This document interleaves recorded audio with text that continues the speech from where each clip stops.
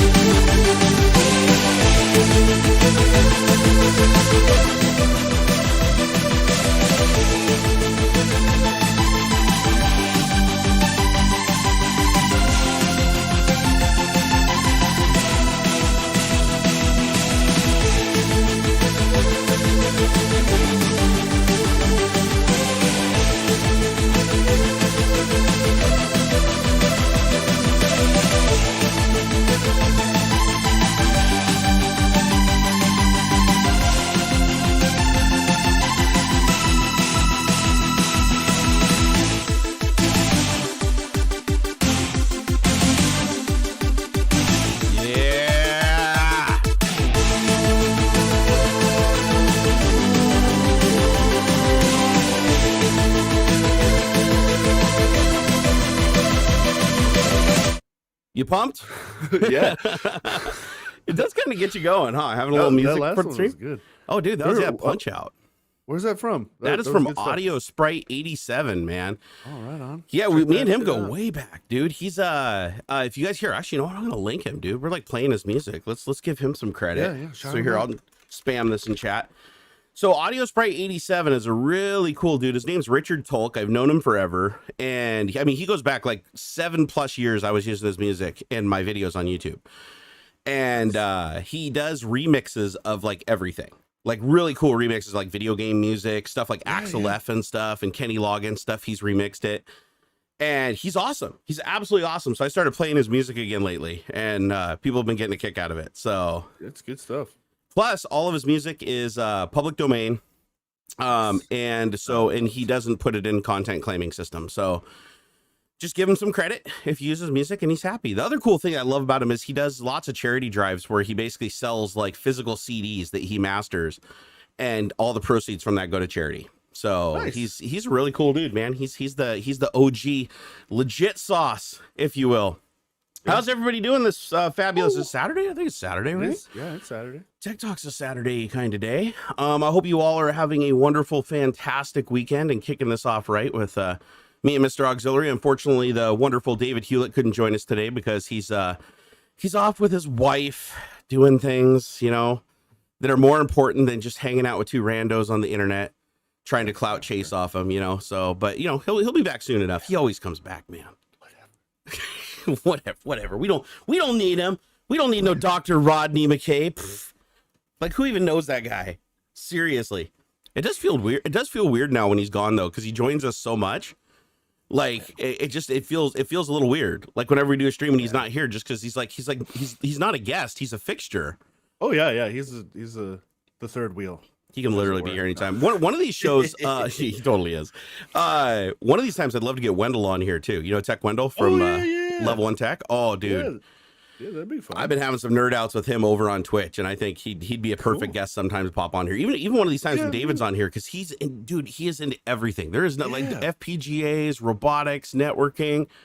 I mean, you name it, Wendell. You can get him nerding out on it. It's pretty fun.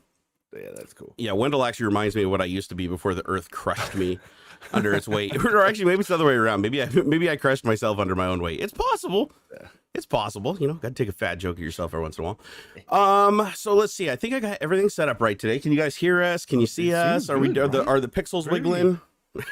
a very smooth transition. Oh man. I forgot. Hang on. The bonk. Albert Kelly said they got the parents in Michigan. Good job. Glad to hear it. Oh, we're gonna try to avoid a lot of heavy subjects today. Ooh, look at that. We got a Santa hat.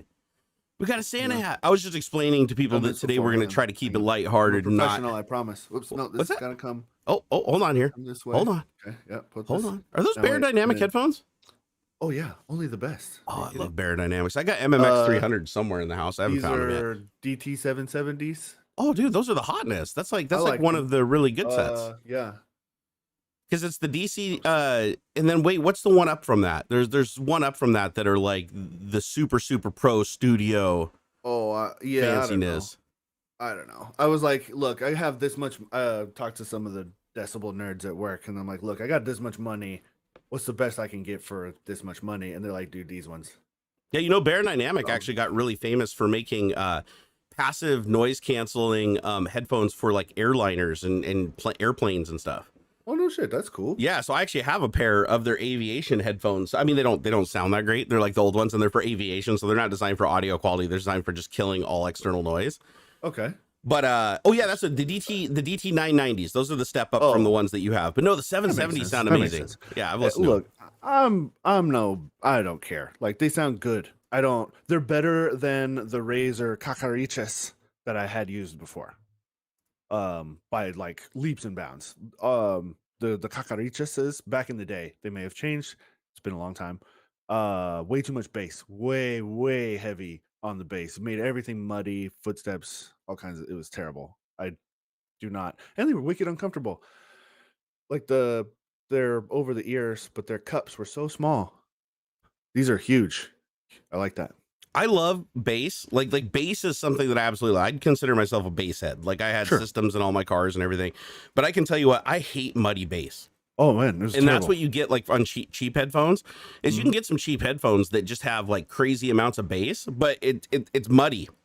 Meaning you get no definition. It's just like, you know, basically it's just like there's a little plunger in there just sucking your eardrum out. Yeah, and it like mutes a lot of the other tones. They just all become, and like again, not a decibel nerd, but I can understand what they mean when it sounds flat, right? Yeah, like it all just is kind of like with it. You can almost like visualize the wiggles aren't going beyond like a certain range, and yeah, totally. I feel like a lot of the terminology that audiophiles use, like it is completely irrelevant until you've actually tried it while they're explaining the word. Yeah. Like it's not something you can really explain. It's something you have to like A/B test somebody, like put on a pair of headphones and say, okay, now listen to these. And you're like, man, those sound good. And then you put on another pair of headphones and you're like, whoa, that sounds completely different.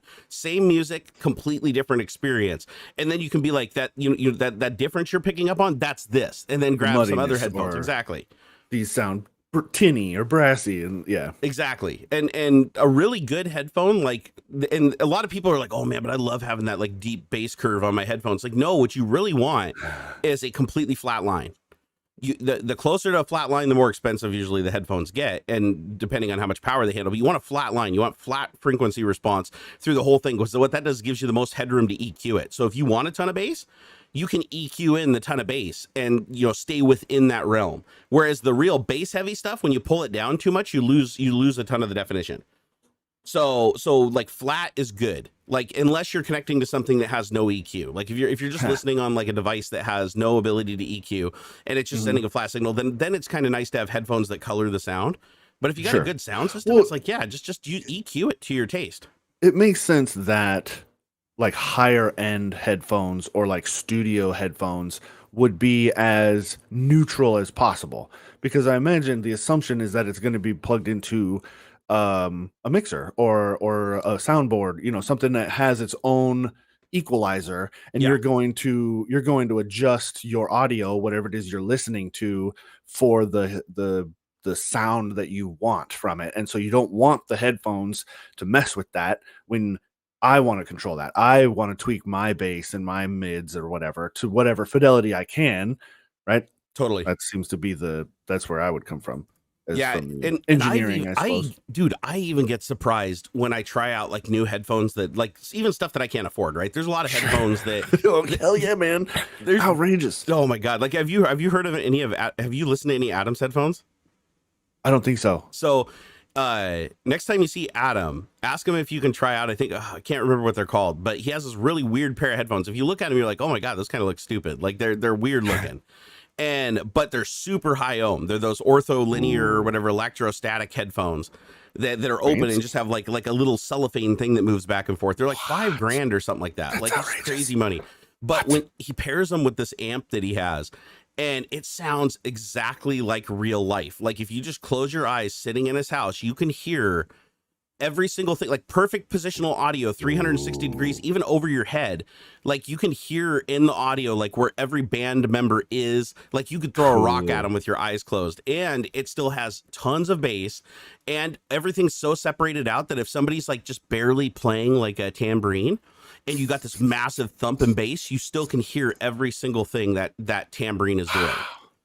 And I was like, so that's basically like sound stage and presence. And I mean, there are all kinds of words to define it, but until you've actually tried it, you're like, holy cow. You know, you see these videos of these people trying out like the Sennheiser Orpheus, which is like a $50,000 headphone set, right? That's crazy. Why? Well, I mean, what is in there that it requires it to be $50,000 for headphones? Well, because it's their own proprietary amp that has like its own proprietary connection that's sending like individual strands of wire for like each frequency. I mean, it's crazy stuff, right? It's like you can't even use these headphones with any other amp. That's just nuts. So but you ask, what does $50,000 get you? It's like, again, it's like, it's diminishing returns. Like, you know, a hypercar versus a sports car that you put a turbo on, right? Right. It's like, but when you put it on in 3 seconds and 2.5 seconds. Yeah. Like if you listen to opera or something, it's crazy. Here, hold on just a second. Sure. What up? You brought me an old nasty cup. What do you mean? It's a coffee cup? Is it coffee? No, that's the cup I've been drinking out of. No, it is not, sir. Oh, hang on. I got to go too. Says geek. That's an old nasty cup. Have you had any of it? Yeah. Okay, well, I need a pack. Wait. That's nasty.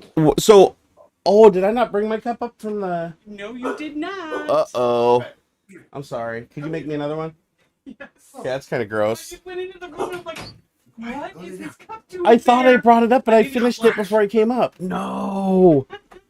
Oh, that's gross. Did you guys catch all that? Ugh. Hey, where'd you go? Oh, I thought my lady was coming through the front door, but it looks like I had left the front Christmas lights on last night. So sorry for the abrupt stop there, but Miss Barnacules came in the room and reminded me that I accidentally brought her a dirty cup, an old coffee cup from like 4 or 5 days old. And she went down and like put coffee in it and brought it back to me because I thought I grabbed my coffee cup from the bedroom and brought it up, but I did drink all the coffee this morning. So I didn't bring the cup up. So when I got up here and I was like, oh, I'm out of coffee, I took my dirty cup downstairs and she put coffee in it. And she just noticed on stream, she's like, wait a second, you're drinking out of a different cup than what I gave you this morning. So she came up and she's like, did you bring that down from your room? And I was like, yeah. And she reminded me that was the old cup from like 5 days ago. Man. So yeah, so that probably wasn't the best thing to take a drink of. Keep using the same cup every day. That's what I do. And then you wash it like once a week or something when it starts smelling funny. Oh my gosh, this is like the 20th time now I've fallen for what I call the coffee challenge, which because I've done it before where I've come up here and I had 3 cups of coffee on my desk and they all had like little amounts of coffee in them. But once they cool off, I usually grab the cup closest to me and it's warm. But every once in a while I'll be doing something, I'll set that cup too far away and then I grab the next one in line and it's cold. But I'm like, oh, it's been sitting for a while, so of course it's cold. And I go and take a swig off of it and it's like curds go in my mouth and I spit it out and I'm like, oh, gross. That's bad. Oh, so gross. Oh, anyways, so that'll wake you up in the morning. So she's gonna make me another coffee that's got less penicillin in it. Anyways, what was I going on about before I got interrupted there? I can't even remember. I don't remember either. I think we were talking about headphones. So oh yeah, that's right. So anyways, the Orpheus headphones, like that's just, can they sound like amazing and give you an experience that you probably don't get with other stuff? Sure.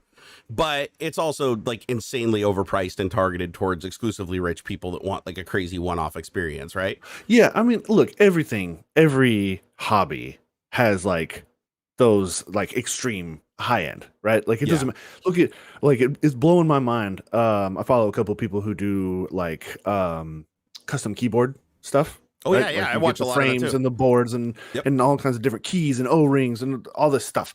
And I'm like, wow, that's really neat. And then I look and it's like $400. I'm like, I cannot. I had to convince myself to spend the $85 that I did on this Cougar keyboard that I got. And I was like, man, that's a lot, but I really want like a clicky TKL. And like, it's a reasonable price. And yeah, I was like, dude, but hey, shoes, cars, hell, computers. You get down into like extreme overclocking or any of the like super fancy custom cables or custom liquid loops, everything you can go heck high end and pay outrageous money for like bragging rights, I guess. Well, I mean, it makes you feel good too. That's the thing is like when you buy, unique things that cost more, it's like, it's not even necessarily the cost. It's just the fact that it's unique. It's like, I built this, it's got these components. There's like 100,000 different permutations. So chances are the exact spec that I selected, there's nobody else out there that has it, so there is a reason to do it for sure. Suits, anything. Yeah. I mean, I did the same thing on my car, right? It's like I got the Subaru and I just didn't leave it stock. I went and changed all the things that I cared about and made it something that was mine. And there's so many millions of different permutations you can make that car that it's not really a matter of whether I picked the best parts or the worst parts. It's just whatever I happen to pick suits what I wanted. And that kind of tailors it to me. I mean, it ends up like decreasing the value to everybody else because when you sell it, they're like, oh, but you modified it. And so that reduces the value of the vehicle. But it's like, so what? It's like that's what I want. And the goal when I bought it wasn't to sell it. It wasn't an investment. It was something to make me happy. It was a toy for you. Yeah. Exactly. Hey, Thomas Pinzone, thank you for that subscribe earlier, by the way, man. He even subscribed before we even went live today. Oh, what? See, that's the kind of baller he is, man. He just subbed up and we weren't even streaming. Like he anticipated it. That's cool. Jeez, man. I will tell you though, with audio though, you can get like 99% of the amazing audio with 10% of the money. Like you don't have to go crazy. Like going crazy is more just for bragging rights, right. Like I would say probably $500 would get you, like you said, like 80%, 89% of the way there. Yeah. For both combined headphones and mic. Mixer, all the bits and pieces together, probably about $500 to get you like to that upper middle part of the knee curve where you're like, okay, you're gonna get 2% better for 50% more money kind of thing. I can tell you right now, $150 like iffy hip DAC combined with like some Shure IEMs, like some high-end Shure IEMs that are like probably like $500, and you'll get similar, even though they're not even like open back headphones. We're talking about something you stick in your ear. You'll get a sound stage that's very much similar to really high end headphones that cost 3 times as much. And you get active noise canceling. You don't need that, passive noise canceling, because you don't need the active noise canceling when you have a really good IEM that has a good seal on your ear. So, but some people don't like that, right? Some people don't like to shove crap in their ears. Some people like closed back headphones because they like the feeling of headphones resting over their ears, but they want to cut out the background noise. Some people like open back headphones, right? Because they're in a quiet environment and they want that really, really wide soundstage you get with open backs. So that's the only like negative I have about these is I would prefer an open headphone. I can't hear crap That's safe, right? I can say that. That's Yeah, you can that's say not crap. that's not a bleepable. Nope. Thank you, babe. I can't hear nothing when I'm wearing these things, and I'll barely be. It's not even like a volume kind of thing. I'll wear these just nothing, and it's like cuts 20 decibels or something. I could. Yeah, well, Bear Dynamic is like known for passive noise canceling. Like that's the thing that they're known for. I think it's just the cups. I don't think there's any sort of tech cutting the sound out. It's just good quality closed back headphones. Yeah, if you look inside though, they actually foam fill the outer. I mean, it's literally like wearing shooting headphones. I love the velour covers. I don't dig like they'll do like a leather or like some sort of like acrylic or something. I don't know, vinyl. I don't know. That sucks. Get yourself nice velour covers if your headphones don't already have them. It's the best for comfort. I'm telling you. You can actually go pretty cheap on a really good sounding setup too. Like you were saying earlier, God, I wish I could remember the name of the brand, but there's IEMs that you can buy, wired IEMs, not wireless, wired IEMs that are always going to kick the crap out of Bluetooth. Like they just do. I have tons of Bluetooth earbuds. They do sound good and they're fine, but when you're listening to like HD audio source, no contest. Connect it directly up to something, but I have the Iffy Hip DAC. I think it does 192,000 hertz at 24-bit. It's either 24-bit or 32-bit. Nice. And I have a balanced connector plugged into some Hi-Fi Man HE500. So that's a pretty expensive setup altogether. It's probably like $800-900, but it's like one of the best things I've ever heard. It's like so close to a perfect experience as far as my ears can tell. But if you want something cheaper than that, geez, you can buy a DAC, like a really, really good portable DAC for about $80. That's like 90% there. You can get for $24 or $30, you can get IEMs from this company that are all metal, have 3 drivers inside of them. But they're wired, again, it's not wireless, it's gonna be wired. And so between the DAC and that, you're probably about $150 for that combo. And you're going to have like good sound. Like it's going to kill anything that like an Apple EarPod could do. Like even the AirPods Pro, it'll stomp them, but you're just going to have a wire. Yeah. And I think people think that you have to spend that crazy money to get that sound. And it's like, no, you don't. As a matter of fact, one of the funny things is the headphones that Adam has that are like $5,000. You're like, man, those are expensive headphones. They have the exact same drivers. So the driver, which is, the enclosure plays into it and everything too, but just the drivers in that are the exact same ones that are in the $50,000 Orpheus. They're not modified. They're not upgraded. Wow. It's the exact same drivers in that is the Orpheus. So when you're paying the $50,000, like 45,000 of that is just like the amp and the casing for those drivers on the headphones. So it can get pretty wild. And plus they start looking pretty crazy too. Like I'm sure everybody here saw the Linus video where he was wearing like the $20,000 headphones that had like the giant metal CNC bracketed arm coming over and stuff like that for like a perfect fit and angle on the ears and everything. Yeah.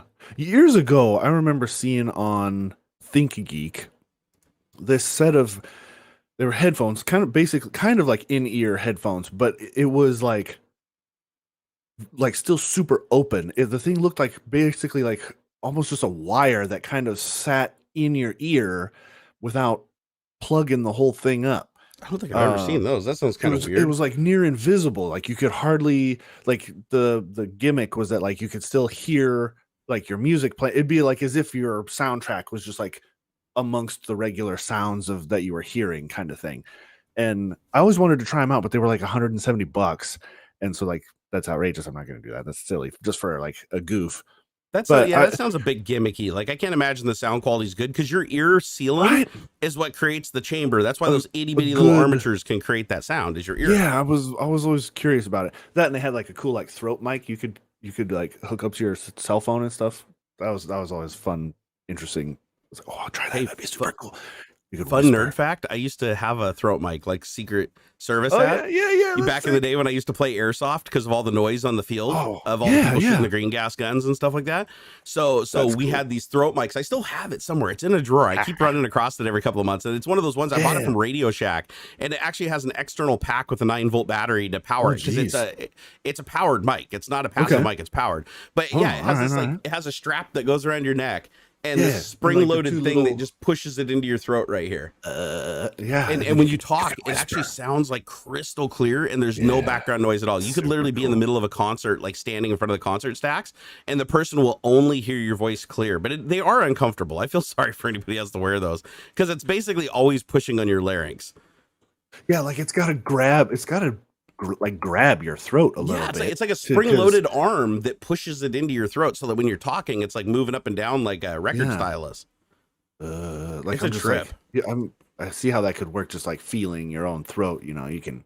You know what'd be fun is I should break that out one of these days and plug it into like Mixer Channel B. Yeah, and just on, you know, do an A/B between like a mic like this and like a throat mic, just so people could hear like what that sounds like. yeah, Because I bet you a lot of people have. It does not sound like you. Like my voice doesn't sound like me. It's really weird. The throat mic, the way it picks up the audio, it's much more robotic. But it's clear. It's crystal clear. That's why we use them. We actually required when I played for my team called Phantom Force. No kidding, dude. We had like we had patches sewed onto all of our uniforms and everything. We got pretty hardcore with it. But we go play other teams. Like back in the day, airsoft was becoming, you know, bigger than paintball for a while. It probably still is. It's still big. Yeah, like it's fun watching some of the the guys who are like crazy into it and stuff. It's fun. So we used to travel and play with other teams, and we'd travel down to California, Portland, Oregon, and or anywhere in Oregon really. And our home field was up in Paulsbo, Washington. And so some of the requirements to join the team was when you're on the team, you had to have certain gear. And one of those was you had to have a throat mic. You had to have FRS radio or whatever that supported the channels and sidebands that they had. And then you had to have, that was the other thing too, is the throat mic wasn't always on. So to key the radio, you had to have this little pressure switch that you would actually put onto your glove. So when you're out and you're running around, when you want to talk, you basically just take your thumb and press it into your hand. Yeah. And then that activates the mic, because there's like a wire running down your arm to the pack, and that activates the mic so that you can, like, you know, trigger the phone while you're still holding onto your weapon. No, it's I missed that, man. That was good times back in the day playing airsoft. Whoa, Joe Taji, my man. Yeah, bone conduction headphones. Yep. Like they press on they like squeeze your skull a little bit just behind your ear. Yeah. I've never listened to those. I want to try them. I want to try those because that'd be cool too. You watch Corridor Crew. I know you do. Oh yeah. So Corridor Crew, if you see those guys, every time you see them, they're walking around with like this wraparound thing on the back of their head, and it's got these little pads that just sit right here in front of their ears, and those are bone conducting headphones and a microphone. Yeah. And the whole team wears them. Like I saw them in every video, and I'm like, what are these? And I finally asked Ren on Twitter, and Ren came back, and I can't remember the brand name, but he gave me a link to them. And I went and looked at them, but I'm like, these are guys that like live and die by sound quality and stuff like that. And Red said they sound amazing. So I want to try it and see like what the deal is, because I don't know how you create something that's like a bone conducting speaker, but it sounds good enough that you'd actually want to like listen to music and edit stuff on it. Right. I'm kind of curious. I want to check that out. Joe, you're the man though. Thank you so much for that super chat, dude. Especially with Christmas time coming up, it really helps, buddy. Thank you very much. It really helps. So rolling on into the topics now. It looks like I think everybody finally woke up and I think we're good. Came in here. Yeah, I think we're up to like 226, so 245. They're wandering in. Pretty decent. We're getting them. We're gonna bang on some topics today. So I figured we should probably talk about this MrBeast Squid Game controversy. Yeah, like this one. What? On. But I mean, I'm on Twitter a lot, so I think I might know what this. I've heard some hubbub and jibber jabber, but I wouldn't have categorized it as a controversy. So I'm curious what you've got. So the controversy behind it is MrBeast, or Jimmy, as I like to call him, because he's like Jimmy my best Beast? friend. Yeah, just dropping. That sounds like a gangster. He's like that's a made man. Jimmy the Mr. Beast. Jimmy the Beast. It totally does. Man. Oh man, Kang Wen. Thank you so much for the $2 make us holler. He said, love you in your videos. 3D printer. Man, I gotta goof around with that not to go off on a tangent like we do. No, please go off on a tangent. That 3D printer, man, I gotta start playing around with that thing. I feel bad that it's been collecting some dust. You know the 3D printer that I took to give you that 3D printer? It still hasn't even been powered on, so don't feel bad. Then I don't feel as bad. Don't feel as bad. You know what we'll do? We'll pick a day here in the next couple of weeks where we'll just get on a Skype call, fire up some printers, and make them work. I really do want to, like, I don't know what to do with it, but I want to do something. Dude, there are a million PC component mods and models. I think that's Thingiverse. what I'm gonna poke around with. Like fans, like, just for fans. Go do a search for like fan shrouds on Thingiverse. There's probably 10,000 different variations for different cases, like mount fans in crazy locations and like redirect the flow of a fan, or people like, you know, create like weird shells and stuff to change the acoustics of the Noctua fan on the CPU. I mean, there's all kinds of cool stuff on there. Like that's what I used to do. I used to just go out there and just print all kinds of stuff and try it out. Yeah. But yeah, we should do that in a couple weeks. Let us know, guys, and ping us over on the old Twitters if you think we should do that. And like maybe do a live stream where we're both just cranking.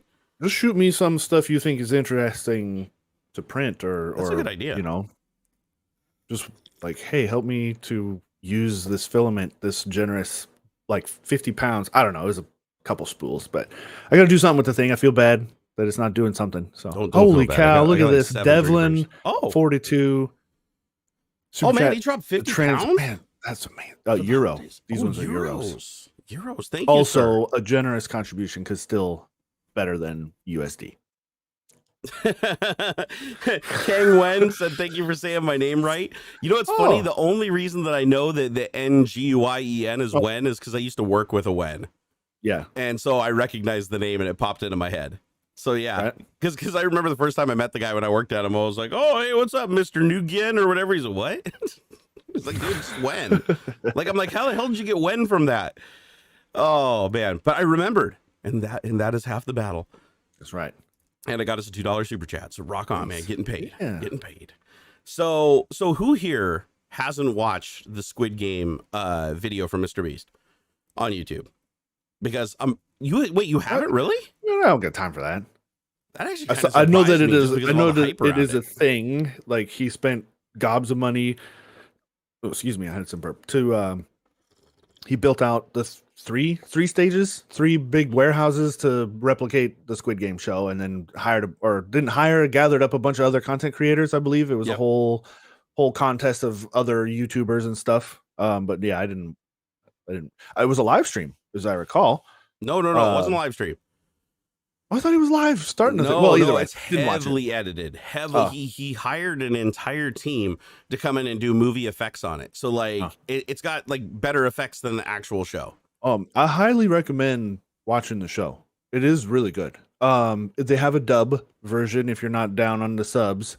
I've heard that the sub translations are not that good as far as like one-to-one meanings and stuff, but like I don't know enough. It's a little awkward at first, but it starts to like warm up as it goes.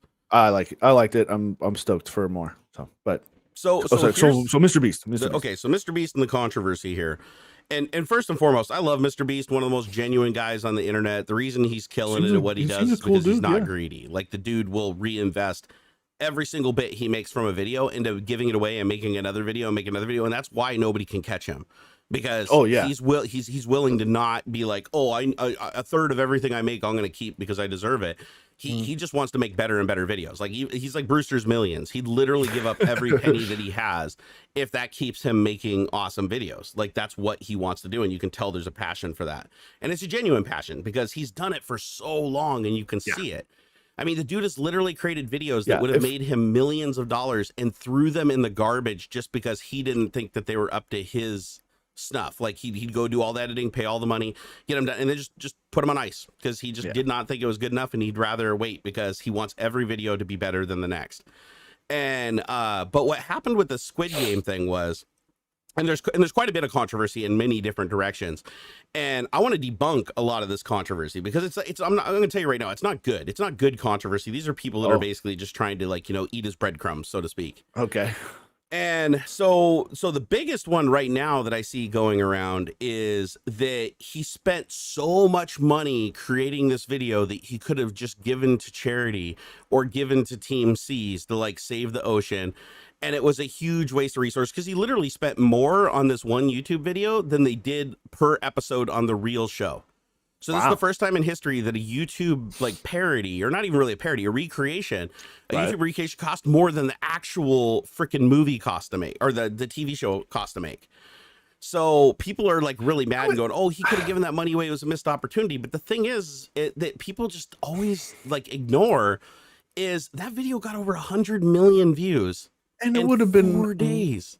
Would have been wicked cheaper if he had 4 warehouses in South Korea where the show was. It's not like That they is true. filmed this show in LA That where it is would true. have been 10 times more expensive. Like, of course it cost more because he's doing this, probably in LA or, Orange County or so. He's probably in, I don't know where MrBeast is located out, but it's probably Southern California. It's freaking expensive. Of course it cost him a gob of money.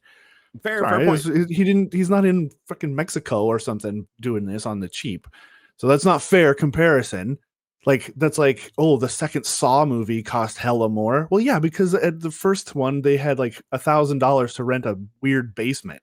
Like, that's not a fair comparison. But go ahead. No, that you're absolutely right. You actually took that to an area I didn't even consider. Like, you're right. Production is going to be different, right? Depending on where you're producing it. He produced it in an area where it's going to be far more expensive. But so what else you got? So the other thing that people are calling out, and other than him doing this, and again, the main reason why he spends so much on making these videos is because of the exposure these videos get, and the amount of exposure these videos get is what enables him to have that continuous revenue feed to put into philanthropy. So he wouldn't have that if he didn't do stuff like this. Like, people are like, if rich people just gave all their money away to charity, then that would be better than what they do. But you don't realize they can only do that once, and then all the money's gone, and then they can't get any more money because nobody cares, because they're not doing anything anybody cares about. So that's the thing, is like, he found a way to create a perpetual motion machine, if you will, where it's like he can recycle the revenue from each video getting bigger and bigger and bigger and bigger into bigger things and do bigger things and give away more money, but only because he's captivating such a large audience, which is enabling him to get so much ad revenue and so many brand deals and so many merch sales that he can then take that money and put it into like his soup kitchen that he's got going on, to feed the homeless, his Team Trees, Team C's, highly successful ventures. Like, so many charities pop up and just absorb money and disappear. His charities that have popped up have actually achieved exactly what they set out to do. Like, Team Trees did exactly what it was supposed to do. So people, I think, are just being critical because they're looking at it, without analyzing the 7 steps, right? They're just looking at the one-to-one relationship. They're like, oh, he created, something that cost $3.5 million and he only gave away 400,000. What a waste. But it's like, no, he gave away 400,000, but then he gave away a ton more money to all of the people that worked on the production, all of the various teams and people that were involved. All of the contestants even got paid just for being there, for their time minimum, so they weren't out anything. You have to look at it that way, that it's not like he just spent $3.5 million and threw it into a barrel. It's like that went into the economy, right? Yeah, like he's hiring people. Yeah, exactly. So what he has is actually a really good and solid venture, but people don't see it that way. They get some, I shouldn't say people. There's a lot of people that love Jimmy. It's the minority that's crying right now, but they're very loud. The other thing that's also going around. What's that?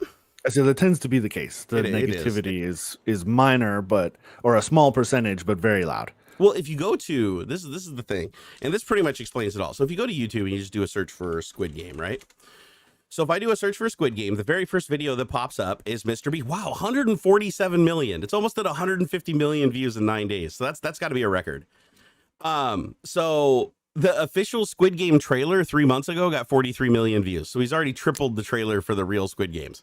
Okay. So he's at the top. If you do a search for Squid Game on YouTube, he is the #1 video out there. But here's the thing, and he's also promoting all these other YouTubers, like So Crispy Media were the guys that did his 3D effects. I think they were the same guys that did like Chalk Warfare.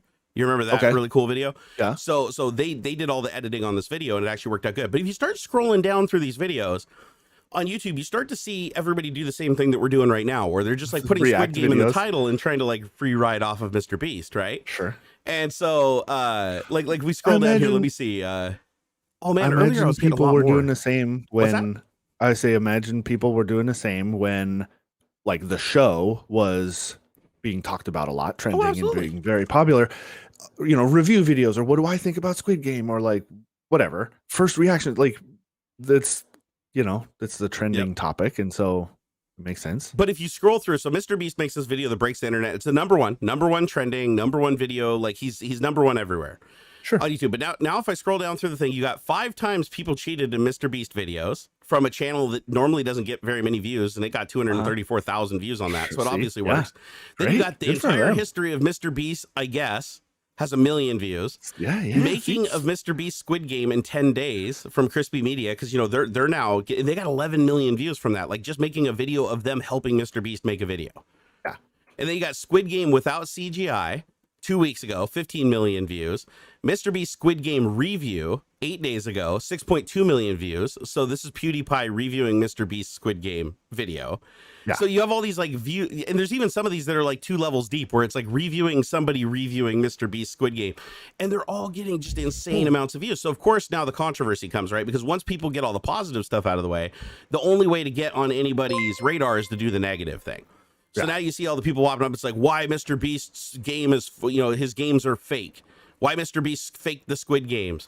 I was a guard at MrBeast Squid Games. MrBeast Squid Game sneak peek, like somebody who was trying to show video that they weren't supposed to while they were producing the show. Because when you're controlling 400 and some people, it's kind of hard to be right on top of it, right? Sure. How MrBeast Squid Game broke YouTube 6 days ago. This is why I fired. Oh no, that's from 4 months ago. Never mind. It's MrBeast saying why you fired somebody apparently. How could MrBeast do this? This is absolutely insane. 1 day ago, and it's like the cancel sign in MrBeast's face. Is there a period in MrBeast, or is it like it's just MrBeast, all one word, one all smooshed together? Just one as a search term. That would be what someone would look for. Oh yeah, here, that's the thing. Okay, because and then you got Attorney Tom weighing in on attorney. If you guys don't know who Attorney Tom is, he weighs in on all kinds of legality issues on the internet and pretty much any case. I mean, he weighs in on absolutely everything, but he had to weigh in on, Squid Game's IRL copyright issues, which actually is a segue into my next point, which is the next controversy is everybody assumed that this was a licensed deal between MrBeast and Netflix, or MrBeast and the creator of the Squid Games. And it turns out he had no licensing or permission to do any of this. He literally just did it, and at the very end, he thanks him. He said, "Thank you for inspiring me to make this video with your thing." But he admits in the first 30 seconds of his video, he doesn't say, "I created a parody" or "this is satire," which it's not. It's 1-for-1 reshot of the show, just real games, right? Just making them real. So you could argue that he's putting his own spin on it, but he really doesn't. Like if you watch the show, the games are exactly the same, down to the squibs, emulating getting shot in the chest when you're out.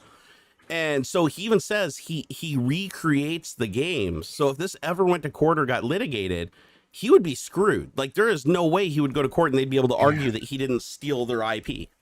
Oh, I mean, yeah, this is a kind of a weird spot though, right? Yeah. So it's if that's the direction somebody takes it, there's layers here, because I imagine there's the South Korea or the Korean law, whatever, copyright and IP law that exists within Korea, because it was originally them, right? Or did Netflix publish, or so I'm unsure as to the life timeline of the show. I know the guy was shopping it around for 10 years or something. Yep. Was it eventually greenlit by Netflix, and they bought the option and then they then produced it, or was it produced by somebody in Korea first, and then they just bought all of it? Netflix owns it. Okay, so it is a Netflix original. Correct. And the person who wrote it, the guy he reserves certain rights for some of the IP, but the show itself is licensed to Netflix. So Netflix would be the person that was suing in this case. I imagine that Netflix has a lot of production arms, because I have in recent time noticed a lot more foreign films and foreign shows and stuff, like Money Heist and things like that, which BT Dub's super cool. Spain produces some really cool shows. And so Ms. Barnacules said he should have renamed it Calamari Play. Yeah, something, right? Because there's actually an app or something you can play that's it's Among Us or Fall Guys or whatever, and it's Crab. Oh no, it's on Steam. It's Crab Games or something like that.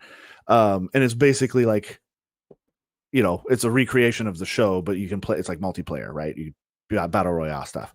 But so I imagine, I don't know where's the copyright. Is it in, or the IP trademarked or whatever in Korea? Because did they have a production arm there? Would it be US copyright because that's where the violation happened?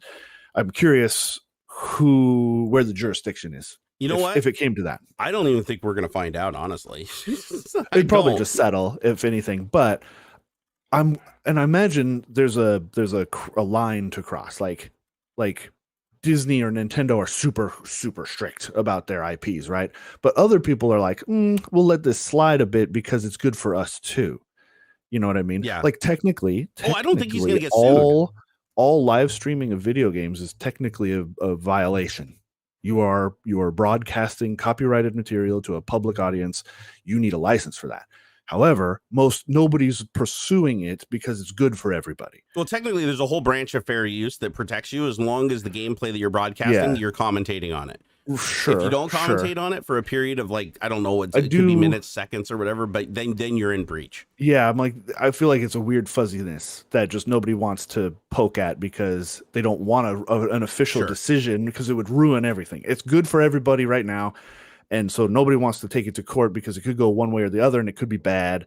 And so, and I imagine it applies to this too. Netflix is like, well, this is good for us because people are going to watch this and then probably come who hadn't already heard, right? And are probably going to come and watch the show, that sort of a thing. I don't think Netflix can touch him. And it's not from a legal standpoint, just because derivative works or whatever. Well, no, I think that they have a leg to stand on. Like I truly do. After like watching so many videos on people looking at, this is a non-licensed replication of an existing work and not being unique enough that it would qualify as its own, standing project. Yeah. And the fact that he admits to it in the very beginning of the video, literally saying, I recreated all the Squid games in real life. Like he doesn't say that he created his own versions. He's like, I created the games and they are more or less the same. Yeah. So I think the reason that he doesn't have to worry is because he has 150 million views in 9 days. And the original Squid Game trailer only got like 43 million in 3 months. I think that it would be suicide for Netflix to go after him because the amount of clout that he commands in the demographic of the people that would watch that show, they would lose more money by losing those Netflix customers that would retaliate than they would making any litigation and winning any settlement. Right. And again, to be fair, if you're rich, you can break the law. The Squid Game trailer only has that many views because nobody knew about it. It was an unknown thing. MrBeast, one, being wicked popular already, but two, piggybacking off of the popularity of something that had blown up, I don't think it's fair 1-to-1, right? I imagine Squid Game 2, season 2 trailer might do better than season 1 trailer, because of now everybody knows about it, Yeah, I just think that soon this goes back to that thing where it's like there's a. I guess what this would be analogous to, like if I wanted an analogy, right, would be if you were flying, say, a helicopter, right? It's like you have to get over 2,000 feet off the ground so that you can auto rotate or whatever when you're falling. Otherwise, if you're in that zone where you're between like 30 feet off the ground and like 900 feet off the ground, if your engine dies, you're dead. Like there's this window where it's like you don't have enough time to auto rotate, right? So they want you to get out of the zone as quickly as possible because as long as you're in that zone, it's dangerous. If you're above it, you can auto rotate down. If you're down under 30 feet, you can crash and survive. So, but in that death zone, right? And they have it for these types of aircraft and drones and stuff like that. It's like you need to get above the ceiling. I feel like this is exactly what we're seeing right now with YouTubers like MrBeast. Is if he couldn't escape that. If he couldn't get out of that danger zone, then he would get sued because they would see it as he's not bringing as much value to them as he's potentially taking away from the project. But because he has 150 million views, more than anybody that's actually watched the show, they're going to gain from it. And if they attack him, then those people are not going to want to watch the show. And they're even going to want to leave Netflix, which means they lose monthly revenue from each person that leaves. So I think it's one of those things where it's like they just look at it and they're like, oh, this would be legal suicide to go after him, even if they were technically in the right. No, I agree. Yeah. It's like Elon Musk and how he lets everybody use his patents. But if somebody crosses him, he can call in those patents at any time and sue them into oblivion and take all their money. So it's like it's just, I don't know. Our legal system is really, really janky when it comes to right and wrong. It's like you can, the richer you are and the more powerful you are, the less you have to adhere to the law because you have more insulation and more protection. Yeah. That's true. And though I don't believe, honestly, that was Jimmy's intent on any level, you know, I think that it was a calculated risk on his part. Like, he probably talked to his lawyers and they're like, listen, every video you make gets like 50 million views. If this thing flops, then yeah, it could be danger, but you actually do shine Squid Game in a positive light. You do show if they like the Squid Game in your video, they're definitely going to want to go watch the series so that they can understand all the story behind these challenges, because he doesn't really give that away in his video. So there's a lot of value to get you to actually go watch the original series. So I think that it was just a calculated risk that he made. But if you think about it, everything MrBeast does is a calculated risk, right? Yeah. I mean, every time he starts one of these things like Team Trees or something like that, he has a good idea, but he doesn't know that every other YouTuber on the planet's going to join him. He doesn't know that it's going to be huge and not have like, stuff that falls out. Like MrBeast Burger, like really screwed up. Like the first several months it was an operation. Yeah, some of that. Yeah.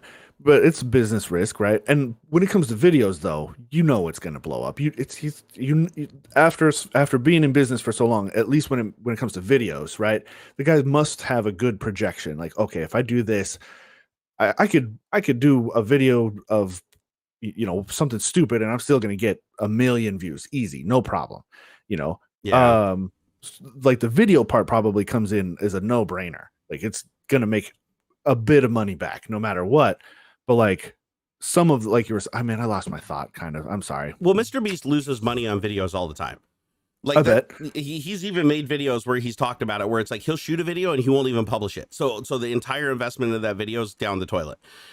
He's made videos like the island, like he bought an island for $800,000 and then did like these games on the island, and it didn't get nearly as many views as he wanted, and he couldn't get a re-up for the sponsor for like another one of those. That's why you haven't seen another Lost on the Island or whatever, survival games.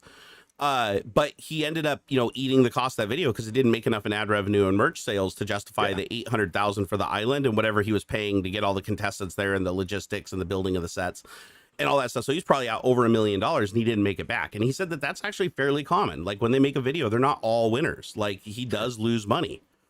And so he has to make sure that he has enough, liquidity on hand that he can take those hits. So that he can keep doing it. And that's another reason why it's like when he has a video like this, he might have spent $3.5 million to make the Squid Game video. But when you think about it, how many millions of new subscribers is he going to have that never knew he existed just because of Squid Games? That was the only common thing that linked them to ever finding him.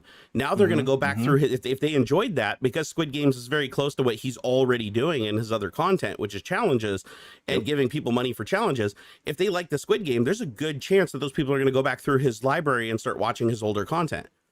And if you get millions of people start binge watching, I mean, you're going to see a giant spike in his viewership, which directly translates to ad dollars. That means that he can charge sponsors more now if they want to spot in his video.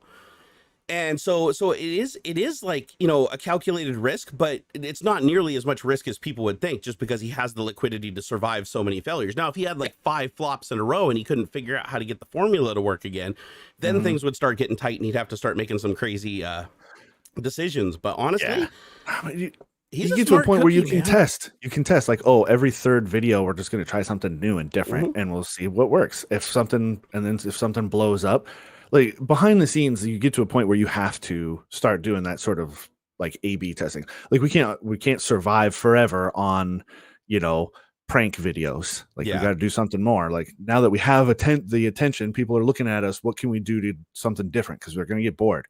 And so, that's got to be part of the. They've got to have creative directors and folk throwing. These dudes probably got a room of people throwing ideas around, trying to figure out the next thing to do. Oh, he totally does, and he has a writing team and production team, and I mean, he has to, because there's no way to pump out that level of content by yourself. Interesting side thing. I saw something related to this. It was like, is MrBeast's videos blowing up, blah blah blah, but the question on this thing was, does it make sense for VCs, like venture capitalists, right? People who throw money at ideas to see if they blow up. Like, would it make sense for VCs to invest in content creators like this? Interesting. And I think that's an interesting. And honestly, so the way that they framed the question seems strange now that I'm like thinking back on it, because you get, as a content creator, or say like we'll just focus YouTuber, where say that's your main like publishing channel, right? That's your thing. I imagine you get to a certain point where like a MrBeast or a PewDiePie or Linus, you stop being you're not like you're a YouTuber, sure, but you're a production house now. You're a media company, right?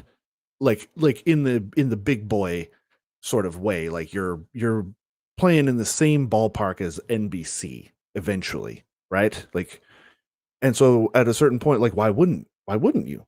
It'd be no different than putting money into Comcast or Netflix. I like wonder they're what producing that would their look content like, too. Like not being a publicly traded company, or for hell, for You don't all we have- know, he's a privately traded company behind the scenes. I Like, imagine, don't I know. imagine a lot of these, you have to build a business structure at some point, like an official paperwork sort of. At some point, you become a company, and so why not? Why not? Why not? Why is it weird? Like just because it's not television, why? Like it's still like a show. It's still content that's being produced. People are watching it. Like it's I don't understand why it would even be a question. Like it makes sense to me. Like, well, man, MrBeast is like consistently successful with his videos all the time. Let's throw 100 million at him and see what he does with it. Yeah, actually, he's never really. I mean, that's a talked lot. about That's that a lot. But publicly, like, why wouldn't? I don't know. I'm having trouble finding a like just off the cuff like a how company Warren that Buffett would. throws a bunch of money at Bill Gates because Bill Gates has demonstrated he knows what to do with that money. Yeah, like, same kinda. thing with MrBeast. Kind of like, hey, we're willing to take a risk. We're gonna give you, I don't know, what did the Squid Game thing cost? Like 70 grand, I think. Like he went over budget. I remember seeing something about that. 3.5 million is what he spent on the Squid Game video. All right, That's why. okay. That's why people are like that so puts mad. the They're scale like, dude, different. you could have given $3.5 million to Team Keys.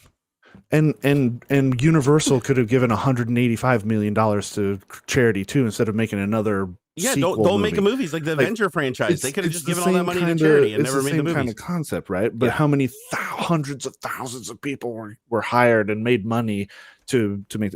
But we covered that. But like, why not? Why wouldn't a company say, "Hey, we're going to give you $1 million. Go nuts. We want an X sort. We want to see an X sort of return." Like. That seems like a good investment, honestly. Like that it's going to be. It's the same calculus that anybody who gives a sponsorship to a video or just bigger scale, right? So why not? I mean, it'd be hard to fail back in MrBeast because he's got just such a long history of always moving the needle forward. Yeah.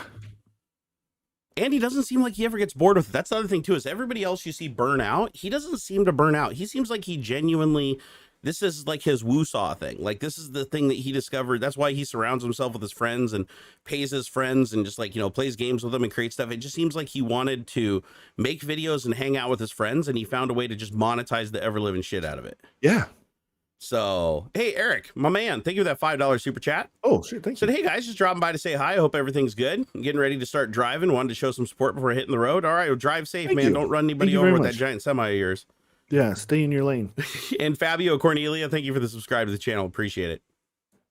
Oh my gosh. But yeah, so MrBeast, I've just been seeing a higher than average amount of hate coming at him, but I also realized that he just created a video that got 150 million views and 9 days, which means that a lot of people that are going to throw shade at him are people that didn't even know he exists. They don't know his history. Yeah. A lot of the people that are coming across this now are looking at it not as somebody who's followed him and have seen what they do. They're just making an opinion because it's the flavor of the day. Yep. Like I'm going through YouTube and I'm seeing channels that don't even respond to other YouTubers, that don't do drama or nothing, and they're popping up with drama videos on MrBeast. Just to get those views. Hop in the thing. I mean, I feel like some of this stuff is just like you could go to like Google Trends, right, and just see what people are looking at. Or Twitter even, like see what's trending over the last month or whatever, consistently in the top 10, like for your niche or whatever, and make content from that. Like that's like, why would, I don't know. That's on the one hand, it's like, well, why would you not, right? Because like, yeah, that's what people are looking for. They want there's hubbub around this topic, so why not? I don't know. That's what the news does. They do understand it's not real, right? Dude, there's so many people on the internet that think everything that they watch is real. That is a scary thing for our future. I do think though, like Jerry was saying, kind of, I think near the beginning, a lot of it is like there's like the disgust at how much was spent, Yeah, and the judgment of how or on what. Like, I don't know. It's an investment. It's hollow. They need to realize it's an investment. But the outrage is super hollow because, like, man, I watched this mindless show. It's called Selling Sunset or something like that. Like, they sell these multi-million-dollar homes. It's like follows this real estate group that with these, you know, these women selling houses. I don't see the outrage at $12 million home in the Beverly Hills, you know, like for a view, right? That's basic. And I mean, it's a nice house, but still, like, people drop gobs of money. It's not a real job. Yeah, YouTube's not a real job. That's the root of all this crap, honestly. Clearly it is. If MrBeast got $3.5 million that he can drop to make, no to make a video, to make a what? How long is this video? I think it's like 20 some minutes. 20 minutes? 20-minute video. So like the ratio for minutes to cost is outrageous. You know, like, which like, it's extreme, but like, he's clearly making the money back. Like, he hired a bunch of people to do this. Everybody got their piece of the pie in order to make this happen. And he's going to be able to make more money back and to make more videos, to hire more people to do. I don't know. I think it's like, it's fine. It wasn't a volunteer workforce. Everybody was paid, like the camera people, producers, video editing. I mean, he literally supported an entire industry while doing this, giving people paid jobs. Yeah. All that money that he spent on the video that was going out was going to other people for the production of this. So not only did he create jobs and pay people, he created an entity that made enough money that he can use the revenue from that to fund future videos and still give $400,000 to contestant and still donate to his charities. You know, what'd be fun if he kept it and turned it into like an amusement park. Like, what if you just, like, people pile in, like, you pay for a ticket, you pay $5 or whatever, everybody antes up to play the game, and like, it becomes like a recreational thing. Like, you eventually get 100 people in this warehouse, and he definitely get sued for that one. Oh, you think? I feel like you could turn it into an amusement park sort of deal. No, I feel like nobody's getting hurt. You could do like paintballs or whatever. Everybody signs a waiver, says, "Hey, I understand what's going on here, and if I get hurt, it's not." They got trampoline parks, man. People could die. It's trampoline. No, but it actually goes a little bit deeper than that, because it's like, what if, like, you know, Jeffrey Dahmer goes to your games and mass shoots up the thing or something? You know what I mean? It's like, it can happen anywhere. No, but then Squid Game is associated. That's another reason why people want control of their IP, is because somebody can use their IP and then it would be loosely associated with something terrible. That is where I think where maybe this MrBeast kind of screwed up a little bit. Like, he like, obviously not just inspired by, but like, this is a direct copy. Yeah, he created this as a IRL sort of thing. And there, I think there's where like the morality kind of is stinky, right? And he literally admitted to it. That's the worst thing legally, is in the beginning. Like, he's like, "Oh, I copied all their stuff," and then thanked them for making it possible for him to copy all their stuff. That's where I think the mistake is. Like, not in how much money he spent, not in all that stuff, but there is something a little immoral about just one-to-one copy. Basically, it is like the truth is, he should have asked permission, but he knew that the odds of him getting that it's easier to ask forgiveness than permission, and he was financially and he had the power that he knew that if he got into that situation, he could get out of it. Dude ought to cut a check to the guy who wrote the show, the idea guy. Like, not just Netflix, but I mean directly to the director guy, the guy who wrote the show, whose idea it is, deserves a piece. That would actually be pretty funny. Like, just send the dude a check for like $500,000 or something. Be like, "Oh, thanks for the idea, bro." Like I feel like that is only fair. You know, that's actually not. I didn't really think about that, but that's a good idea. Or like, hey man, at least a little bit of humble pie there. Like, I'm profiting major off of this.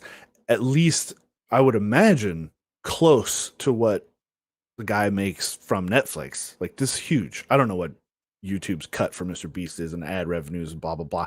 I don't know. He may not even break a profit on this one because like that's a lot. But I don't know. I feel like that would for me it would even the scales. But well, I'm he not had a gonna stay up giant at night title about it. sponsor for the video too.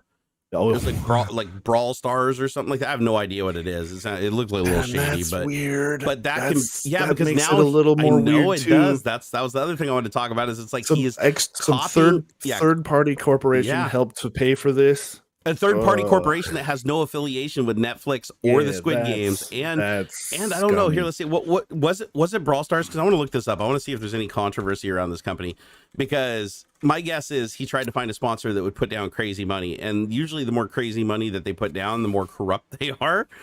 Let's see here though. Brawl Stars. It's a well reviewed game. 19.8 million downloads, average of 4.3 stars.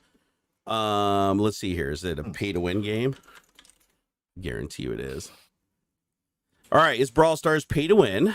Let's see here. So y'all know the brawlers like Amber and Colette, right? The cost good money of money. Once you get them, you're unstoppable. I get wrecked so hard by these brawlers auto aiming their butts off.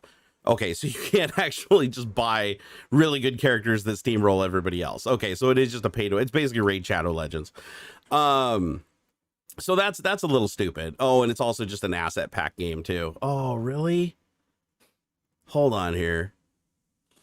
They're even using the Clash of Clans artwork? What? Okay, I'll have to look into this a little bit more, but this seems a little shady. Plus, it says MrBeast over triples Brawl Stars downloads. So he increased their US downloads by 350%. So I guarantee you these guys floated at least 1.5 million. Like half that video is funded by Brawl Stars. Like for them to get this level of exposure, there's yeah. That's crazy, man. But again, that's gonna, if anything was to get him sued, it's like not only did he say I'm copying them, but now he has a sponsor literally in all the games in the background is like Brawl Stars CGI'd into the background of the set. And so now he's taken Squid Games and literally branded it like NASCAR and has taken huge money from that. So again, I think the only thing that's really protecting him right here is just the sheer amount of views that video is getting and the number of people that know it exists. Netflix just does not want to risk upsetting MrBeast's audience. And if that's the case, it's like as much as I like what MrBeast is doing, I think he might actually be crossing a line here. It's clear. It's clear plagiarism. Like 100%. Like it is like it is. Somebody said it's not pay to win. Dude, it's got to be pay to win. There's no other way they can afford to pay people to advertise it like that. Whatever. We're not here to discuss Brawl Stars. I'm just saying Raid Shadow Legends is pay to win. Do you believe Raid Shadow Legends is pay to win? I don't play the game. This is very clearly a easily cease and desistable DMCA, you are in violation of our copyright. I'm sorry, I'm looking at chat. He's like, it's not pay to win on God, it's not. And he's like, it's made by the same people that made pay to win game Clash of Clans. It doesn't matter. It does. I don't care. No, it doesn't matter to me. It matters to me because you're making a ton of money promoting a game that literally targets people with gambling addictions. That part of it matters because that just feeds into the fact that he's making gobs of money off of something that, like, is very clearly a copyright violation. Like if any like we just mentioned before, if anybody else had done something as similar, who wouldn't, and it's a weird juxtaposition because somebody with the means to copy it the way that MrBeast did isn't going to not get 1 million, 10 million views or whatever, right? Because and that's where I think they definitely had to have had this conversation. Like, okay, if we go down this path, like this is a blatant copy. This is blatant plagiarism. We are literally one-to-one. They didn't change the costumes. They didn't change the robot girl. They didn't change anything about the thing. It is a direct copy of the show, condensed down into a 20-minute video. Do you think he may have got permission and just didn't publicly state it just to get this controversy to like get even more views? I think maybe that's a possibility. Sure. There's no such thing as bad press, right? Because I don't know. This is kind of weird. Somebody actually made a really good point here in chat. They said, how many views oh yeah, it was Groggy Nod. He said, how many views do you think he'd get for a video called "I'm getting sued by Netflix"? Even more than the video. This reminds me of those, because I watch a lot of exotic car channels, right? Like daily driven exotics and stuff. Oh, yeah. I can't stand the sponsorships that they do, though. It's like, oh my God, please guys pick products that aren't scammy as hell. But you know, that's how they get all their really expensive cars, is by doing very scammy things that pay high dollar. Wait, can't you just rent these things? Like, it's not like he's buying them, right? Well, he leases them through his company and then he sells them at a profit because every car he buys is projected to increase in value.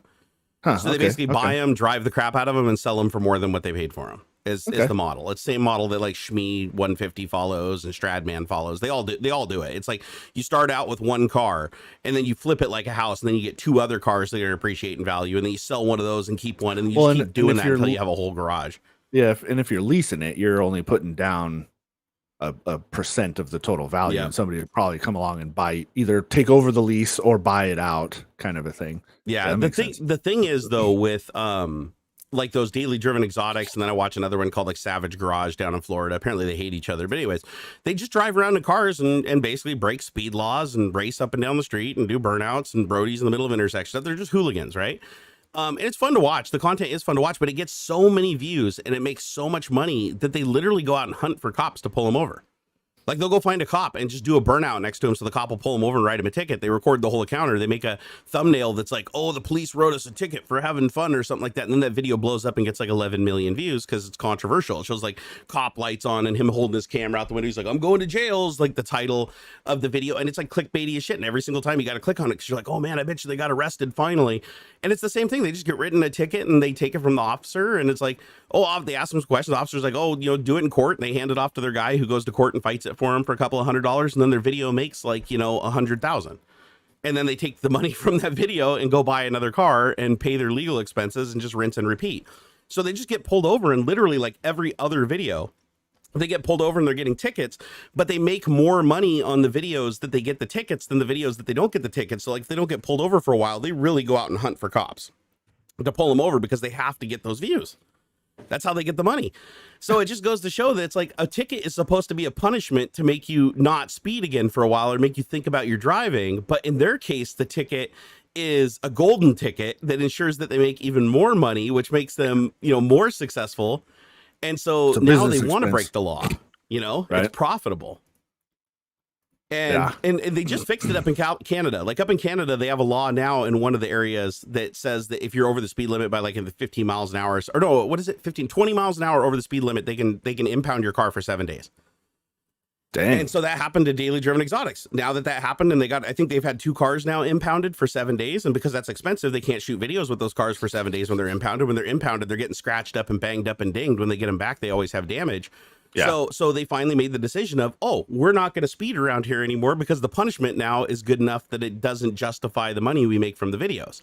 So now they go to the next town over, or, you know, some other place where if they get pulled over, they're not going to get in much trouble and just get a monetary ticket. But it just goes to show that it's like they're only doing it because getting the ticket, they know for a fact, it doesn't matter if it's a $900 ticket, they're going to make 100 times that from the video of them getting the ticket. And that's the same basis that you see all these prank channels operate on too, where they're out doing stuff and, you know, in law enforcement's like arresting them or detaining them and letting them go. It's like they make so much more money off of the police encounter than they do. So then they go seeking it out. It's like they don't care. It's like they're looking for that. That's what they want. Like they're not as successful unless they can get a police officer to engage them. And it's like, damn it, this is sending the wrong message. But that's kind of what you have here, I think, with MrBeast is he created, you know, a 1-to-1 replicate of the most popular show in history on Netflix. And so far, he still hasn't been sued for it because he has so much clout and commands such a huge loyal audience that if Netflix went after him by the letter of the law, it would just basically make him a martyr. He'd make even more money off the martyr videos, and Netflix would have nothing but losses in their subscriber base that would never equal what the settlement is.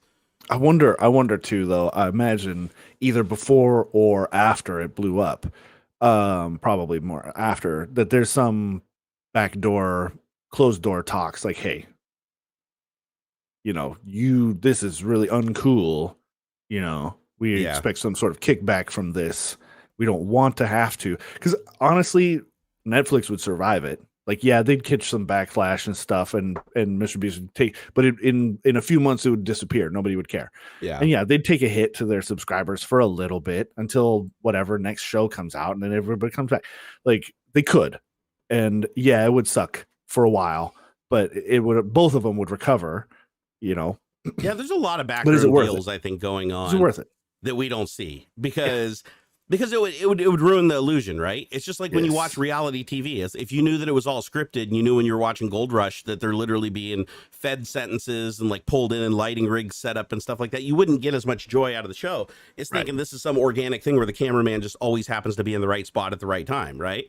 Mhm. So I think the same thing happens with this, where it's like, yeah, if MrBeast created this, either he already had permission from Netflix, but he just didn't want it to make it publicly known because he knew that that would add to the mystery and add to the anti-capitalist message of Squid Games, which is funny, right? A bunch of capitalist stuff around this anti-capitalist story.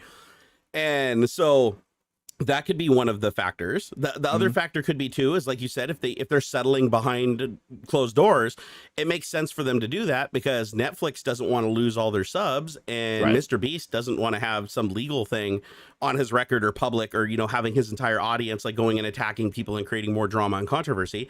So even if there was a beef or something, or they wanted to settle, yeah, MrBeast would just silently settle up about it. Like, unless they came at him and were like, give me $200 million, obviously he wouldn't be able to do that. But like, how much you want to bet in 6 months or something? There's a Netflix documentary.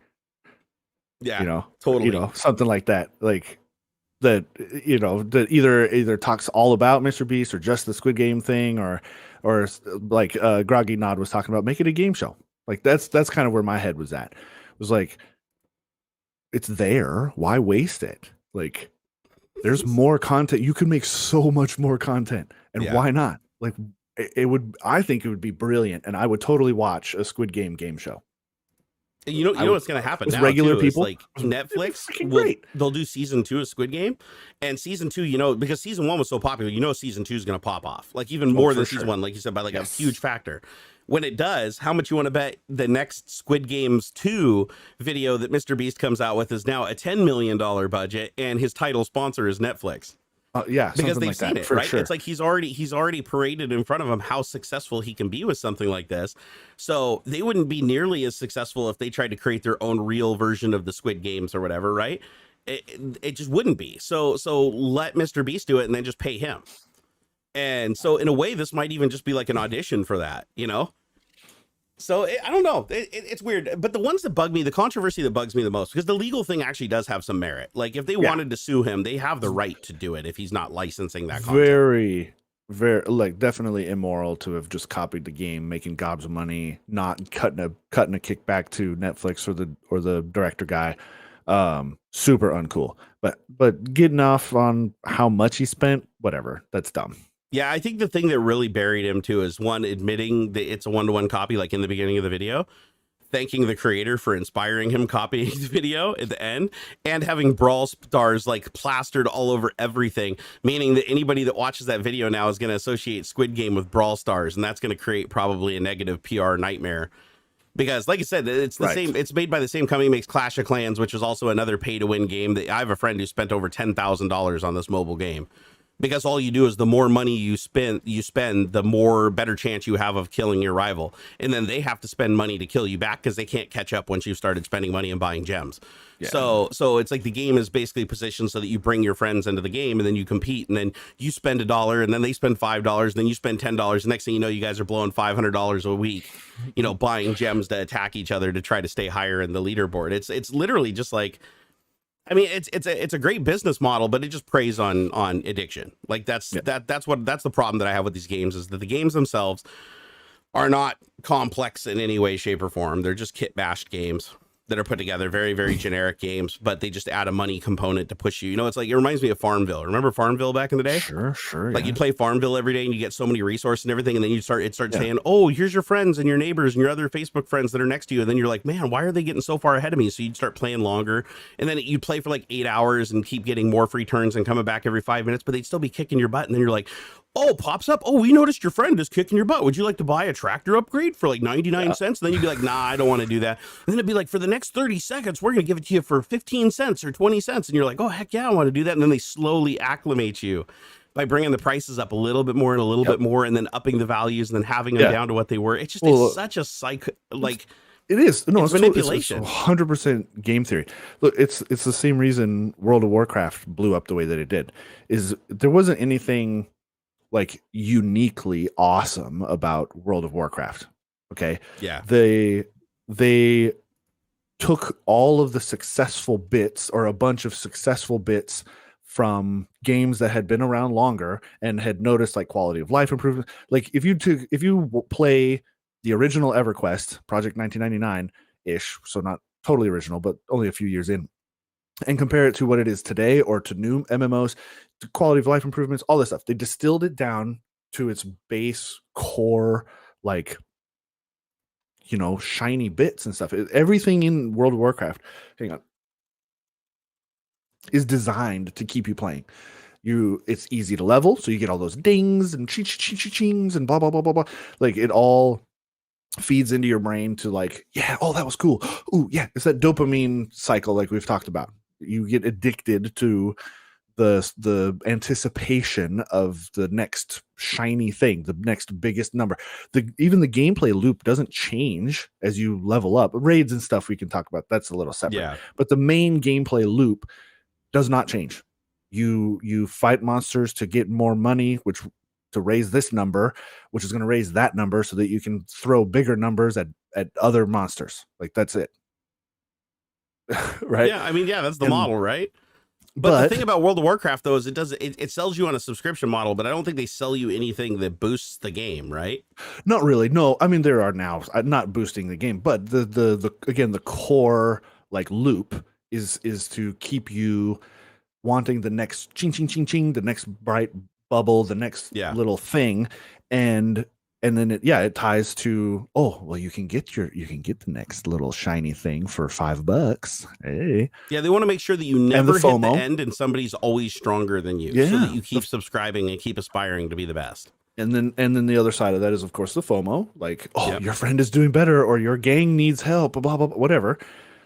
Well, the reason why Clash of Clans and Raid Shadow Legends are so freaking bad is because I played Clash of Clans because my buddy played it. He had me install it. And we were farting around and going back and forth, but it became obvious to me after playing it for about an hour that there's no way I could compete with anybody unless I put money into it. Sure. And so, but the thing that I hated about it, and this is where it became really predatory, is when you install the game, it enables all notifications, like for like popping up messages and stuff like that. It's like, oh, this game needs, you know, access to this and this and this. So you're like, okay, now you can disable that stuff after the fact, but you have to play the game. You enable this stuff, you put it in your pocket, and your phone goes, you pull out your phone, you got a notification on the front screen that's like, oh, your friend just destroyed your village. And then you open it up and it's like, you can fight him back, but if you fight him back, you're going to lose because he's got gems. But if we sell you these gems, then you'll have more gems than him. You can do more upgrades, and this will increase your ability to destroy him. So then you're like, I'm getting sick of him stomping my shit all the time. So you're like, and then you go blow him up. And then he goes and spends more money to blow you up. And the next thing you know, it's like every night you're pulling it out and figuring out, you know, how much money am I willing to spend, so that it'll pop up a notification on their phone saying that you're the better clasher. When you're really not the better clasher. You're just good at spending a lot of money. Like I was over at his house one night, he was drunk, and I got it on video. I got a video of it somewhere. I got it on video. He spent $500 on gems because this guy kept targeting him and kept hitting him over and over again. And he was on the top 10 leaderboard because he spent thousands and thousands of dollars. So he was in this top 10 leaderboard, and this guy kept kicking his butt, and he got so mad he pulled out his phone. He's like, hey, record this. And he actually went in and he spent $500 on gems, just clicking ding ding ding ding ding up to $500. And then he took all that and he like fortified his whole base, fixed everything, put in all these like upgraded weapons and everything, and then went to war and just crushed the other guy's base, and then like sent him a message like, ha ha ha, lols. And I was like, my God, was it really worth $500 just, you know, just to go and crush this guy? Like, instead of actually doing the work? He's like, well, it cost me $500 in time for me to go do that work, like to get to the level where I could do that. And then by the time I got there, he would already be beyond me and I'd never catch up. And it's like, no kidding. That's how they get you. Yeah. That's literally how the game works. And at that point, it's not a game. And I keep seeing these games pop up. Like there's a new one from like, there's a Star Trek game out now where they got the entire cast of like all the different Star Treks now promoting it. Yeah. And they have so much money because it's like you start playing the game and you're like, man, this is really cool. And they basically give you like a free experience for like an hour. And then after an hour, you start falling behind and getting your ass handed to you. And unless you buy the upgrades, it becomes more and more and more difficult to where you can't even play it. And then pretty soon it starts popping up and it's like, oh, you had 4 hours to complete this objective and it's now 3 hours and 45 minutes and there's no way you're going to make it. But if you pay $10, you will automatically get it and you won't waste all that time. And then if you get to like within a minute, it's like, oh, we're going to only charge you $5. It's only $5 for the next 30 seconds if you push this button. And then in the last 5 seconds, it pops up and goes, click this button now, only $2.50 and we'll get you there. It just keeps trying to push you. And then you lose your composure and just go, God, I'm up against the wall. I don't want to miss out. God, I'm not going to be able to undo this if I do, but you can. Like, even if you miss the deadline, it'll just pop up again and be like, oh, you missed the deadline? Oh, now you just got to pay $15 and you don't have to go through the 4 hours again. So stupid, dude. That's why I get so raging about that stuff. Yeah. Hey, so you got a con for a second? Sure. I gotta use the restroom. I'll be Do right it back. up. Do it up. MrBeast did nothing wrong. No, I mean, like rules as written. Yes, he did. It's just nobody's willing to pursue it. Worst games when they start out truly free, and you think, wow, then bringing the pay bit later. I've learned my lesson. Yeah, I don't know. I've thrown money at games for stuff like that, you know, the whatever premium currencies and things here and there. Thankfully, never a whole lot. I think the most I've ever spent was like on Hearthstone, and I think I've maybe spent $40 over the time of maybe 60 total over the course of, I don't know, heck of years, because I'll pick it up and play every once in a while and stuff for some of the expansions or whatever. But you know, but I do like I will totally throw $1 or $2 or $3 at a game that's like single player that is then like ad based, and because like sometimes I'm like, man, this is dumb. I don't want to keep every round or whatever. I don't want to keep having so the $1 or $2 for those sorts of things. Yeah. That's why like Apple Arcade, it's not the hottest games, but Apple requires no in-game shop. No, do you pay like? Is that like a paid thing, like the Game Pass, like Xbox Game Pass, the Apple Arcade? Let's see. For Total Biscuit before done, he said before he quit his Clash of Clans, he was spending $20K. Clan was spending $50. Wow. He must have been making money back. Like that's, you can't just keep that up. What do you guys think of streaming services? No one wants to sign up for a million services or can afford $700 a month to watch shows they want. Don't pay for them all. You have to choose. That's it.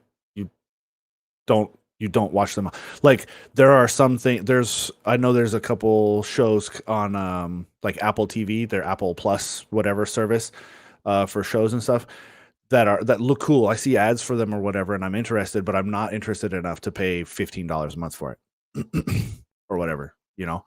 That's a personal choice, man. You gotta you don't have to have them all. And of course, this is what was going to happen. Like once Netflix, they were slow on the upkeep, but like, what did you expect was going to happen when Netflix started streaming and it was Netflix and Hulu, or, you know, those were the two big ones that really started live or streaming of television sort of content. Like, of course, all of the other content creator companies were going to pull their IP from these third-party systems and create their own. Like, why would they not? So you have to choose. You have to choose, or return to piracy. Not that I'm advocating, but that's it. You choose. I pay for Netflix and the like Hulu Disney Plus bundle thing. Yeah, I think that's it. Oh, and Amazon, right? Amazon, but that comes with the Prime, right? So I get that. I get their streaming stuff too. I swear that the streaming services altogether cost more than cable ever did. I have Hulu, Netflix, Disney Plus, Amazon Prime Video, HBO Max. What's the one of the channels that's under Amazon Prime Video that's a premium channel, so I can watch Star Trek Discovery. Sure. And Lower Decks. No, I mean, by the time I'm all done, it's like $100 a month on like services. Okay, but only like one of them that you're paying for, like if you have, I think the only one that actually shows ads during certain content is Hulu. The rest of them have no ads. That was the dream of paying for cable to begin with, was that you wouldn't have to deal with ads. That's a good that's point. why, like back in the day, people would pay an extra $20 a month for HBO because it was just nonstop movies. There's no commercial. Well, you'd have some weird breaks in between each movie to like hype the next one or whatever, but there wasn't any like buy Tide Pods sort of advertising. And no, I'm just kidding. Look, heck, even Hulu, I liked way back in the day when they were early on.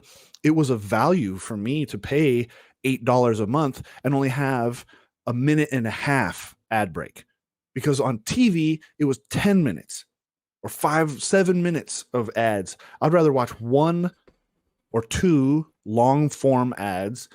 I'd still hate that Hulu seems to not care about targeted advertisement, because I still get ads on Hulu like in Spanish and stuff. And I'm like, why are you sending me this? This doesn't make any sense to me. But I think it's because I have PFSense. Oh, that could be part of it. Yeah. But like, I like that I can. No, yeah, sure. There's some like I said, there's some shows that I would like to watch. Like there's a cool one on the Foundation one on Apple TV. I want to watch that. I'd check that out, but not enough to pay. Like they don't have content. The HBO Max actually sounds like a good value. They have some really, they have good movies out there. They got cool shows, I think. But plus they got Peacemaker coming here pretty soon too. Yeah, that's what I mean. I think they're rocking some good original content. This is pretty cool. But they have 2 tiers for services. Lower cost has ads. Oh, for Hulu. Yeah, for Hulu. I know. Yeah, you can pay extra on Hulu to have no ads. Mm-hmm. Oh, that's what I do then. Yeah, because I don't have the Hulu ads. I was like, what? But they have a lower tier that you can pay for where you basically get ads. I mean, I guess that's okay as long as it's like a cheaper tier. I object to services that make you pay and make you watch ads. Like, and it's a good. Give me one or the other. I like that they're never more than 2 minutes. I think it's like what they would consider. You could fit one long form ad. Like a big long minute and a half ad or something, or like 2 or 3 30-second ones. Totally fine. I do wish they had a better rotation. I don't know why there aren't a more variety of ads on Hulu, but do they at least curate them better though? Unlike Netflix, where it's like you just get like these really weird ads that you're like, why the hell would this ever be allowed on this platform? I don't know. Like promoting ads on Netflix. What are you talking about? Something, huh? You get ads on Netflix? What are you talking about? Sorry, not on Netflix, YouTube. Sorry. Oh, YouTube. Yeah. Well, I mean, they're just Hulu has like your classic television ads. Yeah, like what I've been seeing a lot lately is on Facebook. Obviously, Facebook. Sure. Facebook doesn't vet their ads at all. Like obvious scams. No. Like I can't even remember the last time I saw like a real product show up in my feed. It's always obviously a scam or obviously misinformation. And that drives me nuts because, it's like, come on, Zuck. You could. There's nothing stopping you from actually verifying these, these paying ad guys on here. You could even put them through like just a simple filter, but they don't. You can put anything. Like if you wanted to, you could go advertise anything you want on Facebook and it'll go past all their filters and just end up in people's feeds.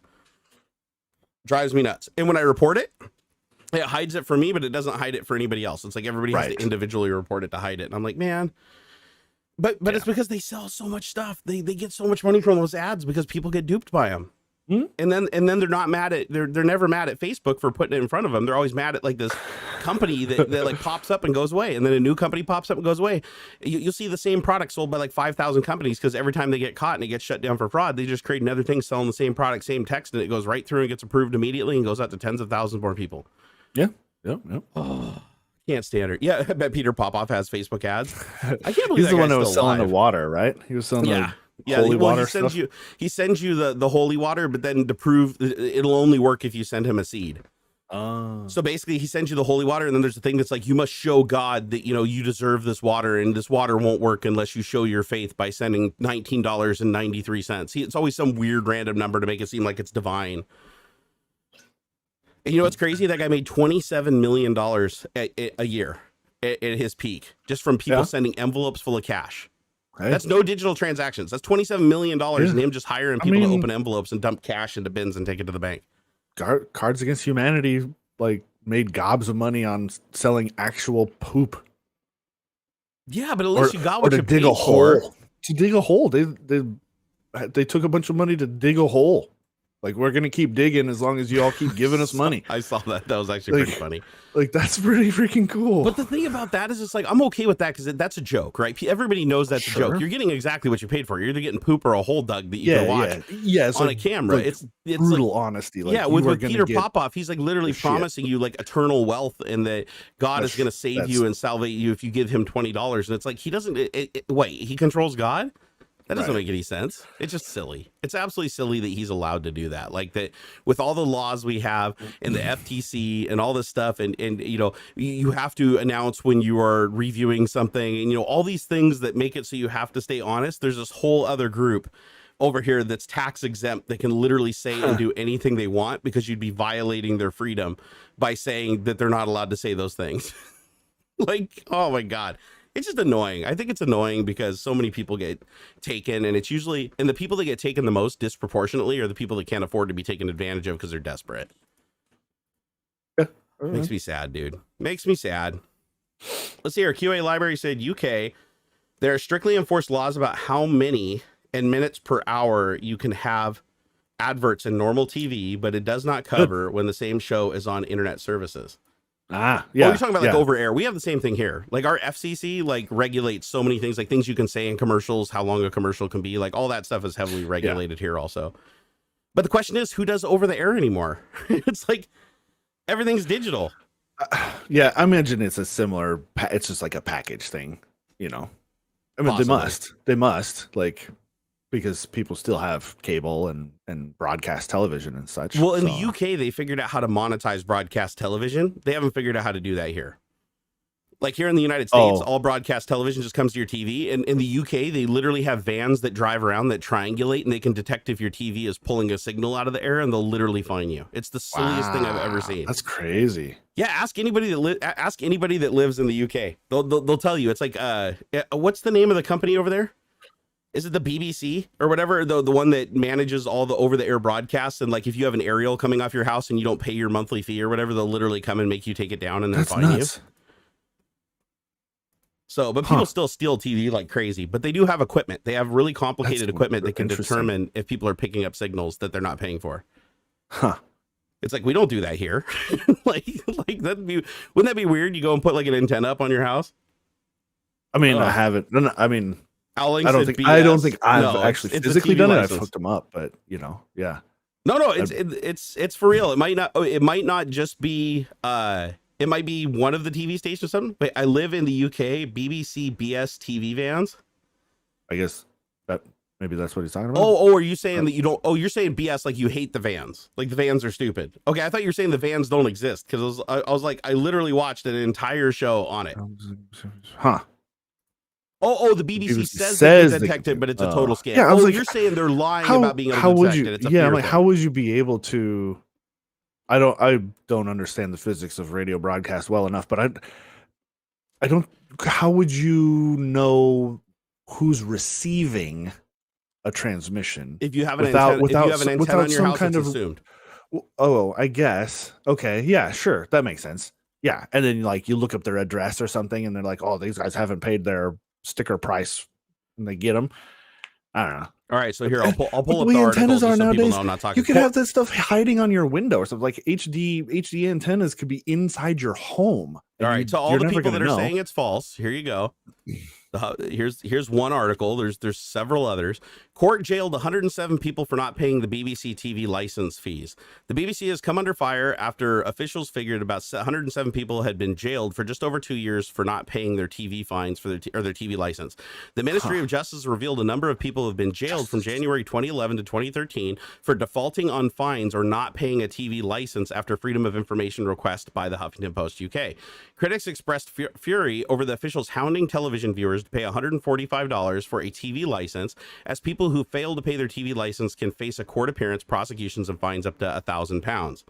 I mean, and let me see if I can find the article about the vans driving around. So BBC fines aerial antennas. Let's see if I can find this here. Let's see. BBC. Let's see here. BBC. What is it? BBC TV license or BBC TV license? Vans. Let's see if I can find this. There we go. TV detector vans. Wikipedia article. Okay, so TV detector vans, in which, according to the BBC, contain equipment that can detect the presence of television sets in use. The vans are operated by contractors working for the BBC to enforce television licensing system here in the UK, the Channel Island, and the Isle of Man. And they actually do have pictures of the vans. Here, I'll put this here. Ooh, pizza. Okay, so here's the vans. They don't need to see the spike. The signal can be seen with a directional and oscilloscope. Really? Huh. Yeah, not only that, but you can also pick up a TV, because if it's a CRT, like it'd be harder, obvious, with LCD technology stuff, but with the CRT you can detect a magnetron because it gives off a pretty harsh signal, pretty heavy. So, yeah, you can detect it. As a matter of fact, like you can, like I've had a TV when I was growing up. I had a TV that if you turned on the living room TV, it would actually interfere with the CB radio in the other room, even though it had no antenna attached to it, not even rabbit ears. It just created so much like electronic distortion that it would pick up on my CB radio, which wasn't even on the same band. Like the CB radio was on a completely different frequency band. It just bled because it's such a high powered device, right? The magnetron in there is like, super accelerating, electrons to the speed of light and smashing them into a phosphor. It puts off a lot of EM. Huh. Detector vans are no longer a thing. They just check your address in their computer. I'd imagine they just check the address in your computer and then they just go into your house and see if you have a TV. I'm gonna expect your shit. Where's your antenna? Yep. Oh, they just use them to try to scare people into paying. Well, they still exist. Whether or not they work, I'm not questioning that. I'm just saying that they do exist. I mean, I literally watched a documentary on it where people were bitching about, like, if they didn't have a TV and they didn't have an aerial on their house, sometimes the BBC would come up and knock on their door and want to come into the house to check their television to see if their television had any reception. And if their television had reception, or they even had a television and it was plugged in, they would find them. And I was like, wait a second. Like, here in the United States, that would be unheard of. Like, the cops wouldn't be able to get a warrant to just come search your house to see if your fucking TV was like getting a pirated signal. Yeah, it's like, so nowadays it's like, because of flat screen TVs, it says it is increasingly difficult to relate this. So like, hold on, let me rewind. A 2013 study was conducted on television emissions detection by Marcus G. Kuhn. This found that emissions from modern sets were still detectable, but that it was increasingly difficult to relate these to the received signal, and thus to correlate a set's emissions with a particular licensed broadcast, especially to an evidentiary standard. A simple optical detector may be able to achieve just as much, and from a simpler circuit. There's some suggestion that this method is now in use. Some sort of optical detectors. They're so binoculars. Yeah, because the documentary I watched showed several different ways that they detected. One of them was they just had their guys driving around in these vans looking for aerials. And if they saw a house that had an aerial on it but wasn't licensed in their system, they would go and knock on their door and be like, hey, we need to check your TV, or you guys need to take that antenna down because you're illegally receiving signals potentially. And then they'd be like, oh, it's an old antenna. We don't use it. It's not actually hooked up. And you'd have to prove to them it wasn't hooked up. So they even have to, the BBC's actually got to request permission to do so if they want to. This isn't just something they can just do. Yeah, a bunch of people in chat are saying you can just tell them to fuck off. Because it's a form of covert surveillance and therefore regulated by the Regulation of Investigatory Powers Act 2000. And so they have to apply.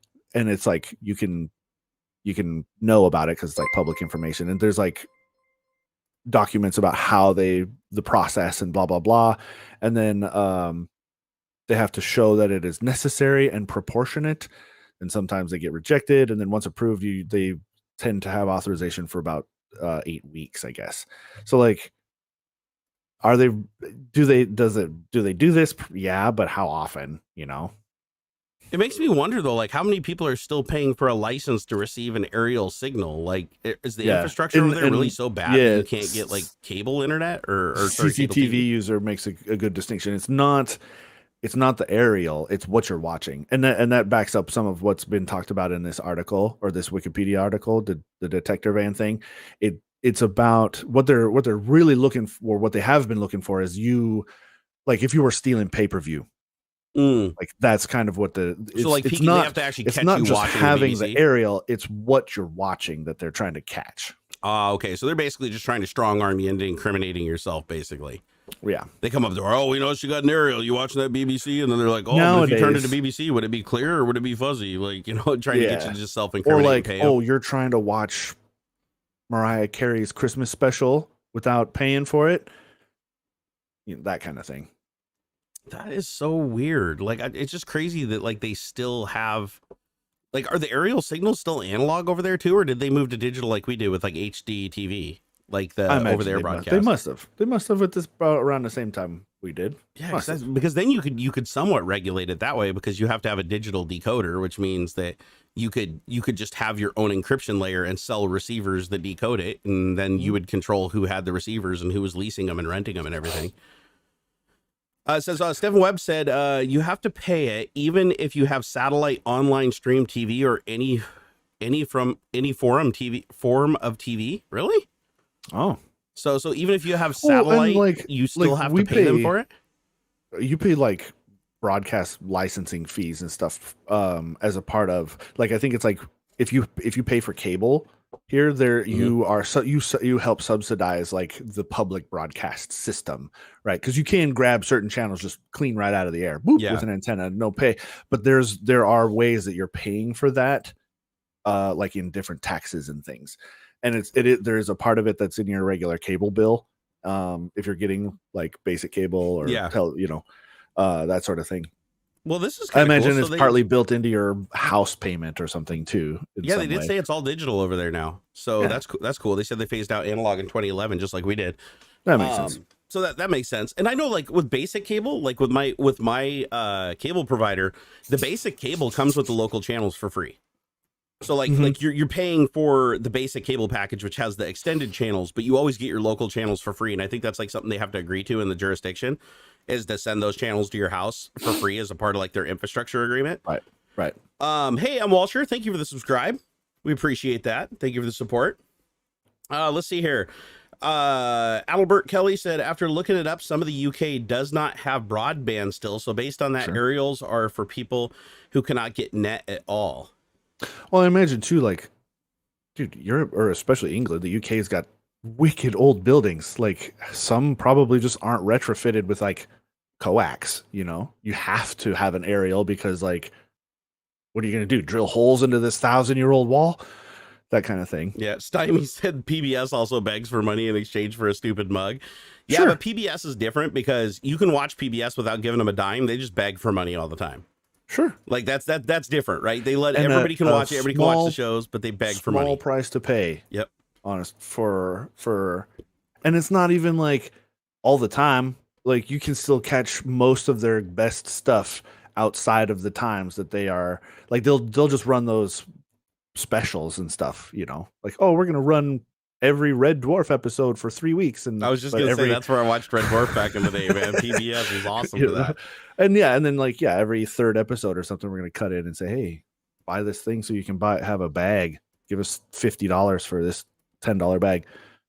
Yeah, I remember my grandma and grandpa used to donate a little bit to PBS. So like, the older generation, with like Antique Roadshow and all the stuff that they had on there, they'd pony up a little money. Yeah. Or like public access. I remember the first time I moved into an area that had a public access channel in Seattle. That was the weirdest thing I ever saw. There's always like naked people on there and like some dude doing reviews of adult films online and taking calls. And it was all like over the air broadcast, like anybody could get it. And I was like, whoa, this is a little weird. How does that work? So bizarre. Yeah. Oh yeah. New Yankee Workshop. That's a good one. Urulu said, sorry if I'm talking off topic. I don't know. What'd you say? I don't know. I'm not talking about videos on your bedroom setup, air conditioner, etc. I don't know what he's talking about. So wait, do you have any plans to make some fun videos in the near future? Nah, probably not for a while. I just live stream now. The video not a production. video channel. Yeah, video production is too difficult right now with everything that's going on in my life. My health isn't very good. Everything's kind of falling apart and failing, so I just do what I can. Streaming is something that I can still, get out of bed for a little while and do without doing too much damage. But like having to set up videos, like this whole room. My nerd cave's trashed. Like, it's completely trashed. Costco, 75 days. Still haven't got my refund on those screens. Streaming from a laptop. What's that? Still streaming from a laptop. No, I'm on the computer. Oh. Yeah.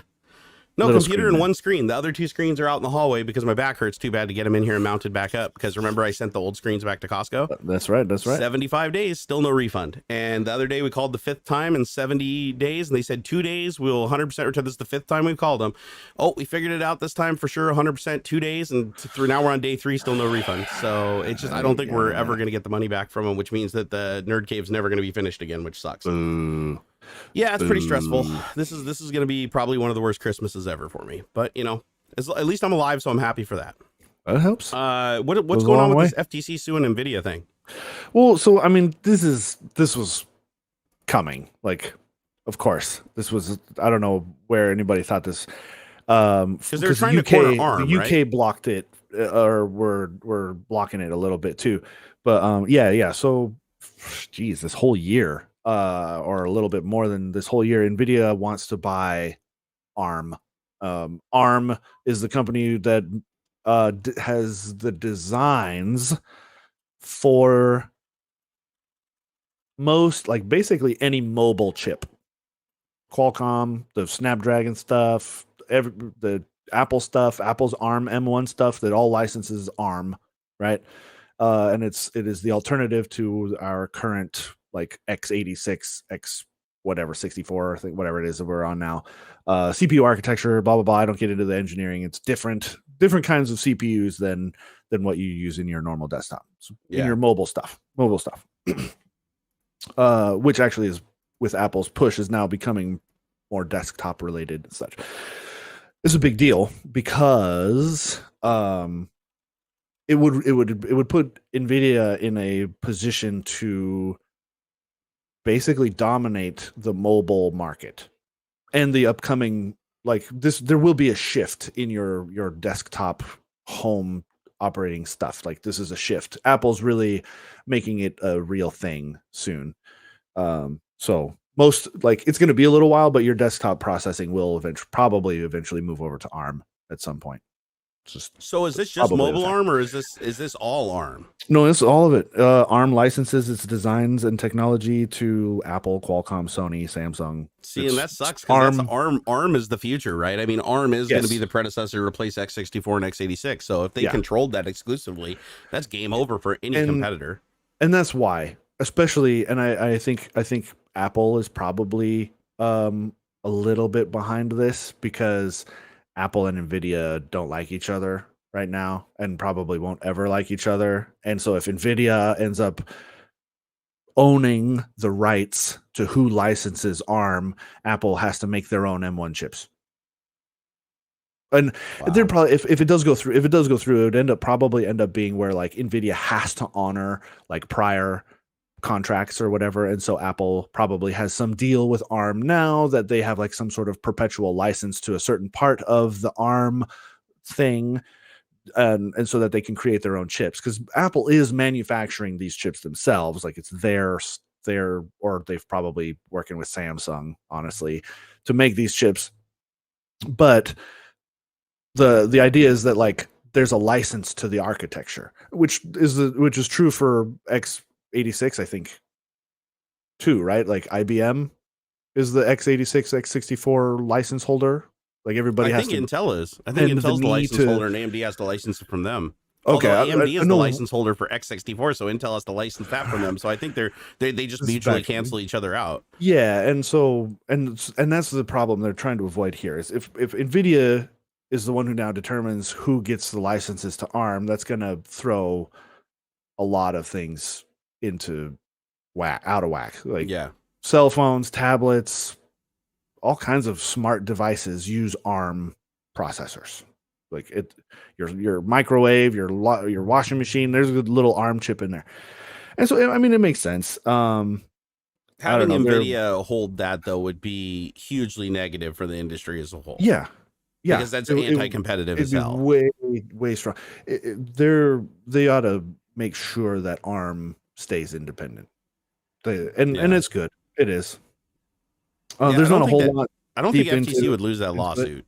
I'm pretty sure that's guaranteed to stop them. Yeah, it says the FTC said the proposed acquisition would give Nvidia too much control over computing technologies that competitors rely on. Yeah, Soupcan just confirmed it. He says Intel owns the license for x86 and AMD owns the license for AMD 64, and they license them to each other. So it's basically just a wash, right? Yeah. They're like, you can use mine if I can use yours, and then they can both produce x64 chips. And that's my kind of understanding of ARM too. Is very, very open. Like you approach ARM and say, hey, I want to, like, make a chip based off of your idea here, and they're pretty free with that. Yeah, they'll license to anybody. Like, it's very, and the fear is that Nvidia would not be as open with it. Like they would. Fear is they wouldn't, man. Frankly, We know Nvidia. Oh They yeah, wouldn't. 100%, 100%. no. There would be no Apple M1. Jensen would be like, get bent, "Frick dude. you, buddy." They totally would, and that's the problem. And then what would happen is they'd license it out to some companies to like avoid lawsuits, but the licensing fees would be so prohibitively high that they could produce anything that's competitive and sell it for like half as much. Yeah, and so yeah. So I guess I mean that's the long and the short of it. This wasn't a very deep topic, but because like it makes sense. Like they should honestly, or have some kind of horrendously strict regulation in there that they have to allow a certain amount of free licenses or something that, or they can own it, but they can't meddle with operations, or I don't know. It's too bad we can't have like an open source standard that is competitive with ARM. But again, when you look at the amount of research and development it takes to design a processor and the equipment and stuff to create the semiconductors and everything, it's ridiculous, right? There's oh man, I had it and it's gone. Frack. Vlad, thank you for the $5 super chat. He said Barnacules helped me on so many fully legal Windows installations. Love that, dude. Oh yeah. I like how you put fully legal in quotes. Hey, I never told you to stole Windows. I just told you some ways that you could possibly borrow it.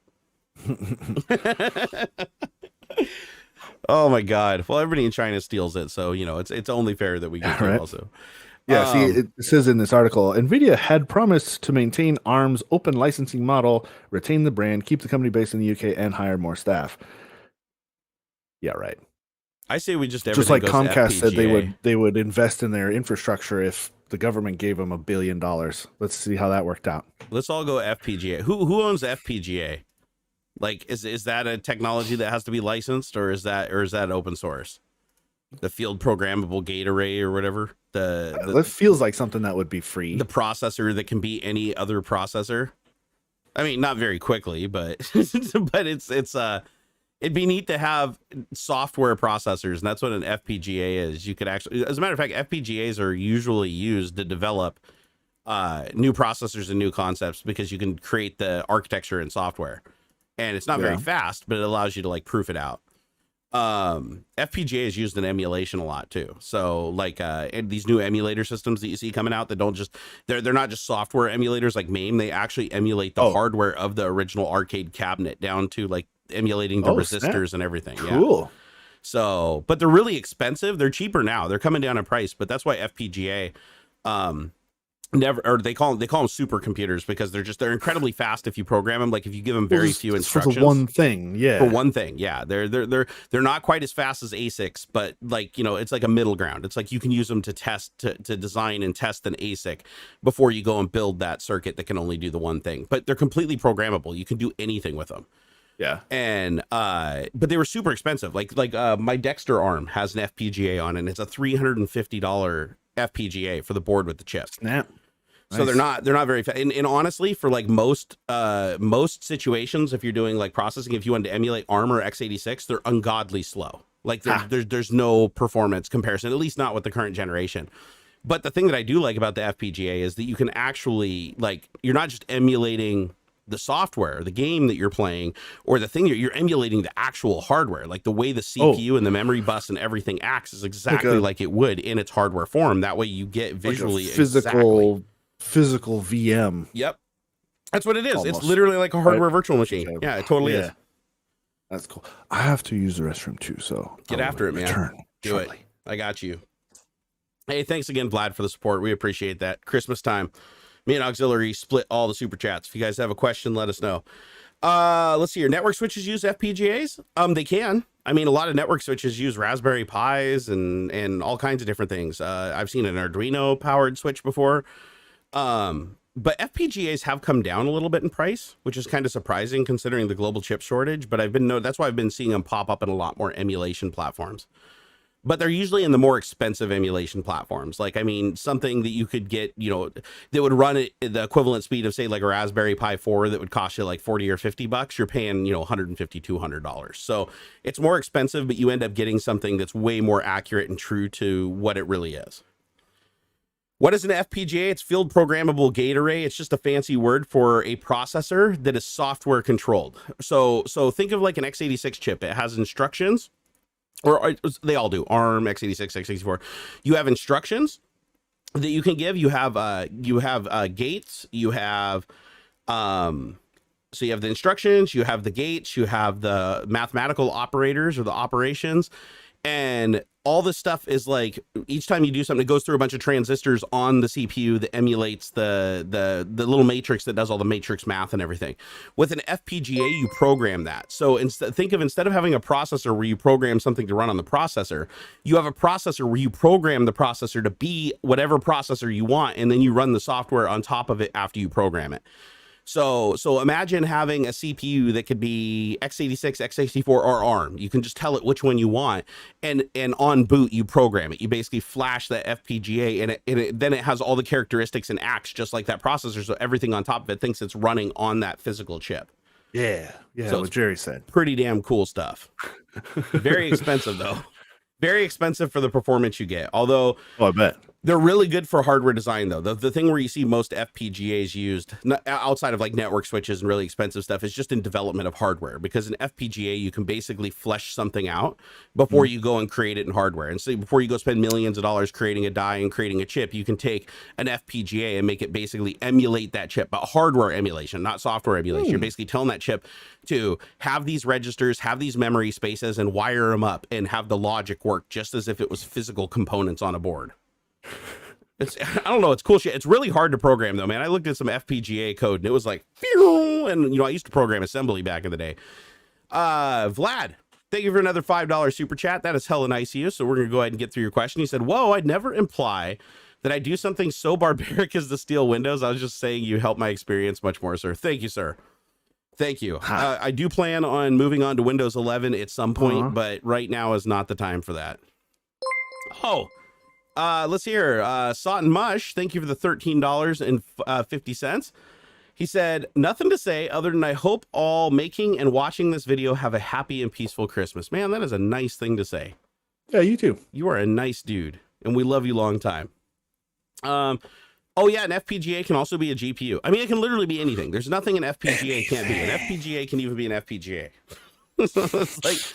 It's like you could actually make it anything. You could make it ARM, you could make it a Raspberry Pi, you could make it a RISC chip, you could make it an arcade cabinet, like circuit board for like an old arcade cabinet that used analog electronics or whatever. You could actually make the FPGA even emulate that behavior and run the same exact code the same exact way as the original cabinet. So they're pretty baller.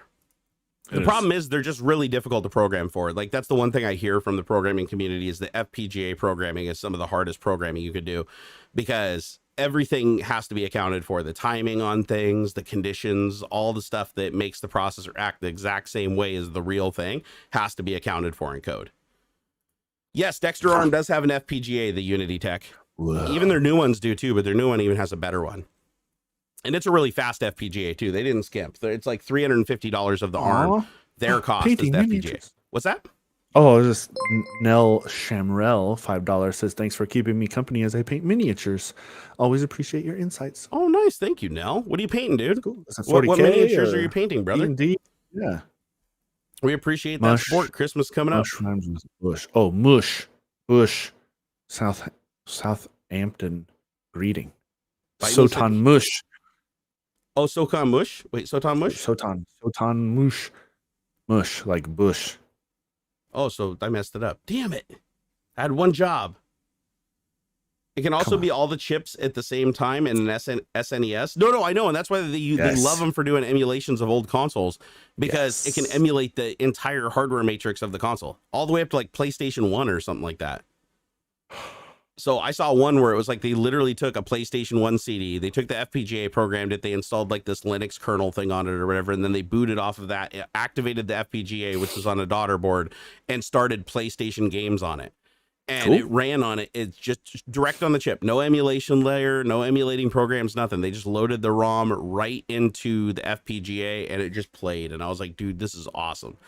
But the thing is, it also emulates everything. It doesn't just emulate the CPU. It emulates the GPU, the video out. If you don't really have a GPU and you're just doing direct video out and the CPU is doing the graphics, like a lot of legacy arcade cabinets did and stuff, all that stuff will work because you can program all the pins. So you can literally make the FPGA have pinouts for VGA or pinouts for an analog signal. If you want to generate an analog signal, you can pretty much do anything, as I understand it. I've never programmed for one personally, but like everybody I know, like the guys at Haddington Dynamics that do Dexter ARM, they said that there's nothing that FPGA won't do. Like performance can sometimes become a problem depending on what you want to do, but they said there's nothing it can't do. Like if you wanted to make an FPGA like boot and run Windows, you could.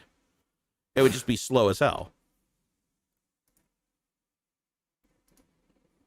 Albert Kelly said 20 days left to finish this big effer, and I'm sweating the time I have left. Wait, what are you working on? Same question. Adalbert says he's painting a Fafnir mounted from Lord of the Print right now for a Christmas present. I have no idea what that is. Oh, sweet. Somebody's gonna take my nerd little card away. Highlight. Google it. You can do all the old chips and arcade machines on one FPGA. Oh snap! It's a spooky demon looking thing. Oh, did you look it up? Yeah, that's cool. Very reminiscent of like the Balrog, kinda. Oh, okay. I know what that is. Definitely, I don't think that this is Lord of the Rings related. Could be. Don't know. But super cool looking. I'm trying to see. There's a site that has all the FPGA emulators. Oh, Mister. That's what I was thinking of earlier. So there's a project called Mister, MISTER. That's an FPGA emulator that you can buy as a single board that you can just 3D print a console and put it into. But it basically can run all of the different FPGA emulators for like everything, for arcade cabinets, PlayStation, Nintendo 64, all that stuff. And you can program it. That way you don't need to use a software emulator. You're just programming. You're basically just transforming it. You're booting into like Linux and then running on like a ARM chip or something like that. And then you basically are telling the FPGA to just become the system. And then you're loading whatever emulated memory space it's doing, everything. You're just loading the ROM into that. And as far as it's concerned, it's the real hardware. So, and they can even emulate like crazy stuff like the DRM. And as long as they can reverse engineer the original CPU, they can actually make the FPGA account for everything that the real CPU would and do everything exactly the same. It's pretty damn cool. They are expensive though. At least last time I checked, I want to say they're like $150 to $250 for the Mister setup. But if you're really big into retro emulation, like you can't go wrong. It's the closest thing you get to having the real hardware. Yeah. Although some of the experiences aren't that great because the people that wrote the emulators, they're just not that performant on so again, like temper your expectations because you can download a software emulator that'll play like Xbox 360 games on a PC, like at full speed, but you're not going to do that with an FPGA. Like with an FPGA, you'd be lucky to get like maybe PlayStation 1, some PlayStation 2 games like playable at speed, but you're not going to get much better than that. Yeah. Dude, what is with these damn bots? No, crap, honestly, they're freaking it sucks, everywhere. Sure, but I say it means we're doing something right. Yeah, well, I keep reporting them as adult material, adult explicit material. Yeah. So hopefully YouTube will catch on to all the different IP addresses that they're using. It just blows my mind that they don't have something to fix that. Like literally just the name of the URL and everything. Like a regular expression could find every one of those accounts and remove them instantaneously. But they don't. They don't do it because I think that the engagement is money, dude. Is good. Yeah. Makes me mad. I notice the older I get, the more crotchety I get. Yeah. Let's talk about the old asteroid coming for Earth. Yeah, we're all gonna die. What next is week. that? Did you hear about that? I didn't see the link for that. So one. yeah, there's there is no link. I just watched it on YouTube. You're just making stuff up. I'm just making up news now. Yeah, okay. So guys, prepare for fake news. Demonetized. This is what we're doing now. So apparently this is the biggest clickbait I've ever seen in my life. So I'm watching the news last night. And I'm flipping through, the little news feed on the Samsung TV app, right? Because that's where I watch all my YouTube. And I go into the news and there's like 5 videos right next to each other that are like asteroid entering Earth's orbit or something like that. Asteroid the size of the Eiffel Tower threatens Earth. Extreme, fear next week. Asteroid coming closer to Earth than ever. Blah, blah, blah. Anyways, so I bite, right? It's clickbaity. So I click. I'm like, I didn't hear nothing about this. So what's happening is next week, we are supposed to have an asteroid that is the size of the Eiffel Tower, basically. come within 4 million miles of Earth. Yeah. 4 million miles. Like honestly, it's 10 times further than the freaking moon or whatever. Yeah. It's like, or no, maybe it's 4 billion. It might be 4 billion actually. Not 4 million. No. If this is the same one, so big asteroid will pass by close to Earth next week. How far is it? It says it will come as close as 2.5 million miles. Oh, 2.5 million. They said basically Relatively like short. we could Still, send a rocket and like crash into it in like days. Like it's still not that far away. It says it's 10 times as far away as the moon. No, this is not the DART mission. The DART mission, they're targeting a different one. So, but the funny thing is, it's the size of the Eiffel Tower. So if this obviously like hit the Earth's atmosphere and came, I mean, it'd do damage. Yeah, it wouldn't be a world ender, but it would do damage, like a lot of damage. But it's not even like really close. Like they say it's entering. And the other thing is they're like, oh, it enters the orbit of Earth. Well, yeah, but it's like an elliptical orbit that takes it like a bajillion miles away, and it's not going to be back through for like another 100 or 200 years or something. Yeah. So it's just one of those things where it's like you see that and you're like, oh my God, Armageddon's happening. And all the thumbnails are like an asteroid like crashing into the Earth's atmosphere. And it's like, dude, it's like so far away. Yeah. Though it says in 2060, the orbit will bring it to about 745,000 miles away. Okay, see, now I'd consider that a little bit closer. Like that when you get under a million, then it starts seeming pretty close. Isn't that still beyond moon orbit? So the odds of it crashing into us are still pretty slim, right? I mean, come on. So I wonder if the DART experiment is in preparation for things like this asteroid. I do think that's the plan. Like that's next the idea, time to see the feasibility at it. Or something else. Sure. Yeah, because like, I mean, that's kind of cool. I wonder what the speed. None of them talked about how fast it was moving, because like something the size thing, or yeah, how fast is this asteroid moving? It's like 2.4 million away or whatever. But this one, let's see. Near Earth, because the speed makes a big difference. If it's not going that fast, I mean, a lot of it's going to burn up in the atmosphere, and then whatever's left's going to just break apart. But I mean, part of its size, right? Like that's kind of a big deal. Let's see. First discovered in 1982, approximately 330 meters wide, about the size of the Eiffel Tower. Expected to come within 2.5 million miles. Blah blah blah blah blah blah blah blah blah. A strong candidate for the rendezvous mission. That's what. Oh, got another one to report here. Oh, it says we might actually mine this one. Oh, really? It might be worth. It might actually be worth it too, because it's like full of. What did it say? It said, well, it said it is thought to contain billions worth of nickel, iron, and cobalt. So that'd be kind of cool. Like strong candidate for a rendezvous mission, which means it's got to be moving at a decent, a reasonable clip.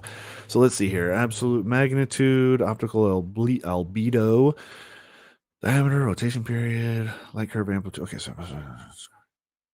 here, while you're doing that, I'm gonna go try something here to see if I can bulk remove these bots. I'm gonna do a little experiment while you're doing that. Let's see. So I don't know enough about these terms. Actually, really, I don't know anything about these terms. But it's orbit, and so perhaps someone in chat might understand this quote better than I do. So it's orbit. A equals 1.49 AU, so I understand that one. Astronomical units. E, it's probably its energy, equals 0.36. No. That just says E 0.36, and I equals 1.4 degrees, marks it as a low delta V target for rendezvous and sample return missions. So I understand that part, the low delta V target for rendezvous and sample return. So if I understand, and maybe I have a more of a gut understanding than like an actual mathematics understanding of delta V and such. That's delta V describes your acceleration in space relative to whatever it is you're approaching or leaving. I don't know. I think I understand that the delta V has something to do with how fast you're moving in comparison to something else. I think that's how that is. I'm sure chat will correct me if I'm wrong. I just added a banned word in the dashboard to see if I could take out that bot. I just took the most common thing between all the messages and put it in the banned words list. Oh, nice. So I'm going to see if it keeps them from popping up in chat now, because they had, I mean, it's targeted at this point. Like at first I thought it was just a bot, but it's somebody who's actually targeting at this point, because there's like 3 of them in a row. So let's see if this does the trick.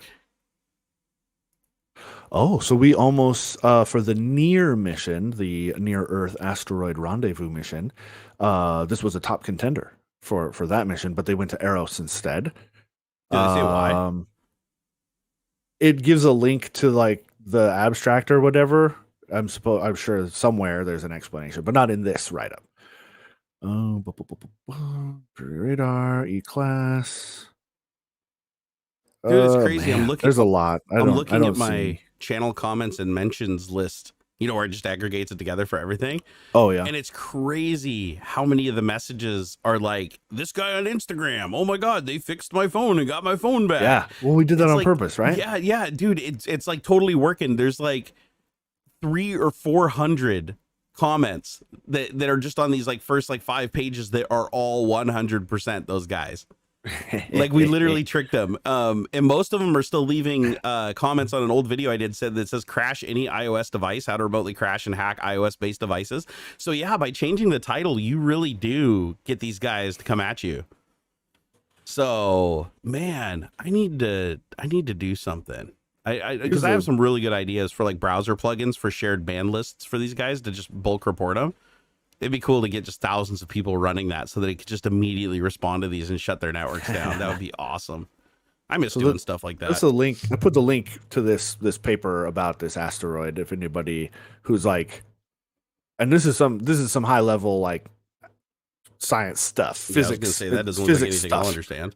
Yeah, this this is like I kind of get what some of these words are, but the math here is and these symbols and stuff is way beyond me. Adalbert had a nice TLDR. He's like, basically, it's a slow-moving asteroid that has an apogee that's conducive potential to land on. I understand what an apogee is. Those words, got it. I don't know. I'm team just like land on stuff to land on stuff. It doesn't say in a way that I understand. At least they don't describe how fast the thing is moving in a way that I understand. Stymie said, I wonder how much bandwidth blocked messages from bots take up on the internet. Oh, insane amounts. No, spam. No spam in general. Oh my God, dude. My Gmail account, I went and looked at the total storage on my Gmail account. Sure. 63% of all the messages stored in my Gmail account are marked as spam. But I imagine a lot of that is more the images contained in those emails rather than, say, the text. Text is tiny. Like YouTube comments, like I can't imagine making an appreciable amount of bandwidth. Well, put it this way though, because text is tiny, but not when you're sending 400 million messages a second. It's like that. Then it becomes pretty big. How as a software developer, Jerry, I am sure you have an instinctual understanding of how much text data can 1 kilobyte contain. Well, because it's what it's roughly 1,024 characters. Yeah, and that's a lot. Like that's a lot, and that's before compression. That's before any sort of other transmission fiddle fangling. So you're saying 4 million somethings, and like so how much text could like it's, and then compare that to the grand total of all the bandwidth. No, but that's but it's ridiculously tiny fraction. No, you're right. Per message, correct. But when you have a network that's maxing out a 10 terabyte pipe sending as much text as humanly possible, that builds up really fast. It's like an airbrush doesn't spray out that much paint, but if you have 9 billion of them all focused at one point, it's going to be thousands of gallons a second. Sure. It's so that's how I look at it. Is like when I look at my Gmail account and I'm like, okay, if 60% of my 100 gigabytes or something, I think they give you for free, or terabyte or something. If 60% of that is spam messages, and on average 60% of everybody's mailbox is that's 60% of the entire storage of Google is just throwaway spam, including the bandwidth it took to get it there. It's just it's wild, because the other thing they can't do for privacy reasons is if it was the same spam message over and over again going to like thousands of people, they could just put in the database as one entry and then just put references to it. Sure. Like compression, right? It would just be a way to not, but they can't do that because every single one of these messages has a random ass code that they add to it to defeat the spam filter. So now it registers as like 10 trillion unique emails, and that's how they get through the damn spam filter. Oh, I feel like if they just like honestly, if Google just paid me and just gave me an office, or even just had me at home, if Google just paid me 6 figures a year, I would wake up every morning and spend like an hour going through and identifying all of the patterns that the current spammers are using, write up regular expressions to go through and tag all that stuff and add them to the library, the search and scan library. And I would just do that daily.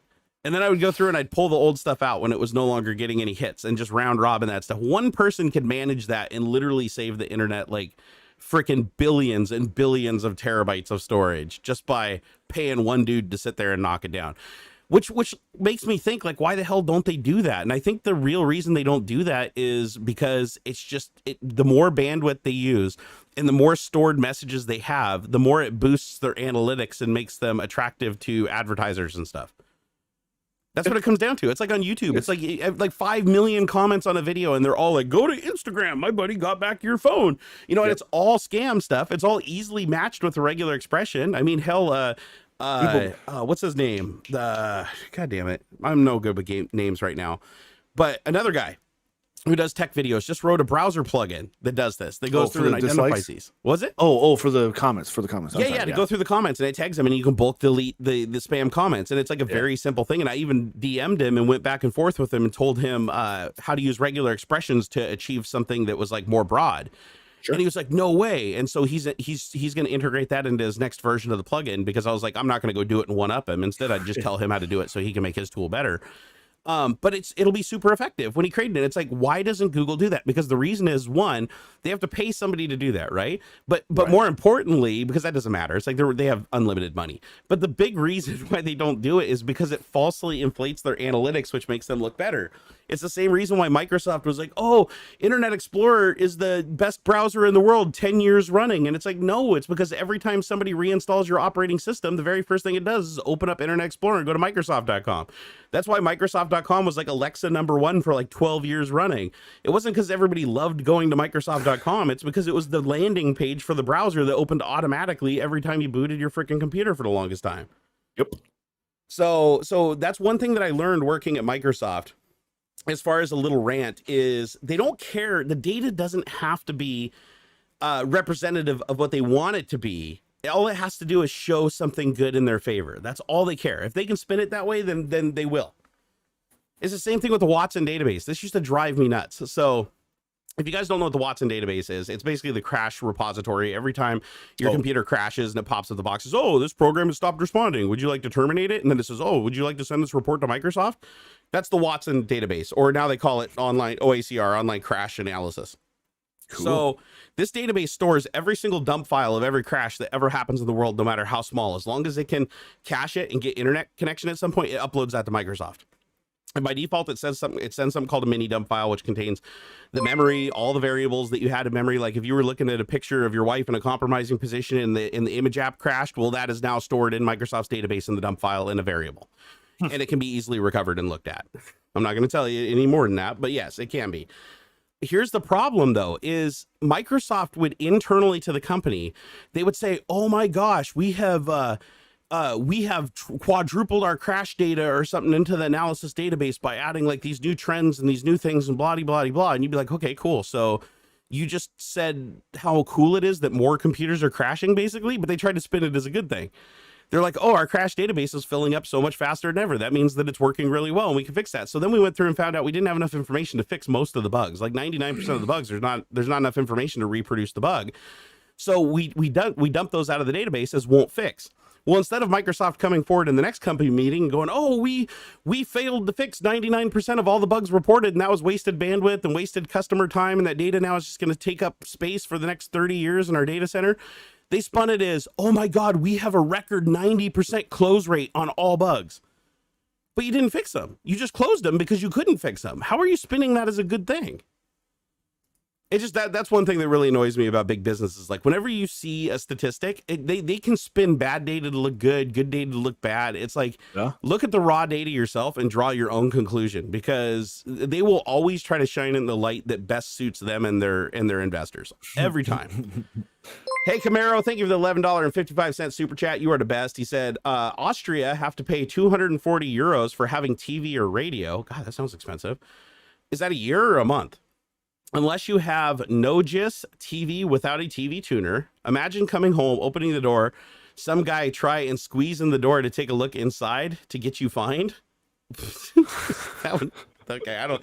Yeah, here in the U.S. that wouldn't fly. You'd see a lot more bad things happening on the news. No way. No way. Look, man, I don't even want to talk to the census people who come by like, hey, did you fill out your census form? Man, there's no way. There's no way I'm letting some random Comcast guy in my house or whoever they send to enforce this stuff into my house to look at my TV. Look, I have which would be a ridiculous. I would be upset because like I'm using a television like with a tuner in it as a monitor. I have never once.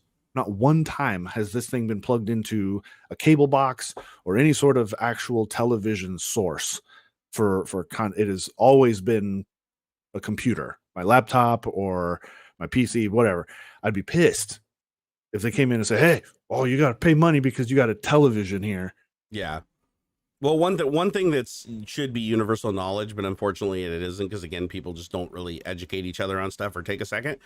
But I'll do it today, is you should never, ever let any police officer come in your house for any reason unless they have a warrant. Because here in the United States, unfortunately, and it varies state to state, but here in the United States, if they enter your house and they find something unrelated to what they're looking for, it can still be used against you. Oh, yeah. So like if they come into your house and they claim, oh, we need to come search your house because there may be like, somebody hiding in your house that could hurt you. They could literally walk in your bedroom and see like a CD with something written on it with a Sharpie and like actually like tag that and grab it as evidence and say, oh, this might be piracy. If it's out in the open.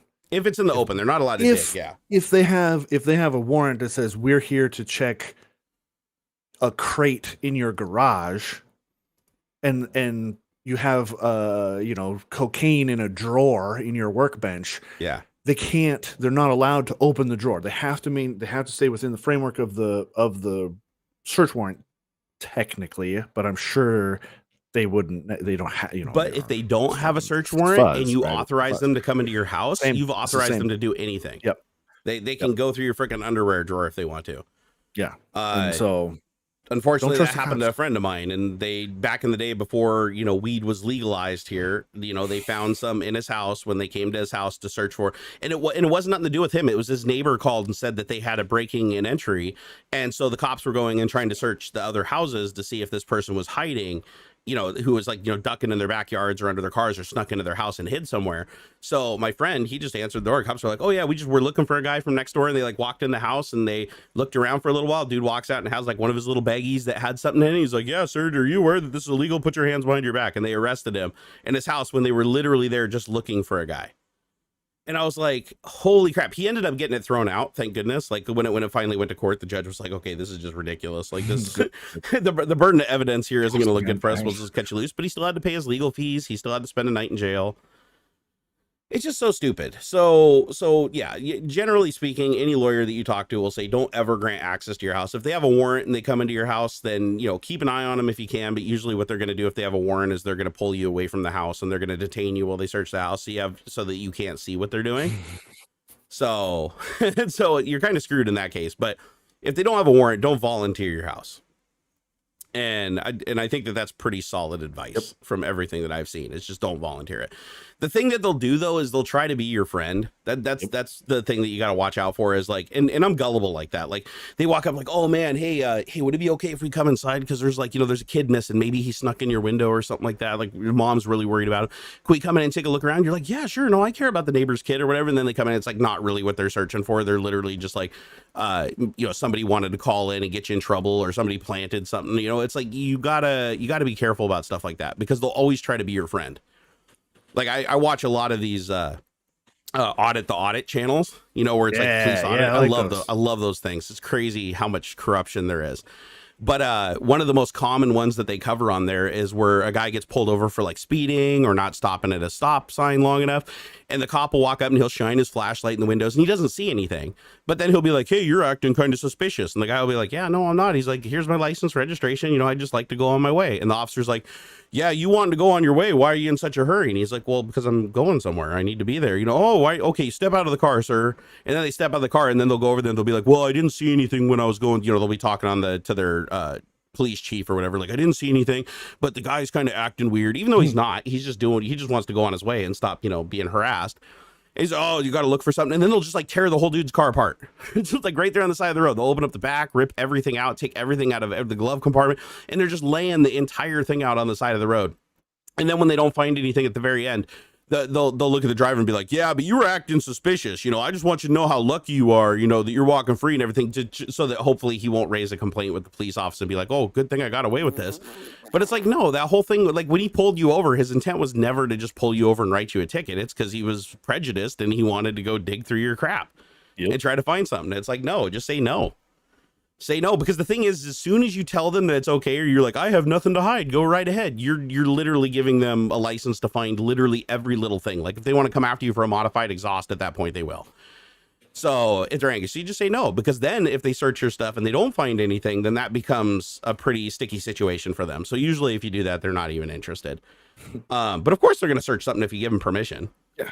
And can you honestly say that, like, every single thing in your house is like perfectly legal? Like when we have like 10,000 laws, it's like, for all you have like a Kinder Egg or something from like 10 years ago that's under your bed that's like marked as like a child killing device or something. Yeah. It's like, it's not worth the risk. It really isn't. Hey, Mage Miner MC, thank you for the $49.99 super chat. That is so freaking beyond generous, dude. We love you, Faith. That's outrageous. Thank you. Oh, he said, why not? It's the holiday season. Dude, you guys are ballers. Shock collar, 20-inch blades on the Impaler hauler. That's a clap right there. Let's get some clap in there. Oh, it's not playing, is it? Darn it. I hear it. Oh, I hear it. I heard it. Then they should hear it. Did you guys hear the clapping? It's like 10-second delay. Yeah, if you heard it, they should have heard it. Yeah, watching those audit channels, though, it makes you like a little bit paranoid, because I cannot believe how many dirty officers there are out there. Some of those, though, I'm like suspicious. Yes. Technically, I'm sure, other than being like, if it's not posted or whatever, yeah, I can walk into like the parking lot where they keep the cop cars.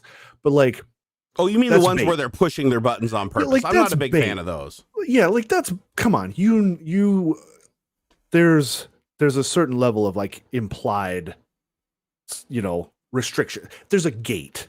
Okay, this whole area is fenced off. Yeah, there's no signs that say no trespassing, but like, you're just pushing it at that point. Yeah, like, you're trying to get a agree. reaction out of these people, and that's not cool. You're just baiting to be clear, when I'm talking about the auditing videos, I'm talking about the after scenarios, like where they take the body cam footage and they go through and analyze it after. I'm not talking about the ones where it's like straight up shitty though. Oh yeah, no, totally.